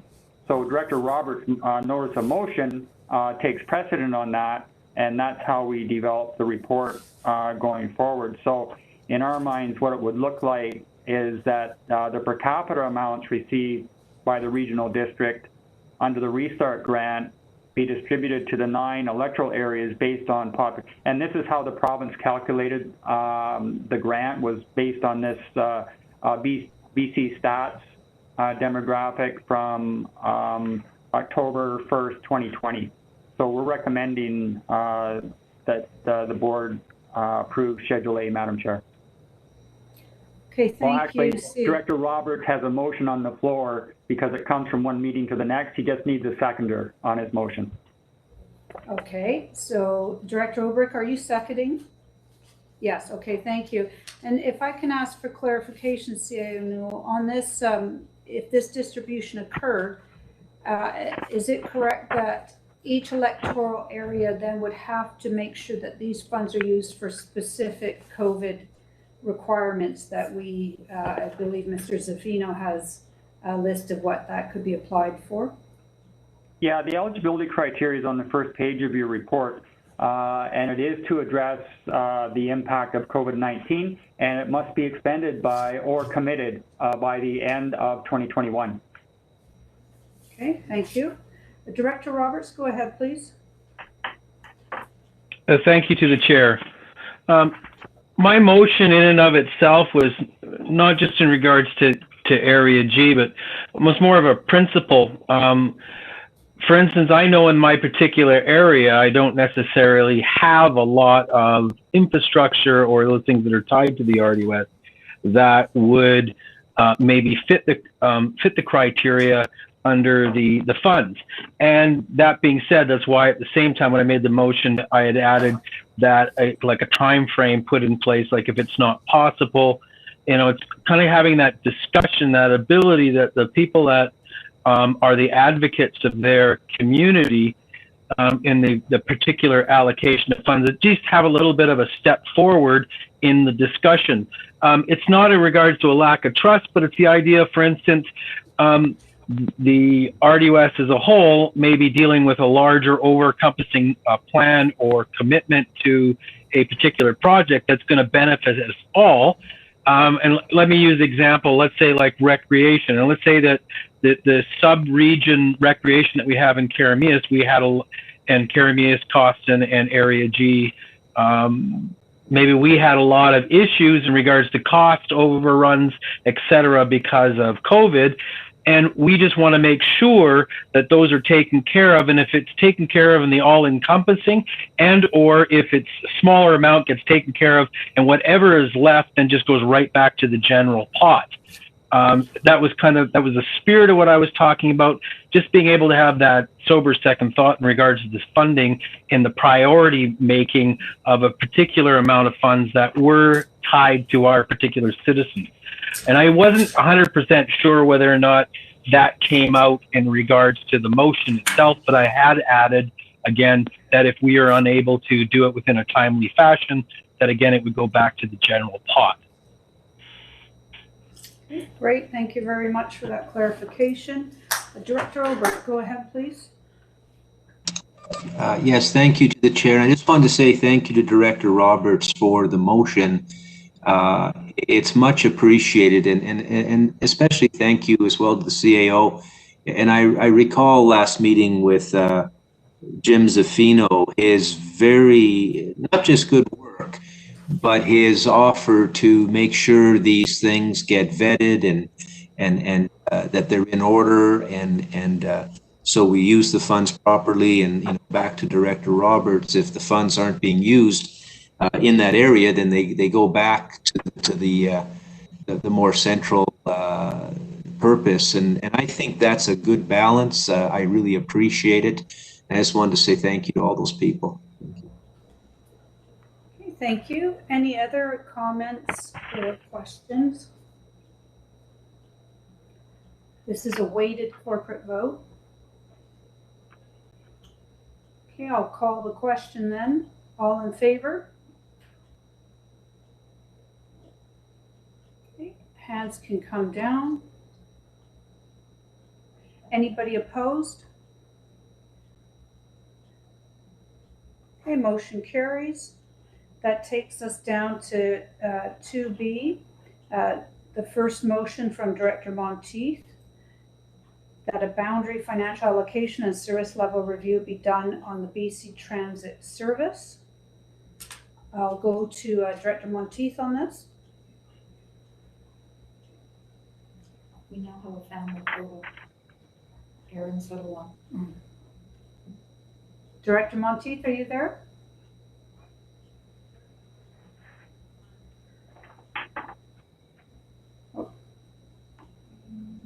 Foundations. Yep. Oh. Sorry, say that again, Director Monteith, it cut out.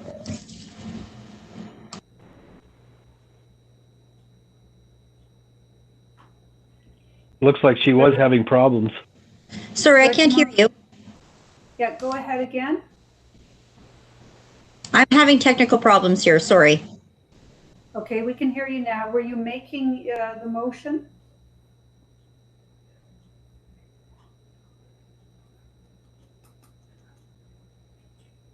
Can we take Director Monteith off mute?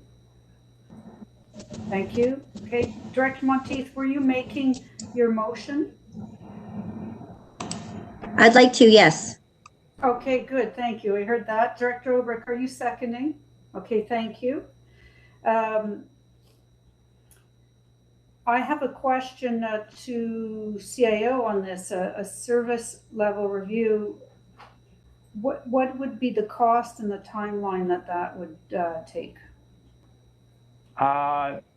Ms. Malden did the research on this one, Madam Chair, so I would defer to her. Okay, thank you. Go ahead, Ms. Malden. Thanks for that. So in the research that I did on this, I guess it really depends on sort of what you're looking for. It seems to me that this is an overall review of transit in the region, if I'm not mistaken. And so based on that, the cost on this would be approximately anywhere from 50 to 60,000, if not more. It involves working with BC Transit, and it involves working with all the partners. And the outcome, you know, is unclear at this point what that would look like to shift services. If you're looking at it specifically at an individual service, that can often be achieved just through a basic bylaw service review. However, yeah, this one included boundary, financial allocation, and service level. So generally that's going to include BC Transit and other parties as well. So it's not inexpensive. Okay, thank you. I see Director Bauer has a hand up. Go ahead, please. Thank you, Chair. I think the timeline is not right. We just established a number of different routes, latest just going up to Kelowna. And I think we should wait a year, maybe even longer, at least a year, to see how these routes are actually working. This is way too short of timeline to make a review, particularly now with COVID. We have a very different kind of ridership than we have as vaccination proceeds. Ultimately, it is the BC Transit that does these reviews anyway, just so for their own cost analysis. So I don't think we should waste taxpayers' money at this point. Not to say that we shouldn't do that down the road. I know that Princeton wants to look at getting hooked up with transit as well, because we just don't have enough connections to go up to Kelowna and back. But at this point, I think it's premature. Thank you. Okay, thank you. Director Monteith, go ahead, please. To the chair. So this has been an ongoing for my area for a while. So in 2018, I started asking questions about it. And I asked BC Transit. I did a survey through the regional district with staff. I worked with Apollo. You know, I have an on-call stop with no ridership data, which means it's not being used. I have nowhere in my community to purchase bus passes. I can't find residents who are using it. So I'm paying for a service that I'm not using. My residents are not using it. I have no proof of use. Costs are going up, and I can't justify it. And it's not. It's frustrating when you're in these regional services and you've got a service that's not working for your community. And Eden has an internal program through the community church where they have a ridership program where they drive residents that need rides, get free rides with neighbors. So it's frustrating when the regional transit or BC Transit occurred, we were part of Area D. And at that time, it made sense for us to be a part of it. But since the split from Area D, now that we're at Area I, it no longer makes sense. If my residents aren't using it, I just don't see it to continue to pay for it. And I don't know how to, I've asked for it to be made better. We worked through a survey. I've done everything I can with residents. Residents continuously come to me and say that they're paying for something they're not using. And you know, it's not a lot of money, but it's adding up. Every year it's going up and we're just not using it. So I need some guidance. Okay, thank you. Director Robinson, go ahead, please. Thank you. I'm with Director Bauer on this one. I can't justify any extra cost, even though I appreciate the frustration that Director Monteith is going through, but I can't see that it's affecting everybody that way. Okay, thank you. Can I just clarify then with Ms. Malden, hearing what Director Monteith is saying, it sounds like she wants to potentially withdraw from the service. Of course, that's not an easy process because then that does impact everybody else's contributions to a service. What needs to be done if that's the direction that Director Monteith would like to go in for Area I? So first of all, with transit, there's not an option under the current legislation to withdraw. That is one of the 3 or 4 services that a participant cannot withdraw from. So there has to be some working within the parameters of the existing service. And that can be done with a meeting of the parties. Again, much of what Director Monteith has outlined here in the notice of motion or the motion is really to initiate that discussion. So, you know, the next steps would be a meeting of the parties and a meeting with BC Transit to discuss options for Kaleden. And can that be done without doing a service level review as in this motion? Can that take place separate from this request? So there are 3 standard options for service review. So first one is an informal service review, and that's where the board at their discretion can determine to do that, to set up a meeting with the parties, bring BC Transit in, the department, that sort of thing. The second one is a statutory, and once that happens, that's a formal request from a party, and the board decides indeed they're going to go with a formal request. That involves the ministry, and that is often an extensive process. It can be years. It's costly. The service pays for it. And again, the ministry becomes involved to a point where they may appoint somebody to monitor the service review. There's regular meetings required. There's an established process to walk through that. The third one is a bylaw-based service review, and we do those frequently.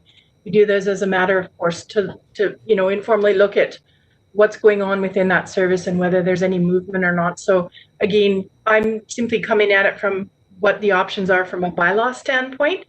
There may be discussion with the department, the CAO and BC Transit as to, whether there are solutions to help keep Kalita residents happy, make them happy. Okay, so thank you. Option 3 then is something that could be pursued outside of this motion that's on the floor right now. Am I understanding correctly? That's correct, but this does talk about boundary and financial allocations. So financial allocations can be completed within an existing bylaw, but if you're talking boundaries, does that mean you're talking different services? Are you talking the regional number 70? Are you talking just regional? Are you talking feeding in from Princeton or the Area D on the other side? If so, that is the significant review, which would be quite costly.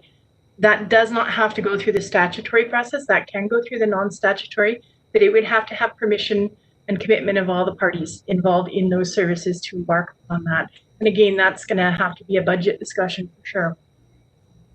Okay, thank you. I see CAO Newell has a hand up. Go ahead, please. Just add a little bit more history on this one, Madam Chair, and I understand the frustration of Director Monteith. Transit is a very expensive service, and it caters to just a few. And I think when you enter into a transit service, that has to be understood. I don't think there's any CAO anywhere, whether it's an incorporated community or in regional districts, that doesn't sometimes get concerned about the cost of this. But it's one of these services that you sort of have to look beyond that, in that for a lot of people, this goes to their really about their ability to travel around the region. And we know that if we didn't have transit in a rural area, or even in an incorporated community, that some people are not able to live in certain areas, or they have to be concerned about how they're going to get around. So big picture, this came about, the one that Kalita is involved in. This is the South Okanagan service that runs from Osoyoos to Penticton, and this was a petition by the town of Osoyoos that used to run this, and wondered why the other participants along the highway up to Penticton weren't paying into it. They were footing in the whole bill at the time. So when it came to the board, that was the discussion. And so the electoral areas and the town of Oliver were agreed to come into the service. Now, whenever you talk service review, that does have a regulatory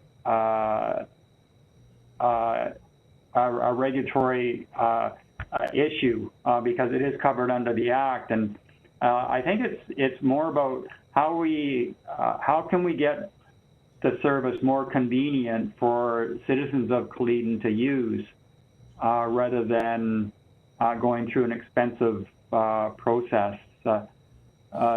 We are partners on this with BC Transit, and they're going to be very involved. It's almost like we need another transit master plan as to what is the best way to structure these transit services. How can we serve all of the people along the route that are paying into it, and get another better picture of where we need to expand or retract. So it's a big issue, and it's something that we're going to have to address at some point. It's just, is the service review mechanism really what you want to trigger? we would, for a service review, we would really have to have a consultant with an expertise in this area. And I know Ms. Malden has experience when she worked at the North Okanagan Regional District, and that's sort of our reliance on how much one of these things would cost. But I really think it's more about how we can make the best use of these services rather than how we can do a service review. Thank you. We've got a list of speakers here. Director Obrick, go ahead, please. Thank you very much, and to the chair. And I just wanted to add some comments to the discussion. I agree with Director Bauer. We don't want to waste money, and that's real important. But what's also important is we need to get good value for the money our taxpayers are paying. This issue, and I echo what Director Monteith said, this has been a big issue in our area for years. When I knocked on doors, it was a big issue. We're different from Kaleden, and that's why we're now apart. We're no longer together, but that's the part of the reason. But we want to see value, and we want transit that works. And the transit we have, it was a foot in the door, a first step. But we see a big disconnect. We have demand and no supply. We have supply when there's not proper demand. I've spoken about this before at the board table. I think Chris Fudge is the gentleman from the province who's been there. I spoke to him a couple times off the board table in the lobby. I spoke with staff. I spoke with Mr. Mark Woods about this in the early part of 2019. He cautioned me to be patient. A new fellow, Apollo, would be coming on. He'd look at this is now almost 2 years later, and we really haven't had very good success from Area D in getting satisfactory response or review to the issue.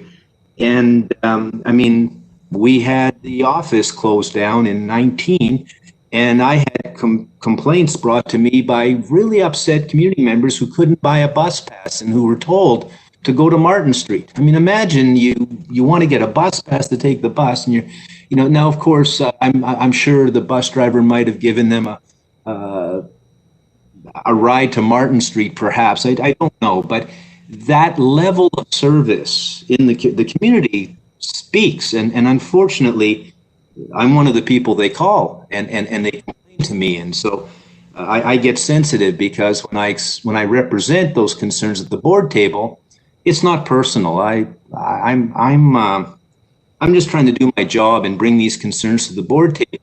And I know when you're in a municipality, you've got different issues, and so listening to the electoral area concerns can get tiring. But again, this is the Board of Governance for the electoral area, and we're having some frustrations. And boy, transportation's a big deal, and I don't know what advice staff can give. I don't know what the recommendations are.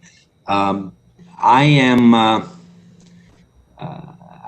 don't know how we get heard on the issue, but I didn't talk to Director Monteith about this when she made the motion. It wasn't something that I was talking to her about. So I just hear what she says, and it's not only Kaleden that has concerns. And again, I want to emphasize, we really care about getting good value for money.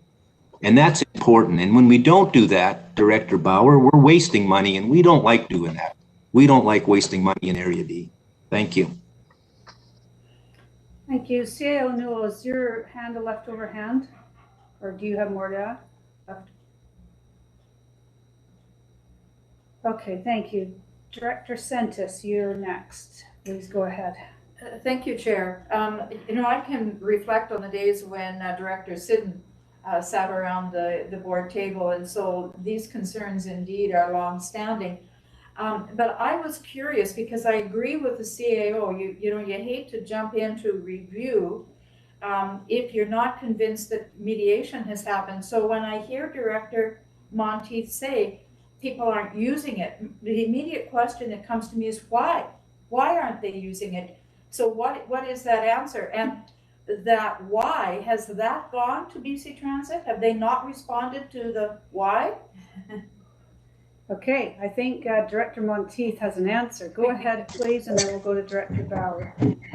So I've been dealing with this for a little while now, because through the election, it was a concern for residents. And so the stop initially was an automatic stop. Then it became an on-call stop. Then it became an on-call stop without a sign. Then it became an on-call stop without any spot that's on a hill for seniors to walk to in the middle of Lake Hill, which is impossible to get to for the demographic that's going to use it. You know, and then it became this whole snowball of, okay, so how do we make it better? So I met with staff, and Apollo was amazing. We did a survey, we went out, we came out with some ideas. They moved stop, but they moved it up the hill, so it's even harder for residents to get to. It's almost impossible. You know, I got a resident from Apex sent me their 2020 property tax notice. Apex residents are paying for BC Transit. There's no bus that goes up there. You know, so it doesn't make sense that part of my areas are being taxed for something that they don't have access to, they're not using. You know, I'm frustrated because these regional services don't always work. And I'm seeing with the split between Area D and Area I, this is a perfect example of something that's not working with regional. I appreciate the clarification. Thank you. Thank you. Yeah, I mean, I don't agree with doing this full review and spending $50,000 or more right now, especially when we have, you know, we're dealing with COVID issues and we've been trying to reduce taxes for our citizens, plus doing a review when we've just had a year of COVID and changes in ridership to the transit service may not be best value for the money. And I understand Director Monteith's frustration. I think most of us all have areas where folks are paying in, but the bus route doesn't go to. I certainly have that in Area E as well. And, you know, we do need to look at transit as a lot similar to library, where people are paying in, but they don't use the service. It's what's good for others, but there needs to be something that can be done to help Director Monteith's area. And, you know, obviously something needs to be done there. So I'm not sure what that solution is, but clearly something needs to be done to help out there. Let's hear from a few others. Director Bauer, you're next. Yeah, so you said most of it already, and during COVID times with the awkward ridership, it makes no sense to do a review. But I can say, Director Monteith, you know, when the Similkameen decided to participate in the Okanagan Transit, and we're all paying in without having the full benefit of it. Once we're in Penticton, we can get up to Kelowna, but we can't go back in one day. So, you know, there are still issues, but we're working on them, and I think that's how we have to go about it. Like our CEO said, like the chair said, there is a lot of work to be done, but a review is not the right way because we already know what the problems are. What we need to do is get together with BC Transit and say, hey, we need to jog the schedules so we can have a benefit, because right now we're paying a full amount and we're only getting a quarter or a third of the service. I get that part, but a review is just the wrong timing right now. So I can't vote in favor of that. Thank you. Thank you. Director Spencer Coyne, go ahead, please. Yeah, thank you. So Director Bauer just touched on some of that. I mean, you want to talk about frustration. We're paying into a bus that goes to Kelowna and it takes us 3 days to get there and back. So, I mean, what's the point of getting on a bus that you can't come home on? You know, I get it. You know, Director Obrick, you know, you're frustrated as well. Director Monteith, you are. We all are. Transit is frustrating. We inherited these messes. The Princeton bus runs to Penticton.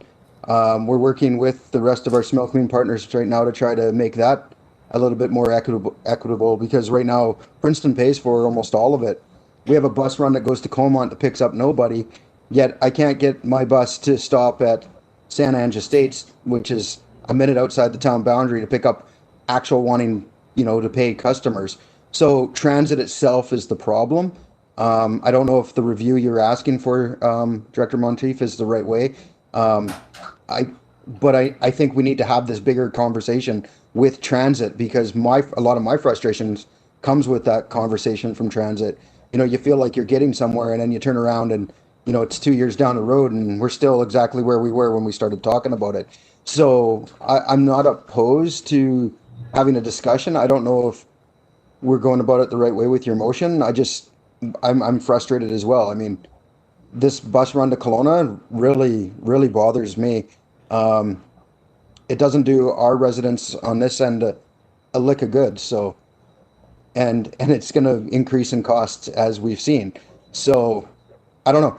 I don't know what the answer is. I just know that it's going to be really hard to get an accurate reading right now because our transit numbers are so skewed with the with COVID and our ridership numbers not being there. And I think anything we do right now during COVID, the province or BC Transit or whoever isn't going to take it serious because we can't tell exactly how many riders we have. Okay, thank you. Back to you, Director Obrecht. Go ahead, please. Yes, and thank you very much. And I really appreciate all the information and the conversation. And Director Spencer Coyne, thank you so much. And your points are well received. The COVID is a very significant speed bump and distraction to the bigger issue. The bigger issue for us in Area D, and it is different from Area I. But to speak to Director Sanchez's question, she said, why are people not using it? And you may recall I mentioned that we have demand where there's no supply and supply where there's no demand. And I'll be more specific. We have people who have jobs in Penticton, but the bus service isn't suitable for them going back and forth on their work schedule. We have people who would love to go to Penticton. Penticton's quite an attractive place to go. They want to go to Penticton for the SOEC, for a hockey game or an event. They want to drink responsibly. And, the idea of taking the bus and getting there and coming home, that's attractive to people. And it's a beautiful ride along East Side Road. I'll tell you, it's a gorgeous view of Caledon. Caledon is just beautiful to look at. And so we care. And so Chris Fudge, who was there from the province, Chris, you may recall, mentioned about hybrid and creative, and they have all these ideas. So I spoke with him and with staff in the lobby, and I said, gosh, could we get some of that review? Could we? And we're here a year or two later with nothing. But the point is, we're looking for ways to get better value for our ratepayers, and sometimes this may mean a service that's at a more expensive cost because it's a different way of delivery. Again, I talked to Chris Fudge in the hallway. He's the expert from the province. I don't know what we can do to get some action on this. But it reminds me of that wonderful Elvis Presley song, little less conversation, little more action. So thank you. Okay, thank you. Director Monteith? To the chair, I know that COVID is an issue, and I fully agree with what everyone is saying, but I also don't agree with status quo. And I think that we need to start making these regional services better and more efficient. When I've got an entire community of Apex paying for transit, they don't even have a bus. I mean, that's not logical. I have a Caledon community. You can't even get a bus pass in the community. I mean, that's not logical. I mean, we need to make these regional services available, accessible, and usable. And if we're not, then that says something even better that we need to talk about. But I do welcome a conversation with BC Transit because I do have some hard questions, and we need to make it better for our residents all around, not just in Apex, everywhere.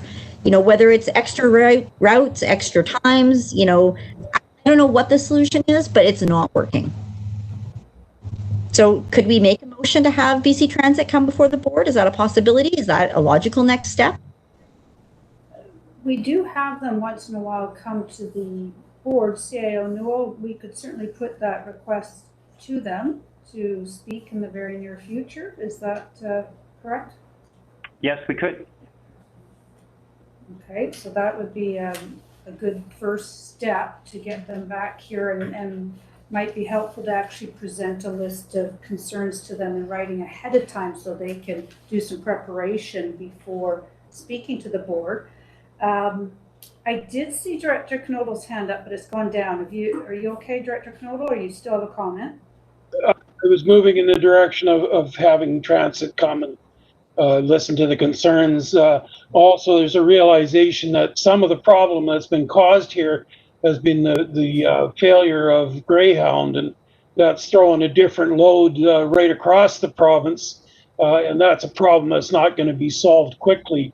We have two issues here, and they're apples and oranges, so I'm afraid of them getting rubbed together, the mosquito control with transit. So they're absolutely different issues, but I want to make sure that transit is covered by this discussion also. Thank you. Okay, thank you. So it sounds like we do have a motion on the floor to vote on, but that we can certainly put out a request right away to BC Transit, and we could have probably Ms. Molden's office follow up with the board to make sure that we all submit concerns and suggestions so that that can be compiled for BC Transit. Before I call the question on the motion that's on the floor, Director Knoll, is that a leftover hand now, or was there something further? It's a leftover hand, okay. And was there any further comment or question before I call the question on the motion that's on the floor? And I'll just remind everyone that the motion is that a boundary financial allocation and service level review be done on the BC Transit service. Okay, I'll call the question on that. All in favor? Okay, a couple hands can come down. And those opposed? Okay. Chair, can you read out the names, please? Yeah, keep your hands up high, folks. So we have Director Holmes, Director Bush, Director Robinson, Director Bauer, Director Pendergraft, Director Johansson, Director Obrick, Director Coyne Jr., Director McCordoff, Director Roberts, Director Sentis, Director Gettins, Director Kozakovich, Director Coyne Sr., Director Rieger, Director Trainer, opposed. Have I Director Watt, opposed? Okay. Have I captured everybody who was opposed? So we had 2 in favor. That was Director Monteith, Director Knodel. And if I'm correct, everybody else had a hand opposed. Director Roberts is opposed. Yes, okay, thank you, Director Roberts. Anybody missed there? Okay, so that motion fails. Does it sound like we have a consensus, or Director Monteith, any comment on the approach then to get BC Transit here to the board and put together a list of concerns, questions, and suggestions? Are you comfortable that we get that happening? I welcome making the service better because it's not working now. Okay, excellent. Thank you. So we have another motion here from Director Monteith. That a bylaw review be done on the financial distribution for the mosquito control service with consideration to how the Okanagan Regional Library funding model is used. Are you wanting to still make that motion, Director Monteith? Yes, please. Yes. Is there a seconder for that? Director Knodel is seconding that. Okay. So we have a motion on the floor. And any discussion on that? CAO Newell, you have a hand up? So just for clarity, Madam Chair, so bylaw review is different from a service review. I'm assuming that we're talking just about something internal where we bring back discussion about the mosquito program and the budget, or is this a service review? Director Monteith is saying it's a bylaw review, correct? Okay. To the chair. So I understood that when we were talking about the financials, that there was some questions about how the bylaw is written to how the financial distribution occurs. So that's what I was looking at. Not the service level, not the locations, just the financial distribution.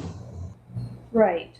And if I'm reading this correctly, the reference to the ORL funding model is a suggestion. It's not the end all be all. Okay, that's good, because I would have concerns personally with that funding model being 50% based on assessed value and 50% on population. We're going to see Penticton's portion go sky high, Summerland probably as well, and that would really change that funding model. But I think the idea is to look at other funding options. Sorry, to the chair. Yes. That came from a conversation with Jim. Just something of that philosophy we were looking at. So. Right. Okay. Good. Thank you for that clarification. Before I go to the questions and comments, CAO Newell, your hand is still up. You have more to add, or is that left over? No, I took it down, Madam Chair, and then I put it back up. Oh, all right. Go ahead, please. So just on process, because this will have a budget impact, and we're bringing the budget bylaw forward for first reading on the 21st. But that would not negate the board from having a discussion about the mosquito control program during the time that we are doing our consultation on first reading. I mean, our obligation is to get a bylaw on our 5-year financial plan into the province by the end of March. And we usually like to try and get that adopted or get third reading on it by the first meeting in March. So between January and February, we could make sure that we get this back to committee for further discussion, and then hopefully get some indication from the board as to how they want to go financially on the program in 2021, if that is the intent. But there is a window here that we would have to fall within. Okay, great. Thank you. Director Obert, go ahead, please. Thank you, Chair. And yeah, my comments are, I recall the discussion around this at budget time, and my concerns are primarily for Director Bush and Director Knodel, who both were expressing sincere worry about the unfairness of the way that was being paid. And I know there was some possible amendment or correction that came subsequent. I think it's real important that we give it some attention. I did appreciate, I'm trying to remember if it was Lisa Bloomfield or who it was that was before us, who told us how far a mosquito could fly. And I found that fascinating because I had no idea. And, you know, in Area D, we really care about having good mosquito control, but we want to be fair and respectful to these other areas. And so I think the review is real necessary. I guess I have only one question, and that's cost. If it's going to cost 60 or 100,000, I want to join Director Bauer and say let's not waste money. Thank you. I believe CAO, it's an internal just bylaw review with staff and recommendations, correct? Yeah, so if it's a service review, that's regulatory. If it's a bylaw review, then we'll just do it like we normally do any review of our programs, is through a staff report to committee. Excellent, thank you. Director Knodel, go ahead, please. Yeah, this is it's going to be a perplexing problem because I didn't realize the little critters had frequent flyer points either, that they travel quite as far as they do. But that being said, you know, we need to have some control on it from the area's point of view. You know, you can rob Peter to pay Paul, and Paul's always going to be your friend, but eventually Peter gets pretty upset, and that's kind of how this is moving. Possibly we should be just doing this as a service review, informal one. Some areas would like to have more service, which I'm very much in favor of. Transferring services back and forth, and not overall reduction in the overall budget, but just moving services around where they are more desired. Let's put it that way. I'll leave it at that. Thank you. Okay, thank you. I see we have two Director Holmes on the screen with two hands up, so I'll take one of the Director Holmeses first. Go ahead, please. Oh, we can't hear you. Okay, sorry about that. My battery died. I had a lot. I don't know what's going on. So Go ahead. I would be interested in knowing the possibility of of changing the model so that it represents actual costs spent on the program as opposed to time spent and hectares covered or whatever like that.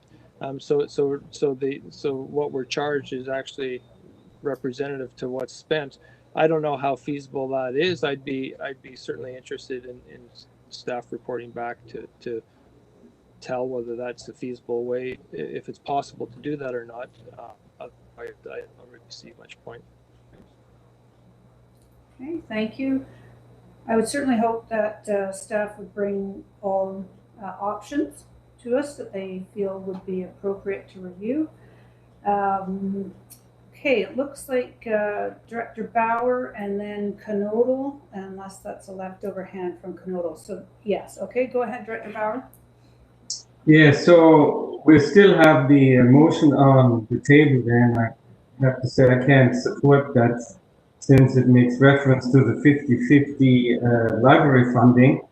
The service can be curtailed or increased in a way that every director, or every mayor for that matter, sees fit.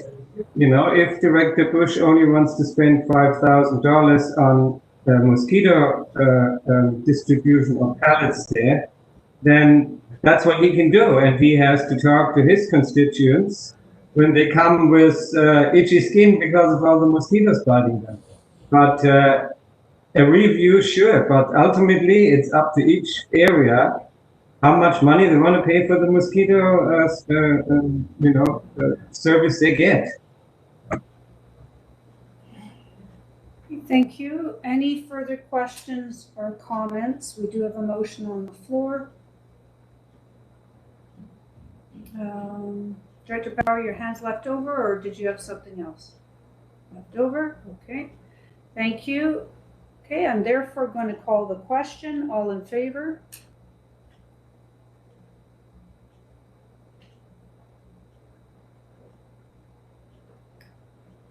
Okay, hands can come down. And all opposed. Okay, keep your hands up, please. We have Director Bauer, Director Holmes, Director Bush, Director Johansson, Director Sentes, Director Gettens, Director Trainer, Director Rieger, Director Robinson. Have I captured all opposed? Oh, Director McCordoff, are you opposed? Yes, Director McCordoff, thank you. Director Johansson, I'm not sure if I called you. You're opposed? Okay. Ms. Malden, what is the count there? Or do you want to read out the names of those opposed again? And just if someone could speak up if we've missed you, please. Certainly. Director Trainer, Director Bauer, Director Holmes, Director Bush, Director Johansson, Director Sentes, Director Gettens, Director Rieger, Director Robinson, and Director McCordoff, which is 10. Okay, so motion fails then. So those are the opposed. Okay. Are we looking, I'll go to CAO Newell. I think we have an idea that something needs to come back to the board regarding mosquito control funding options. I think it was the ORL funding model that was the issue there. Are we looking for another motion, or are we able to just have that come forward to a future committee meeting? Oh, no, we'll just bring a report back. Hopefully we can get something on for the next meeting to get the discussion started. And then once we have the report before committee, we can get more detailed information on where they want to go with it. Okay. Okay, so I think that's good. I think the intent that Director Monteith had is there. We're going to see something come back to a committee meeting as soon as possible. Director Knodel, your hand's up. Did you have a comment or question? Yeah, I just wanted to second Director Bauer's motion there. It sounded excellent to me. Well, we'll see what happens when the report on these ideas comes forward to a committee meeting. Okay, so thank you. That takes care of the motions that were listed under 2A and B. Are there any other notice of motions at this time that directors have to put forward? Yeah, I'm not seeing any at this time then. That would then take us to the last item on our agenda, item F3, which is board members' verbal updates. And I'm just going to ask if there's any board members that have an update they'd like to provide from their area. Please raise your hand if you do. Okay, I'm not seeing anybody with updates. So not seeing anything further, I therefore am looking for a motion to adjourn today's board meeting. Director Robinson and Director Obert seconding. Call the question. All in favor? And is anybody opposed to adjourning? Not seeing any. We are adjourned, directors. Thank you very much, and we will see you in 2 weeks. Stay healthy, please. Take care. Bye now. I think I have to send a friendly note.